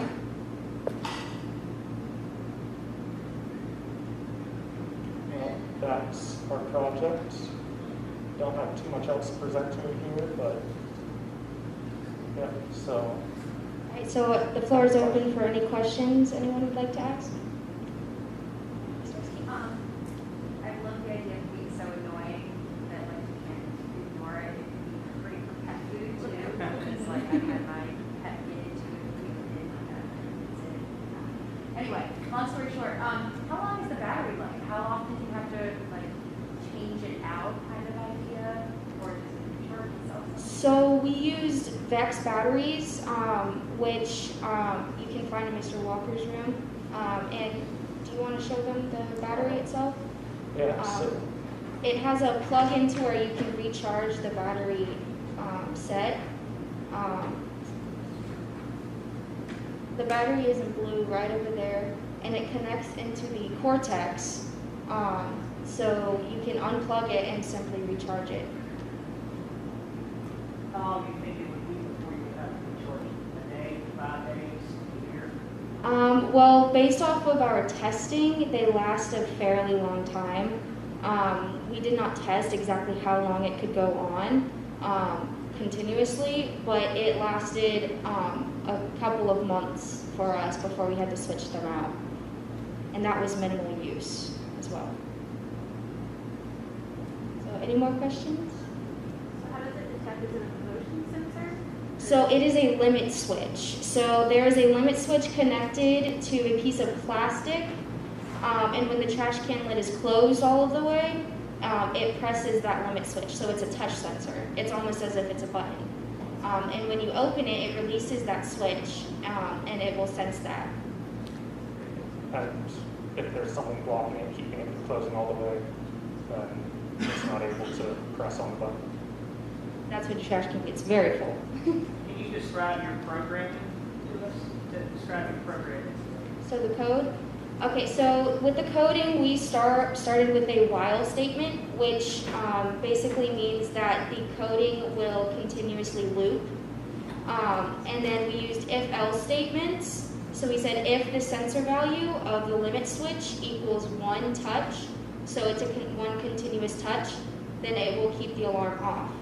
But if, for the else statement, if it is not being touched and there is no sense of it being touched, then the alarm will sound after 3 seconds, which we put for the, simply for the sake of the presentation. But we could always change that to maybe 30 minutes or 20 minutes, 10 seconds, anytime that we would want to do. Gavin, what's the biggest thing you learned this school year in this process? Time management. How so? Can you explain? With how the school year was working with coronavirus and all that, it was very difficult to work as a group when we weren't able to actually meet with each other. And then when the building came, it also became very difficult. Yeah, Gavin was Plan D, so me and Lucas were the only ones coming in person. Gavin was mostly working on online portions of the project, while me and Lucas were mainly working on building. Lucas, how about you? What was the biggest thing you learned this year? Probably just making sure everyone's on the same page, communicating who needs to be doing what, and where we're at currently. Same with Lucas, communication. Communication is very important when working in a group, especially with 3 people. You not only have to communicate with one person who may or may not be your friend, but you need to be able to talk to 2 people. So. Other questions? All right, you're all done. Thank you.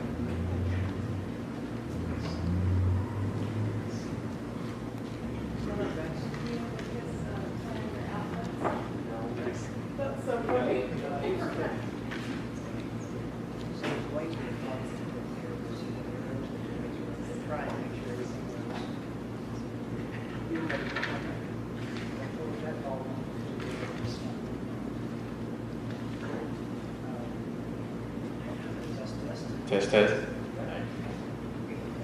Test, test. Start.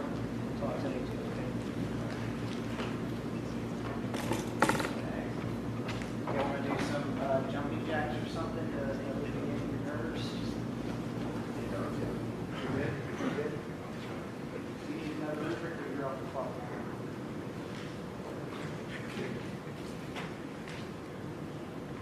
Stop.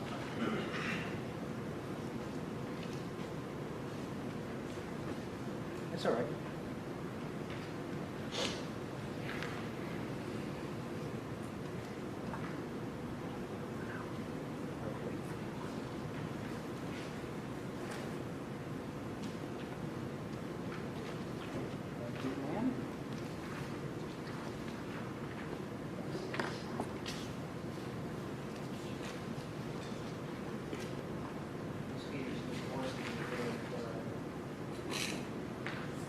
No, I'm kidding. It's all right.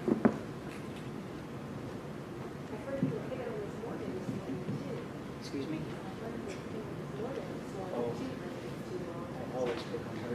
It took her forever to add. I was gonna say, you're making me mad.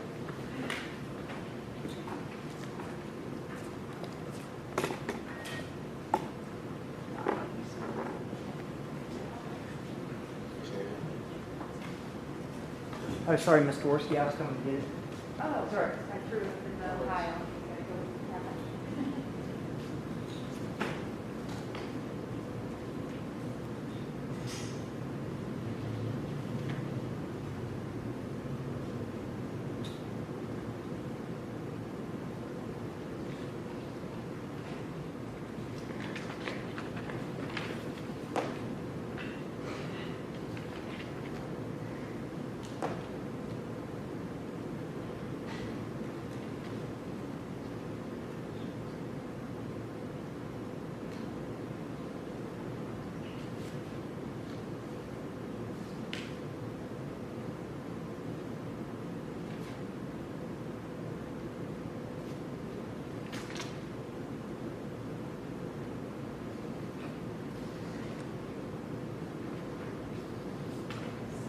That's all right. Thank you.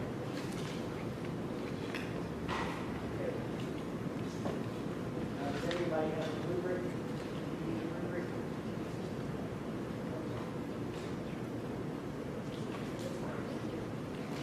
Okay, guys, whenever you're ready. our product is called Bug Infestation. Jackson Meyer and Adam Susha. Good afternoon, everyone. Thank you for coming out to our presentation.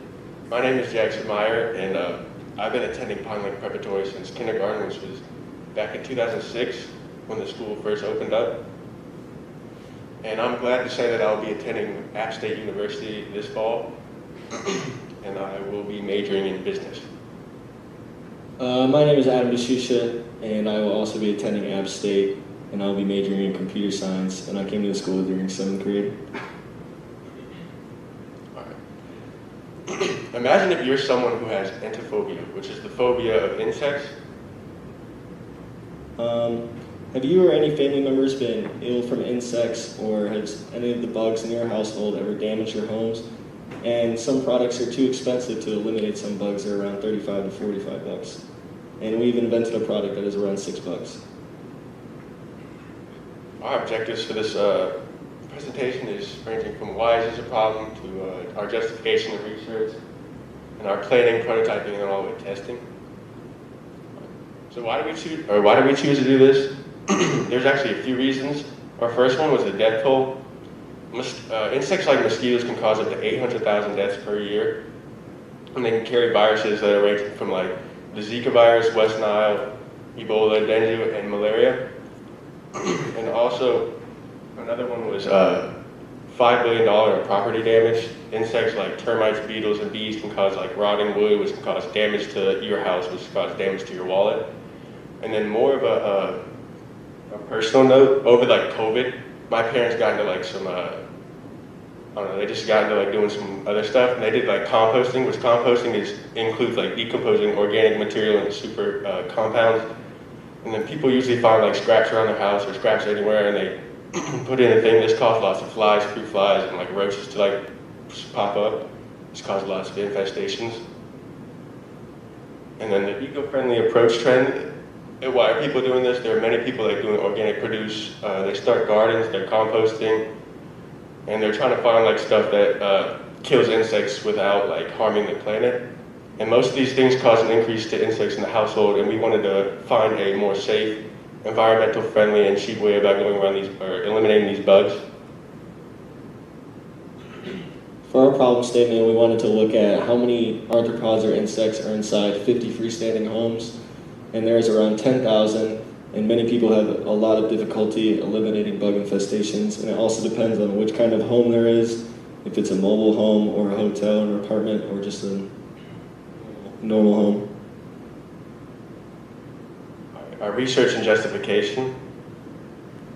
Our project justification, we sent out surveys to people about our age, and we were trying to find what kind of insects enter the home, and we found out that most flies, fruit flies, cockroaches, and ants enter the home.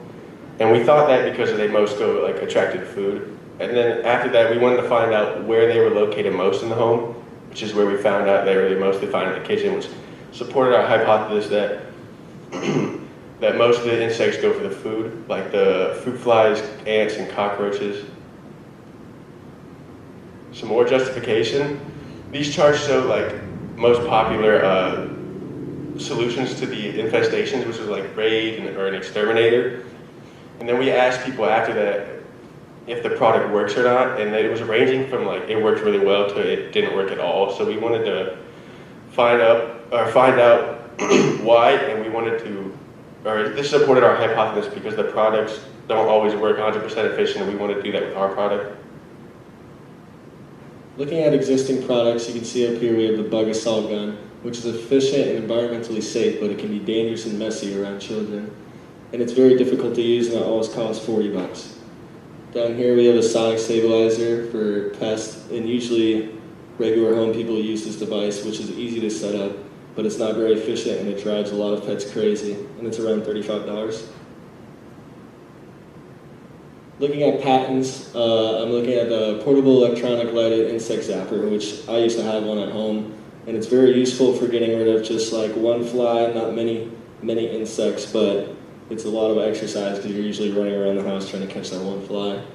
And looking at the flea trap, it fits in the house if you do not like the look of traps, but If there's too many insects inside this trap, it can cause major malfunctions.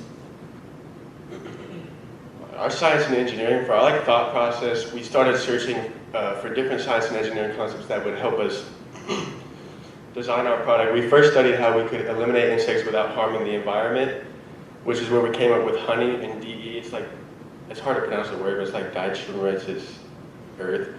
I don't know. It's like the good way of eliminating bugs. We mixed that together. That's what we came up with, and we also had help from our mentor Matt Lewis to help circuit the light in the switch. Matt Lewis is the president of Wild Engineering. He helped us in his expert areas, our electrical engineering, circuits designing. He helped us with our circuits, and so did Mr. Walker. And he also helped us with which material we were going to use. We weren't sure if we were going to use 3D printing string or not, but we decided to, just in case. Planning, construction, and testing. This is our decision matrix. Mr. Walker showed us this year. This is actually really helpful for boiling down on which one of our brainstorms fits our specifications. And this is where we found out about our one called repellent tape. This is the one I came up with, and then Adam came up with the roach, which is kind of like a roach motel. On the right here, you can see my brainstorm of the roach motel, which was kind of just a cylinder at first, and I wanted to sort of add sticky stuff inside, but it was too kind of related to the roach motel. And then for my design, I did a tape dispenser kind of. And the tape, you can stick it in between windows or door creases, and it's supposed to repel the insects from entering your home. But then we combined both of these together and came up with this. Our first brainstorm was we were just going to put 2 half circles on each side of the walls, so flying bugs could enter in top, and then we're going to have an LED, and then we added a ramp as well for easy access for the bugs to enter in. For our design parameters, we had a bunch of them. For our main ones that we wanted to go by, our consumers, we wanted them to pay between $5 and $10 for a cheap thing, and then our time to build, which was May 12th. And then for our global environment, we wanted it to not be toxic, and we'd like it to be good for the environment. And then our operating environment, we wanted it to operate within the home and without the home, so we wanted it to go with temperatures between 0 degrees and 100 degrees. If you look at our original CAD model, we didn't have much planned. I was just thinking about putting something that attracted bugs in the whole container, and then I was going to add a sticky material on the tray so they would get stuck in there. But then Mr. Walker talked about us how we were going to replace the sticky stuff and how the flying bugs are going to get caught, and there's a lot of different problems at hand. And this is when we came up with our final CAD model. At the top you can see the bottom tray. We just added a lid into it so the base could sit nicely on top. We changed the half circles into squares because it's much more good looking and easier to use. And then we measured the dimensions of this half circle perfectly for bugs like cockroaches and such to perfectly fit in. And then the top lid, we just added a lip so it'd sit in nicely and it wouldn't fall off of the base easily. And this is our final design for the CAD, which is the one we 3D printed. And our project and budget, for our materials, we used corn syrup, we used the DE, and we used a battery holder. We also had an LED light and an ABS plastic. These all came down to around $3. If we did it all together, it'd be $3.79 per the product. And the tools and equipment, they were all provided in the lab from Mr. Walker, and we used the 3D printer, the glue gun, the scissors, and a box cutter. And our needed knowledge, we needed to know how to CAD, which we learned from Evenho and Mr. Walker, and how to 3D printer, which Mr. Walker basically taught us. And then we needed to know how to circuit and how to make the sticky paste, which we got from contacting our experts. And then all this combined together, we wanted our retail cost to be $5.99. The construction details are very simple. I basically just hot glued most of the wires to the top with the LED, but then we added the battery pack, which was, we were just going to stick with 1 battery beforehand, and then it needed more power, so we stuck with 2, but then the lights started burning out. And then Mr. Walker helped me add a resistor to that, so it wouldn't burn out and it would last very longer, and you could just easily change the batteries to the back. And this is when we'll show our product.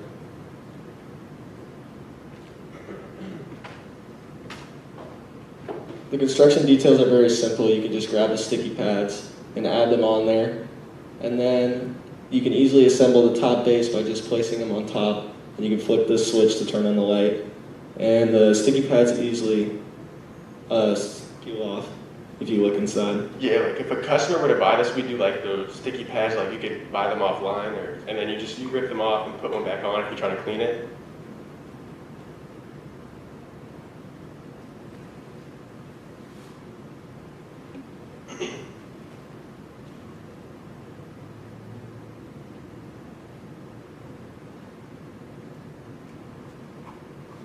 So if you look on the back, there's just an easy switch on the back to turn on the light. And the sticky stuff sort of holds the bottom in place if you want to move it anywhere. And we sort of made it a square shape so it could easily fit in the bottom of in the back of a garage or something like that, or in a room. Yeah, we changed the thing to square, so we wanted like flies and stuff. It's just like the flying, like where the flying insects come in. And then we have the ramp with like a hole at the bottom for like roaches or crickets or something.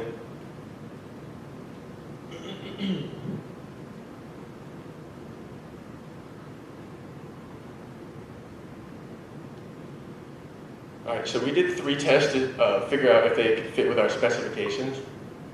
And the first one we did was a performance test.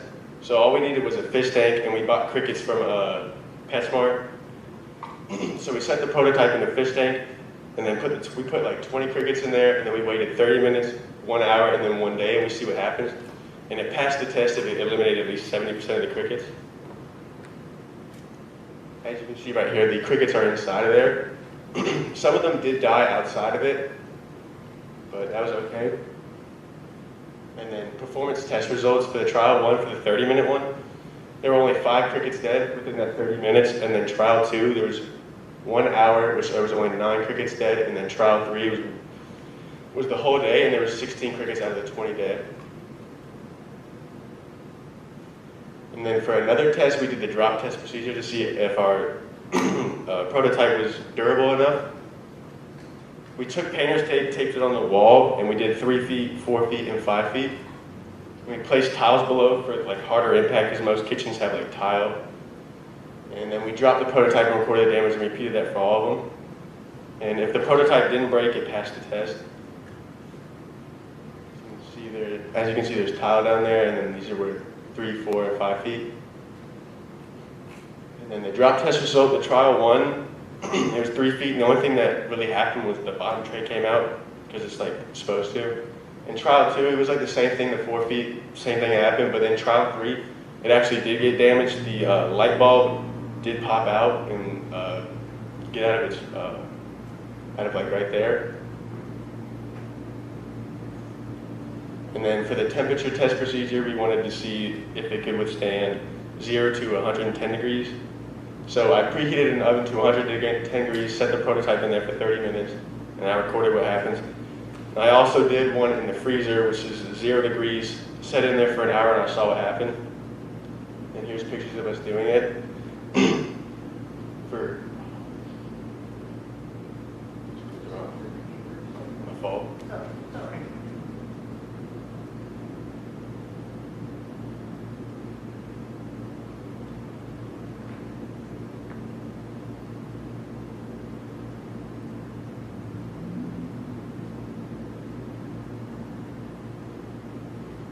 For the pictures, when it was set in the oven, right here, it actually did turn orange, but when set back in the freezer, it actually turned back to its original color. I don't know if that has something to do with the ABS plastic, but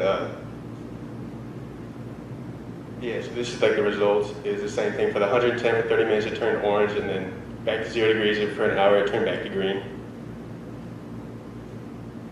I just finally like to acknowledge Mr. Walker and Matt Lewis for supplying us with everything and really keeping us on track even when we're behind, and making sure we're doing good. And it shows us how hard it is to really make an invention when it comes to brainstorming, contacting experts, constraints, and we'd just like to give a huge thanks, because we'd be very lost without them. For our summary, there's some things we'd like to change about the product, is we'd like to get a brighter light, but we didn't do that in the right time frame. And we also wanted to make it bigger, but with a 3D printer, you couldn't do it that big. And then for the summer, we wanted to create a cheap, eco-friendly device that could eliminate insects is what we did. So this project has taught us a lot about designing and that there's a lot more behind the inventions we use every day. Thank you. Any questions? I'll start. Have you talked to other people, to ask them what they thought about your device? I set it up in my household, my mom, and I showed her my parents that everything that I could do, and she said I think other people would like it, but in the time frame, I don't think we were able to really go to other doors and see if they would buy our product. What feedback did your mom give you about whether she might like to buy this if it wasn't made by her son? She probably wouldn't buy it, but with the LED, because she said it's a little too dim, and it's probably a lot to change, and it's a lot to do because you got this sticky stuff. But I think if we probably change the LED to a bigger one and probably set it up better instead of hot glue, it'd be more usable. How did y'all make the sticky stuff? Did you make those on your own, or did you find those pads? Yeah, he gave us, Mr. Walker gave us like coffee, they were like coffee things, and we cut them out into squares. And then for the substance, we boiled down corn syrup and apple cider vinegar. We boiled that down and then put it on like a cutting board and then dipped them in there, let it dry, and that created the sticky paste. But then we created like the lathered stuff. That was honey and DE. Okay. That's what we used. That's how we got the mixtures. We had to play with it a bunch to get the right like soy like. Can you describe the process you used to come up with that? I'll call it a concoction. Well, we looked up a bunch. There was a bunch of ways to do it. There was like oil, which was it was like motor oil, which was like really bad for the environment. So we didn't want to do that. And then we found out this way. Adam searched it up. He found out like honey is like a good way from like catching bugs, and it's natural. So that's what we chose that for. And then I think we saw like a YouTube video about boiling corn syrup, and it makes like a sticky paste to use sticks, or use it for sticking to the sides and stuff. So that's how we came up with that. Our mentor also showed us like multiple different sites of what to do with kind of the sticky stuff and honey and how to boil it with cornstarch and such. He kind of got us started.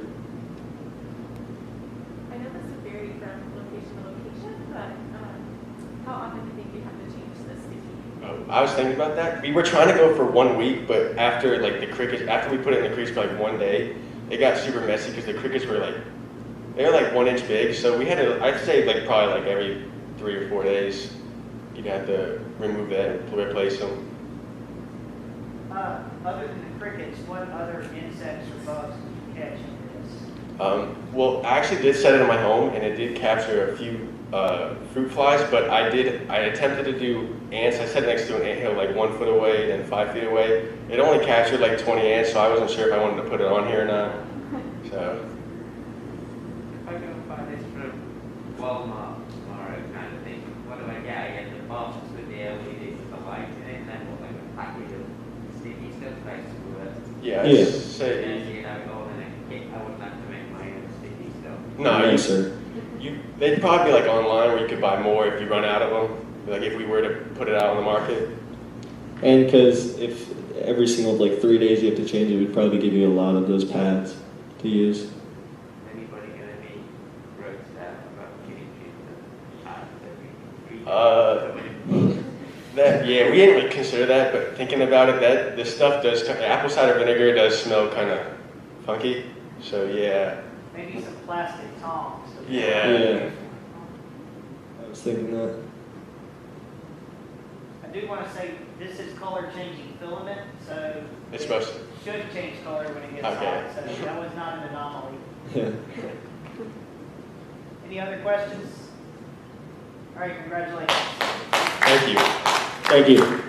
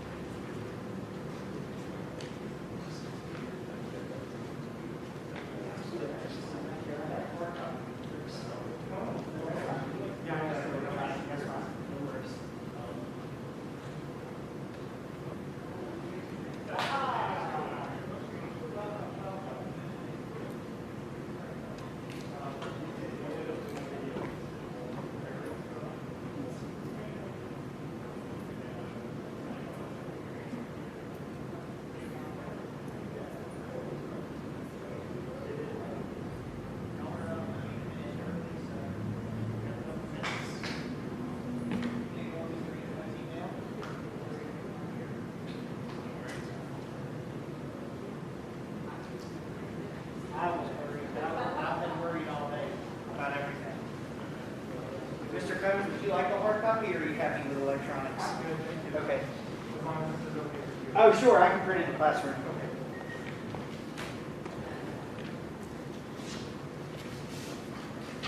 Got Thanks for coming back. Absolutely. This last, So one more to go? this is it. Awesome. That's a busy We're gonna week. finish with-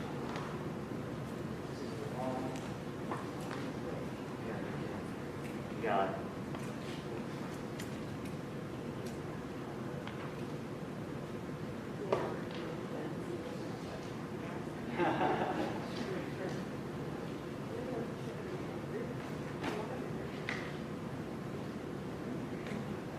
How are you, sir? Good.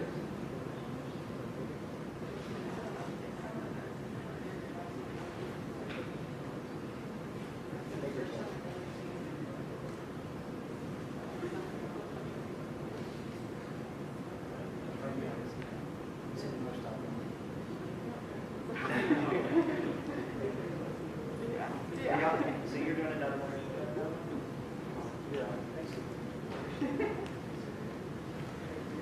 Mr. Lashley, you're only signed up through 3, but there is one more to go. I figured you want to. Alright.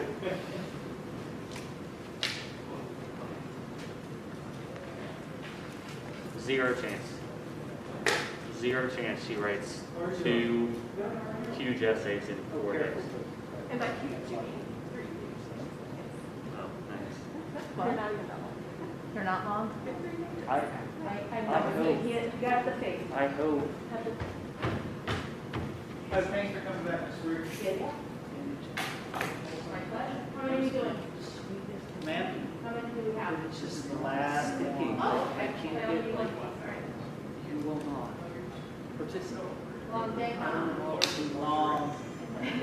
It's a, It's just a lot, yeah. It's You're a- nervous for them, I know, yeah. yeah, I've lost years off my life just worrying about them and wishing they would say this or that.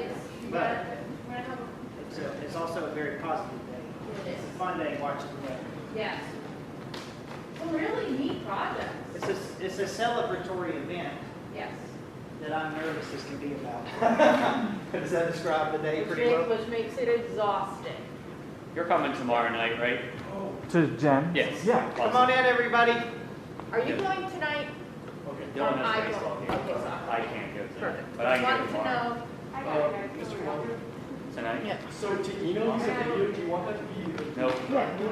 How exactly? Dylan If has it's a game YouTube Monday, video, Wednesday, it will play Friday, I'll fine, go to but the if game it's a late legal 'cause I'm video, I really like it has to be so shared I'll with get me that. because I'm playing it on my computer. Okay. I just, could I airdrop it? I mean, it's just gonna be a And celebration. another of event the added event now. anyways. And another event. I know, we have one every night this week. No, I mean, the day of it. You'll have to email me. Yeah, that's it. That's it. Did you, are we, is that? That's on? fine. Is that on? Share. That would be the best thing. It's right here. Just, But that one will be easy. why don't you just stick a slide in your Well, Terry said, presentation? should I move forward to order? We're gonna figure it out. Order, we'll figure it out. Order 100 biscuits and 100 chicken patties. You wouldn't have to see yours. Walk through the lower school. Yeah, but it has to be shared with these Calvary assist. That's always fun. I know what you're thinking, Calvary assist. And the seniors, well, they'll be at rehearsal, And they, but that'll be the so last don't one. come here, we'll give them. Second and only Then other they'll be at the time. rehearsal, then the Third senior picnic, on we'll give campus, them yeah. lunch, right?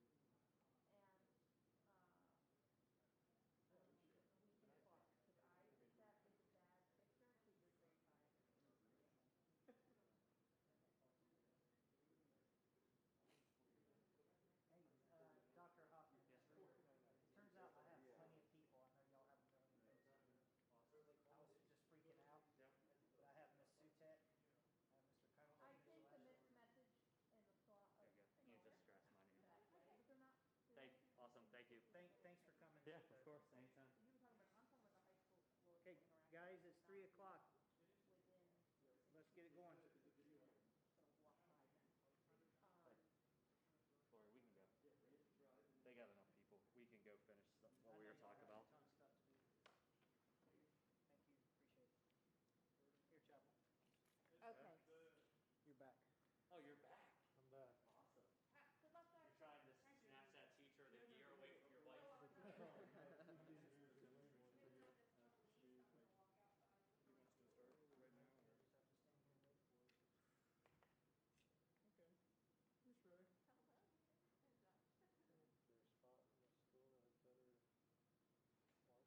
You can do it as a closing statement. Okay, yeah, that's good. Sounds good. It was great. It was perfect. They did a great job. Very, very good. I know. Life is amazing. Remember the time that we shattered the husband bed? Yeah. Alright. Well. No hot pink eye will ever fix it. Just kidding. How they're gonna tear or We'll just show it for our closing statement. Okay. Did you guys get it? It's sending as I Google Drive me. We can have include in our closing statement. How about just put your laptop up front, and when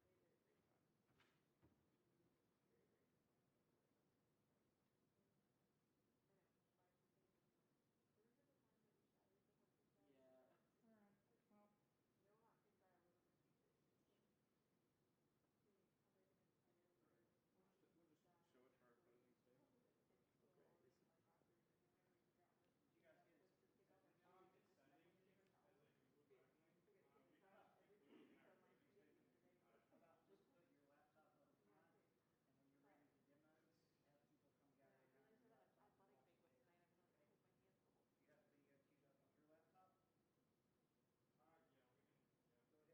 iPad's at 5%. Yep, yep. What's that? And so iPad's when it's at time to 5%. demo the prototype, Who you is just it? ask the judges to come. Oh, that one? Yeah. Okay. Because I don't want to keep people excessive amount of time. Read your email. Oh, 5,000 even better. He's got 5,000 emails. unread. All right, y'all want me? That would drive me insane. Yeah, when I would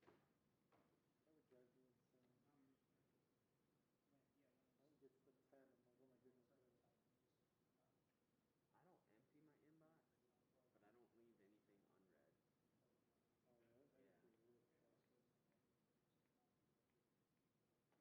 really? Yeah.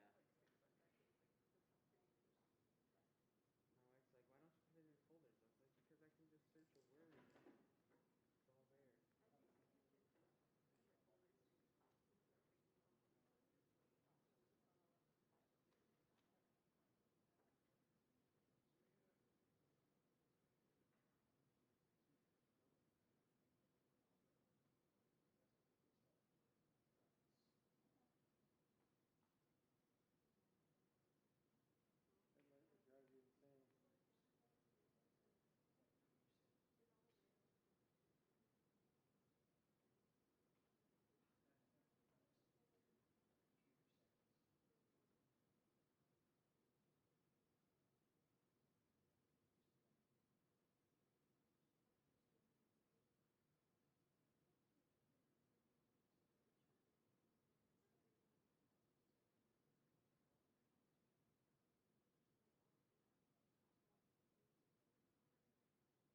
I was like, because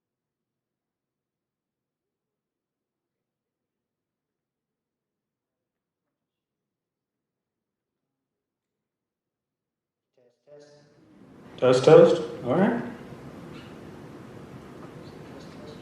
Test, test. Alrighty, alrighty. This is the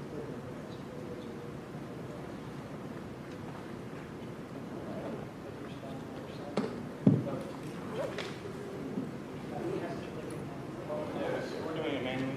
technological difficulties. All right. So, should we start? Yep, we're ready. All right. So imagine you have to wake up tomorrow morning and you have a big interview or presentation, or God forbid you have to judge one, and you set an alarm for tomorrow morning, and you, when you wake up, you realize that you had snoozed 3 times, and you feel drowsy and disoriented. We all experience like this disorientation in the morning, and Josh and I have experienced and witnessed this several times, and we wanted to see if we can devise a solution to this feeling that we feel every morning.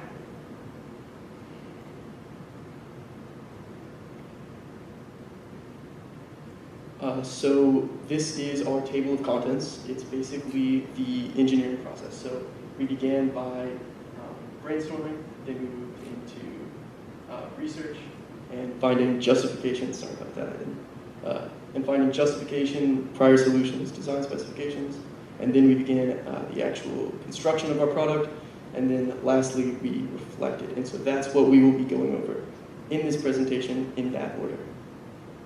All right, so the first phase of our project was brainstorming. So a question that anyone may have is why an alarm clock? Because there are a lot of other solutions, but we have found a variety of articles and research papers on the effects of certain types of noise in the morning. It's been proven that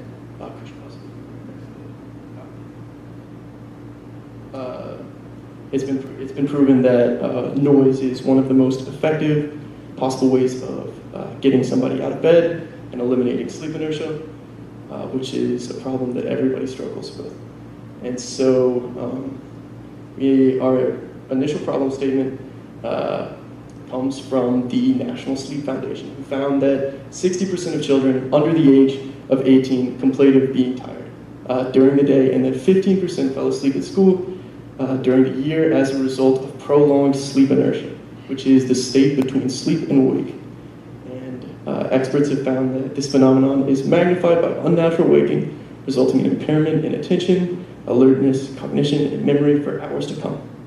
So this is a big problem that everybody struggles with, and that's why Nathan and I want to solve it. All right, so after our first phase, we have our research phase. We wanted to have more justification for our project. So we conducted a survey with our peers aged 14 to 18, and we found that about 80% of them were not okay with their current sleep method. They did not find them effective, and about 70% of them had trouble waking up in the morning. We also, with our local data, we found international data finding that in Spain, 90% of children had a lot of trouble waking up in the morning. Also, Dr. Lynn Marie Trotti is an expert in the study of sleep, and she makes a very valid point that for most people, the problem of sleep inertia isn't that big of a deal, maybe, and getting out of bed, it stinks that you're not productive, but for certain people in certain fields, like say construction or any other field that may require a lot of attention, having this impaired state of cognition can potentially cost you your life. All right, so we did do some research of existing solutions to see how other companies kind of try to resolve this issue. Our first product that we discovered was the Pavlok shock lock wake-up trainer, which will shock your wrist and arm in order to get you up in the morning. Although, it does complete the task of waking you up, it does not really accomplish the goal of removing sleep inertia, as well as it's been claimed to go defective after a month, as well as be very highly priced. Another product that we looked at was the Clocky alarm clock on wheels. So this is an alarm clock that obviously rolls around when the alarm sets off, and this also kind of does not remove the grogginess that you feel in the morning. It kind of just will knock some stuff over and does not really effectively accomplish a goal. Lastly, it's a very effective solution because research has proven that getting up and moving can reduce your body's natural melatonin production, which always causes an increase in sleep inertia. Because when you exit the state of sleep, it's that excess dopamine in melatonin, in your brain that keeps you from like focusing as much as you should. And so being able to get up, be active, move around, that can very much reduce sleep inertia, which is why this is a effective product. Lastly, we have the Sanglin Smart Lights, which are also very effective because they fade on light, which leads to a more natural waking. But we also found troubles with it since it needed to be connected to your Wi-Fi router, as well as have like a strong internet connection and your smartphone.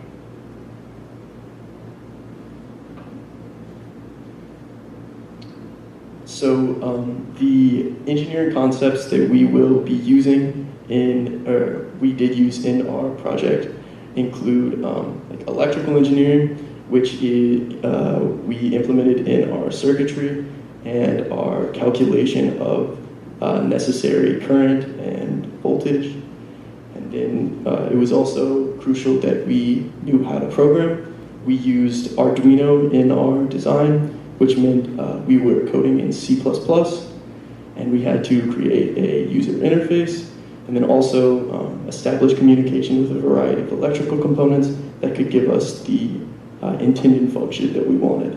And then lastly, the last engineering related skill that we needed was the ability to CAD and create 3D models, which we did in Fusion 360. That's how we initially prototyped and generated our ideas for this project. All right, so we did contact several experts, including Duke Health and the National Sleep Foundation, but unfortunately we did not get very effective responses when contacting them, or a lot of them did not reach back out. But fortunately, we did have a very competent mentor that was able to help us on our pathway for finding very effective methods of designing a product. That was Mr. Harper, who is very experienced in electrical engineering, and he also had worked with groups in the past that kind of had done similar projects. He noted that light, sound, and vibrations were probably the most easiest and effective methods to kind of get a natural awakening, and that we also discussed how Arduino would probably be better than other types of computers because it will be running a repetitive task like our clock. And we will also be using we should also use a real-time clock because we can keep track of time when we are no longer, or like if something happened to the power.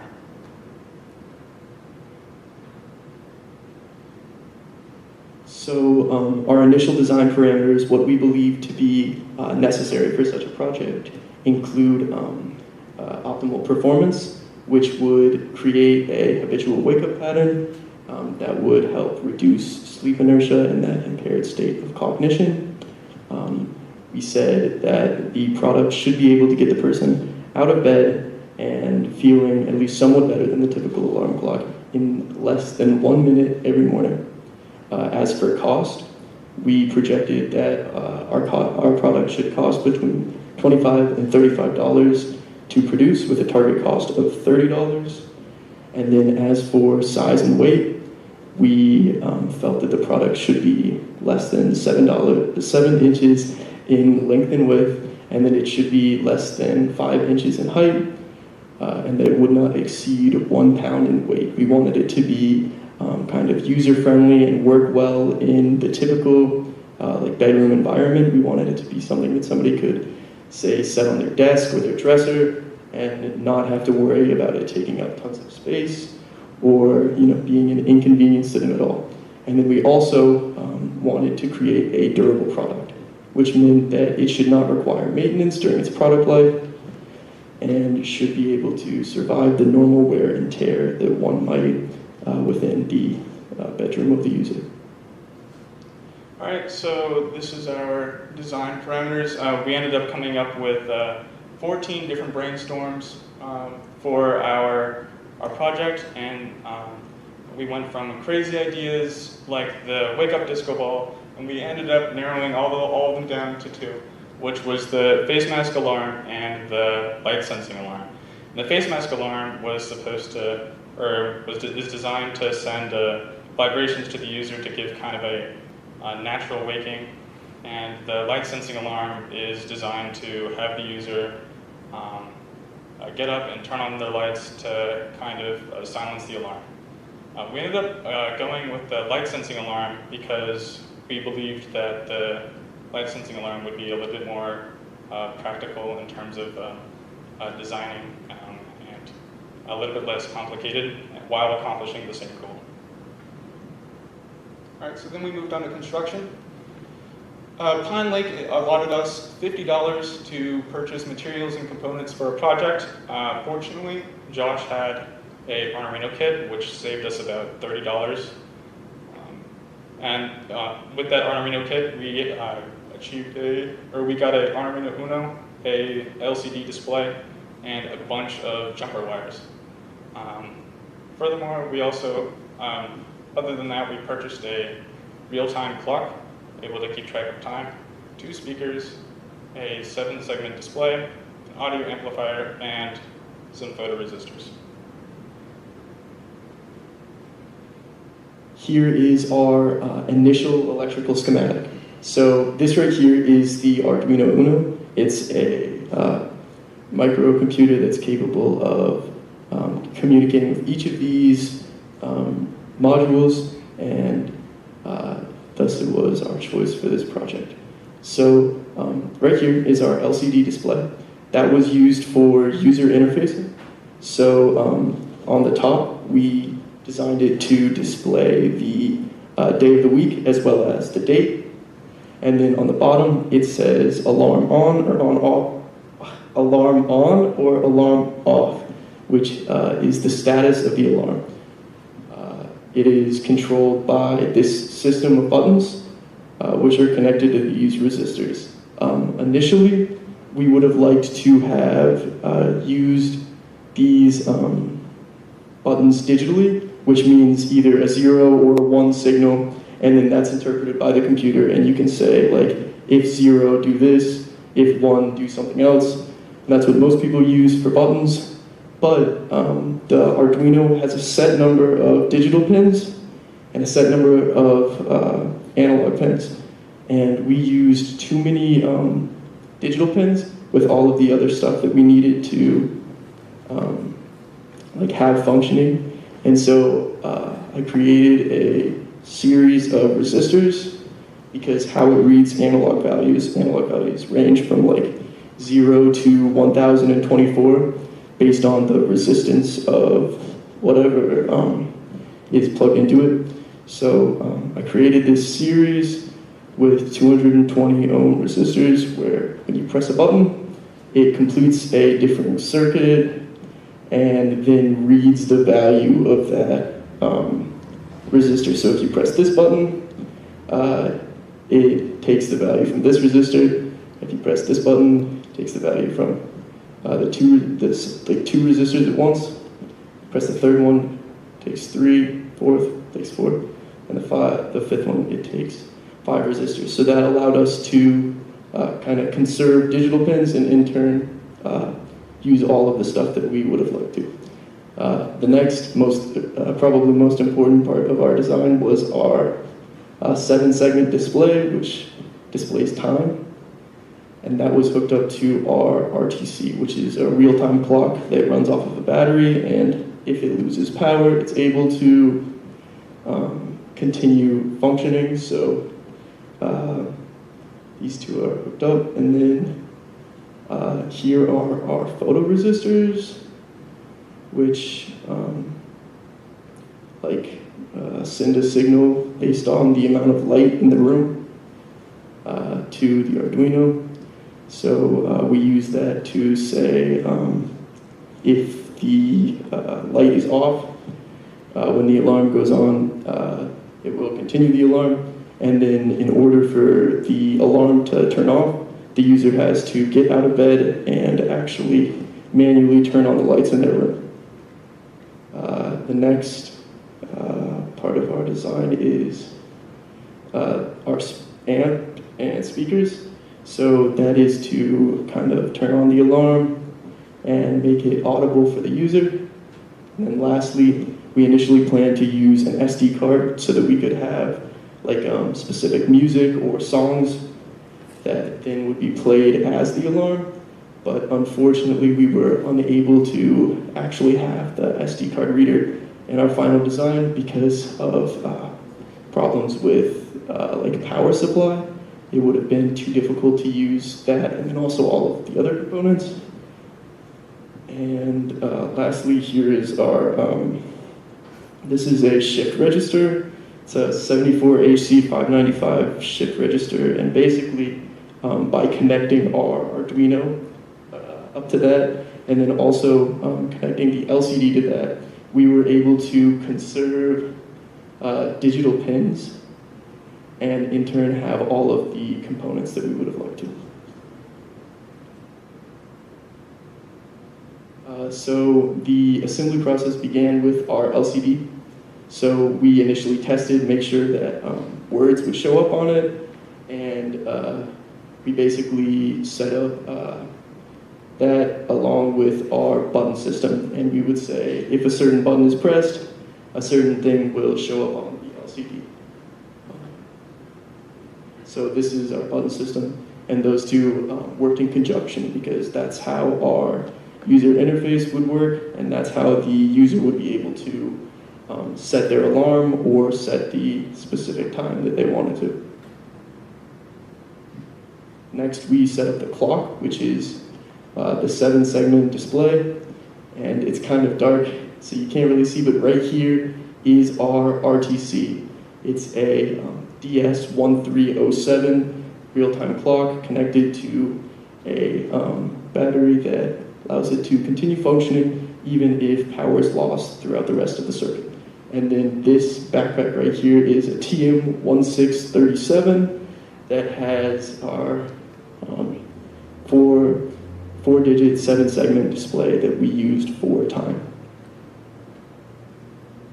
The next thing that we worked on was our speakers. So we have these amps, which are connected to just electric piezo speakers, and these are each hooked to the digital part of the Arduino, so it uses pulse width modulation to create the audio sound, so only one tone is able to be produced at a time, as it's either set to high or low. And so we initially wanted to work with SD card and have it upload songs like that, which could then be played like even with multiple pitches at once. But unfortunately, because of the, as I mentioned before, the electrical capacity of our power supply, we were unable to do so. So this is the current setup, which produces either like it can produce different pitches, but it can only produce one pitch at a time. Then the last part of our assembly process was our photoresistors, which we hooked up as analog signals that take in input from just like the ambient light in the room. And so when the light in the room is off, it reads values 0 through like 30 or 40. And then when the light in the room is on, it usually ranges from like 60 to like 130. So to have our alarm turn off, we just used an if statement in our code that's like, if our resistor is reading a certain value, keep the alarm going, and then once that light threshold is reached by turning on the light, it cuts off the alarm.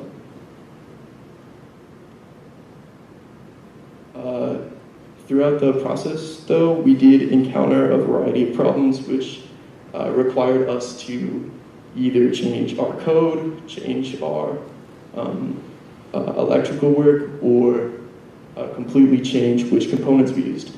So one of the main problems that we initially had was the photoresistors that we ordered on Amazon. They said that they were analog, but they read digital signals. So that meant that we would have to fine-tune them using like a switch to determine like what will read a 0 and what will read a 1 for like the amount of light, which was not exactly optimal because we would have liked to, as I mentioned earlier, use the analog signal. So I ended up having to find a different kind of photoresistor, and that took some time. So that was one of our obstacles that we needed to modify the product for. Then also we ran into a lot of problems with software. Getting everything to work at once was kind of a struggle. We were able to isolate each component and have them operating on their own, but when we put them together, there were a lot of problems that resulted that we couldn't really find much online about. But through a lot of trial and error, we were able to overcome that and create a code that works well. Then we also lastly had to remove the shift register that we originally planned to use with our LCD display, which ended up taking up more of the digital pins on the Arduino, which is something that we were worried about. But since the photoresistors, we switched from digital to analog, we were able to accommodate the pin needs of our LCD display. All right, so we wanted to, we determined that we should have 3 separate tests to prove that our product could maintain functionality under conventional circumstances.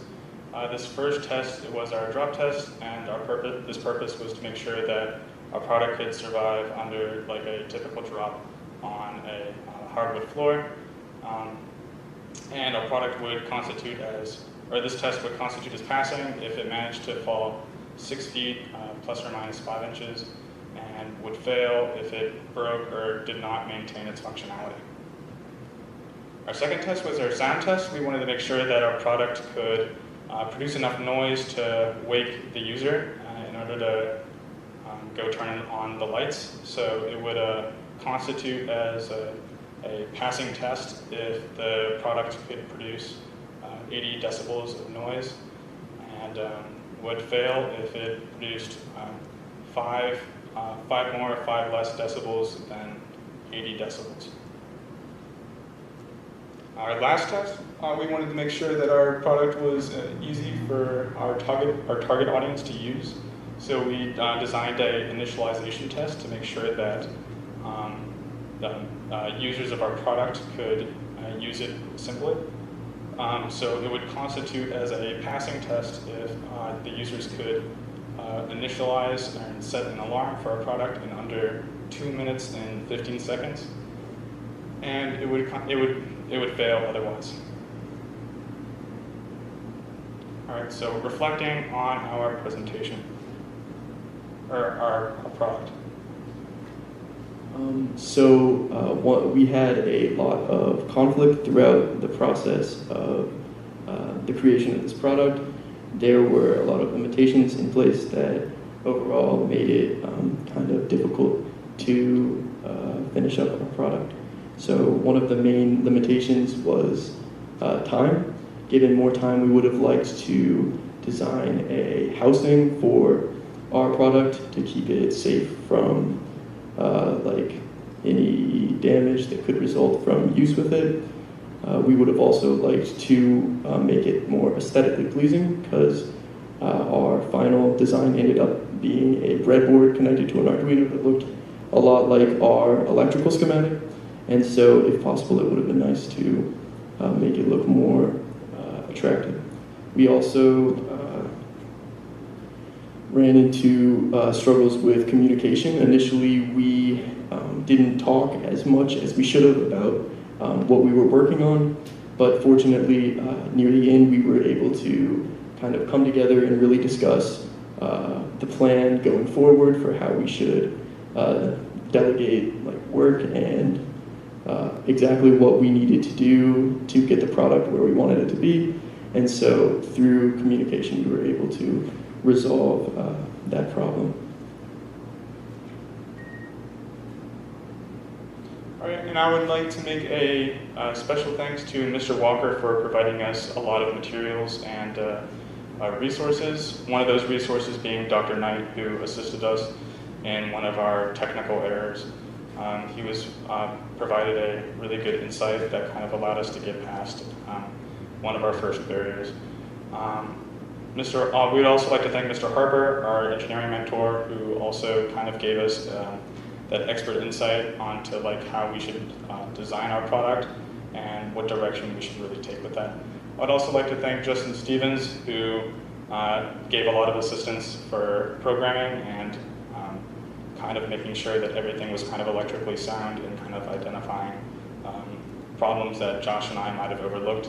And lastly, the Pine Lake Tech Office, because we were having a lot of errors using our computers and accessing libraries that we needed to draw from to have commands in our code work. All right, for our closing statement, we would like to display our prototype, if that's all right. Would it be all right if I showed the video?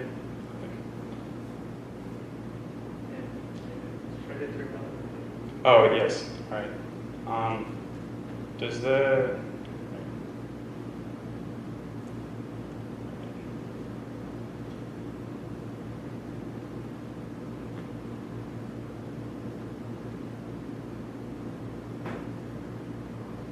Oh, wait, should I? I can just talk about what's happening if you want, because the volume might be... Okay. Yeah. So this is our liquid crystal display, and as mentioned previously, there is the day of the week, and then also the date on the top level, and could you pause it? And then on the bottom there is, actually wait, can I control it using this? There you go. Would you like to, let's just switch. Actually, yeah, that would be good. So, yeah, there is the date, and then underneath it has the status of the alarm. It defaults to off until the user presses the button that turns the alarm on. Here is our the display time module. It reads military time because it isn't capable of showing like an AM or PM. So this is 2:17 military time.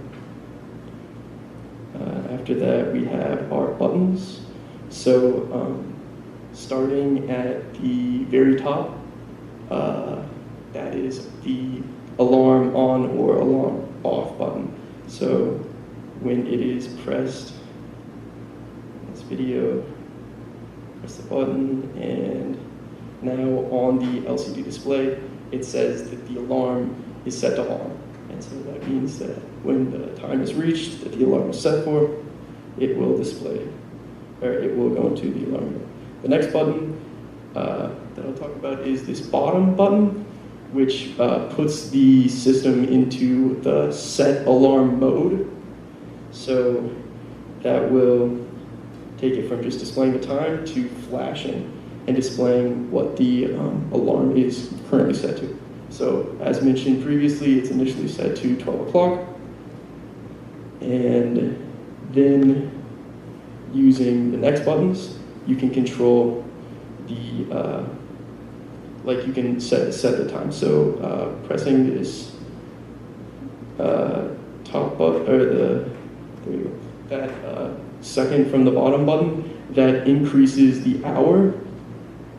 So pressing that will increase the hour, and then the next button above that controls the minutes. So clicking on that will increase the minutes.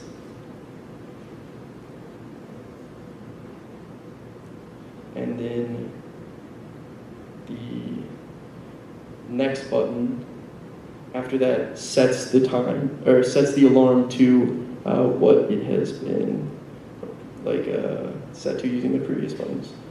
So pressing that will bring it back to the time that it actually is, and save the time that you've chosen for the alarm. So is there any way to break that time a little bit? So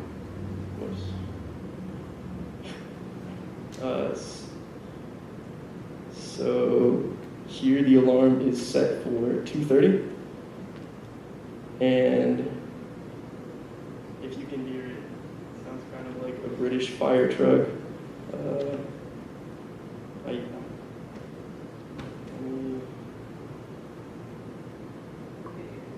Okay. Yeah.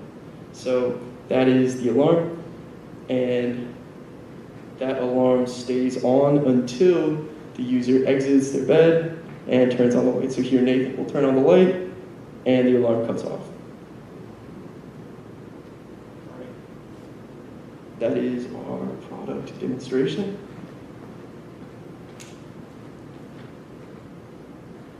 Alrighty, thank you.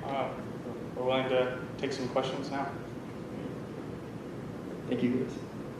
So originally you had dimensions that you want to fit in. Do you think all your like components will fit in that 7 by 5 inches? So if we were to have more time and create a like 3D printed housing for it, we could definitely fit all of our electrical stuff within that, especially if we were to, say, solder like to the breadboard or use an Arduino shield and solder to that. Given more time, it definitely would have fit within those dimensions.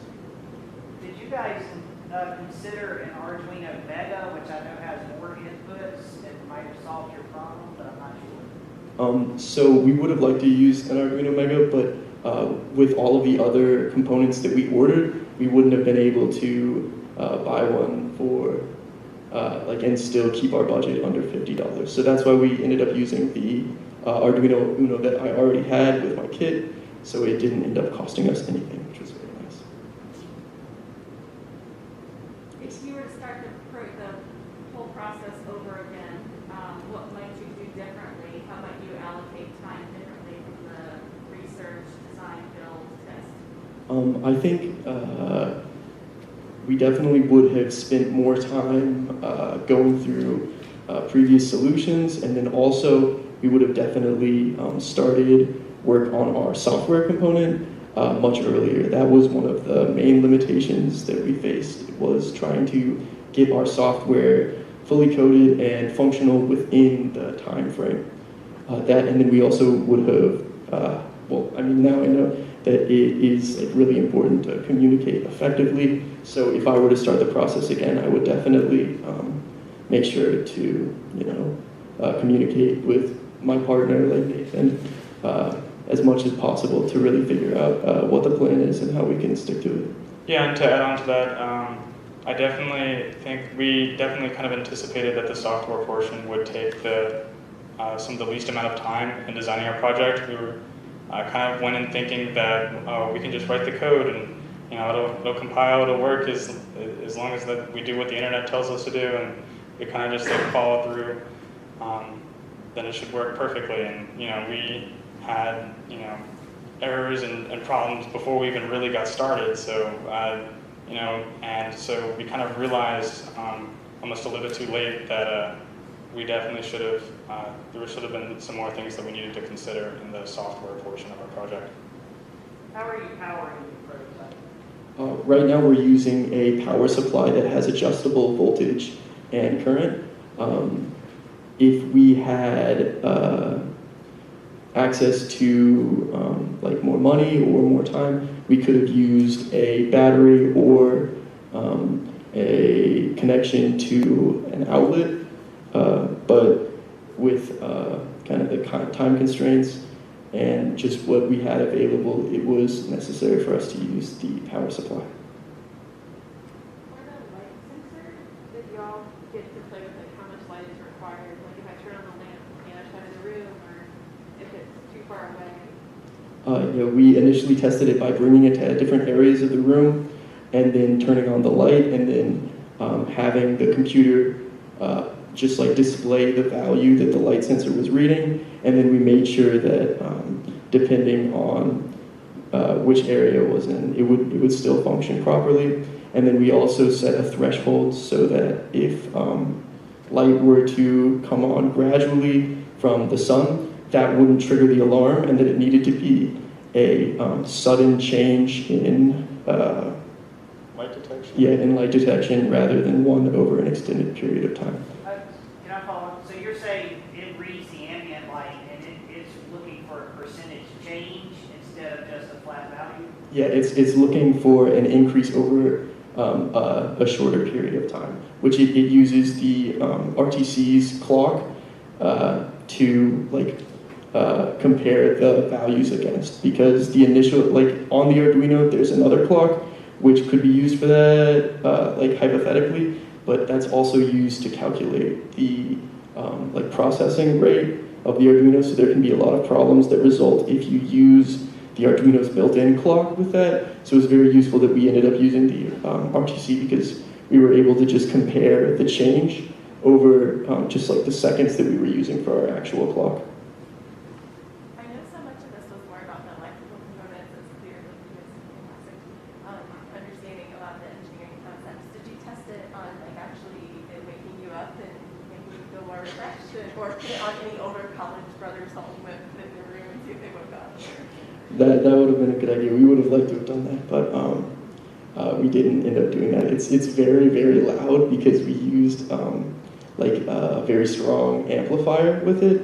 So it might have, maybe we would have had to turn it down a little bit, which we didn't end up doing in our final design. But the amp is adjustable, so we definitely could have tested it on people. And hopefully if we had access to a different form of power, like we were discussing earlier, we'd be able to use the SD card to kind of play the noises that we were hoping to kind of produce throughout our product to create more of a natural wake. Can you turn it off without turning on a light? If you were to say get out of bed and just turn on your phone flashlight, that would turn it off. But is there a manual way to turn it off without having it be dependent on light? No, there is no manual override like that. If you wanted to turn it off, you would have to get out of bed, turn on the light, and then maybe turn off the light. It might have been nice to have a possible snooze option for people to cut it off in the event that they wake up, but they continue they plan to return back to sleep. But we were not able to add that kind of functionality within our time frame. Now you could, if you really wanted to, unplug it right now. Yeah, very easily, yeah. That's a quick way to silence it.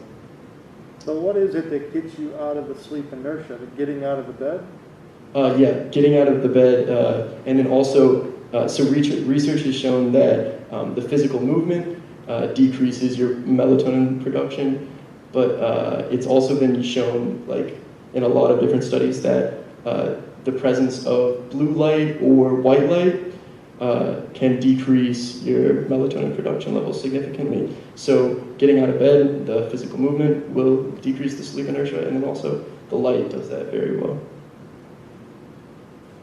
And with the SD card, and we wanted to make have our product produce a better noise. Kind of soothing rhythmic noises is what we were kind of aiming for, because that would also kind of ease the user out of sleep inertia, because you kind of have a little bit of a more natural waking. Yeah, research shows that melody compared to the typical alarm noise can be very beneficial in aiding in decreasing your levels of sleep inertia. But unfortunately, as Nathan said, we weren't able to incorporate the SD card. Those facts that you're giving right now would have been great to have in the presentation for some non-technical people like me. I was getting lost in some of those details, but your explanations were very good. Yeah, I would have liked to. All right, thank you guys. You're all done. Thank you.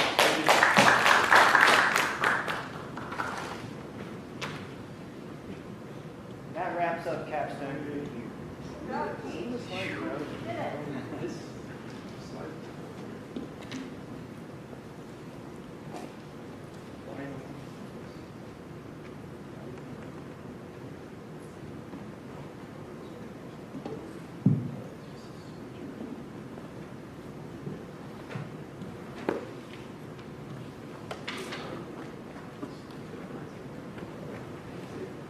Hey, thank you so much for coming. Thank you. I always get stuck in these seats. I'm slightly too That's big. how we squeezed in a few extra people. All right, I'll see you. Thank you. Yep. Thank you.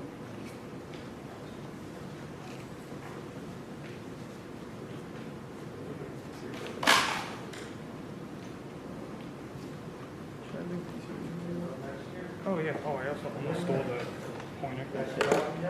Mr. Walker? Yeah, thank you guys so much for judging us. It Yeah, means thank a you lot. guys for waiting extra time. I know this was kind of unplanned or last minute, so we appreciate you guys kind of coming out. And you are really, really long presentation. Who's got my laser and my clicker? I have. Nathan, don't steal my laser. I will not. They're nice, it's a nice laser and a nice clicker. I wouldn't blame them. Thank you so much. See you guys. Oh, that's fine. I can get it up there. I just didn't want you to walk off with it. I've had to walk out before. Great, congratulations. Go celebrate.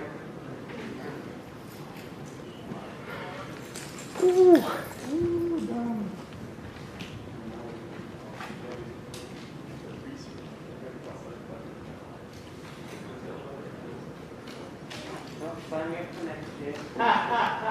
I'm glad to hear you say that.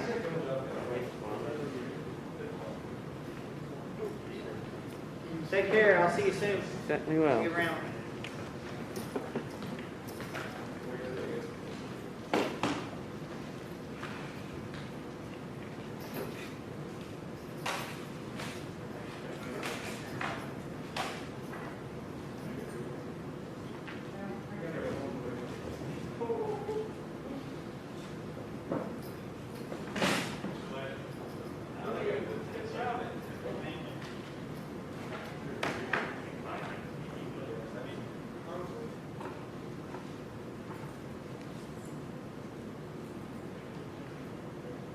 So this doesn't add up to the preliminary grade. That's okay. That's why I have multiple measures to average out.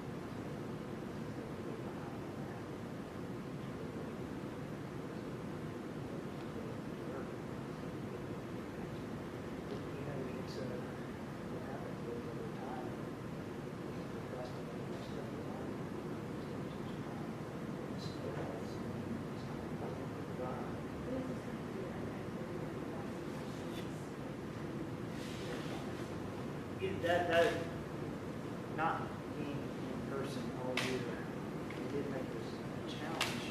A lot of the conversations that I had one-on-one couldn't happen because I'm sorry about here. Everything is slower. So it takes me a minute to join the breakout. Communication is slower because you're not in the same proximity. Yeah, they trust each other. Somebody earlier today. But that number is not reflected. Yeah, we got you. What?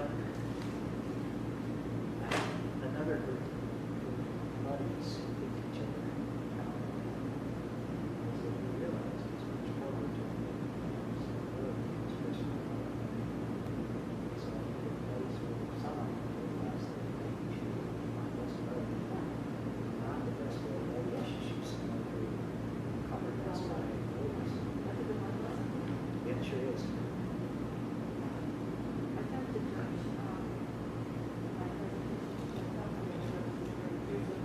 Yeah. Oh, yeah. It all averages out. Don't worry.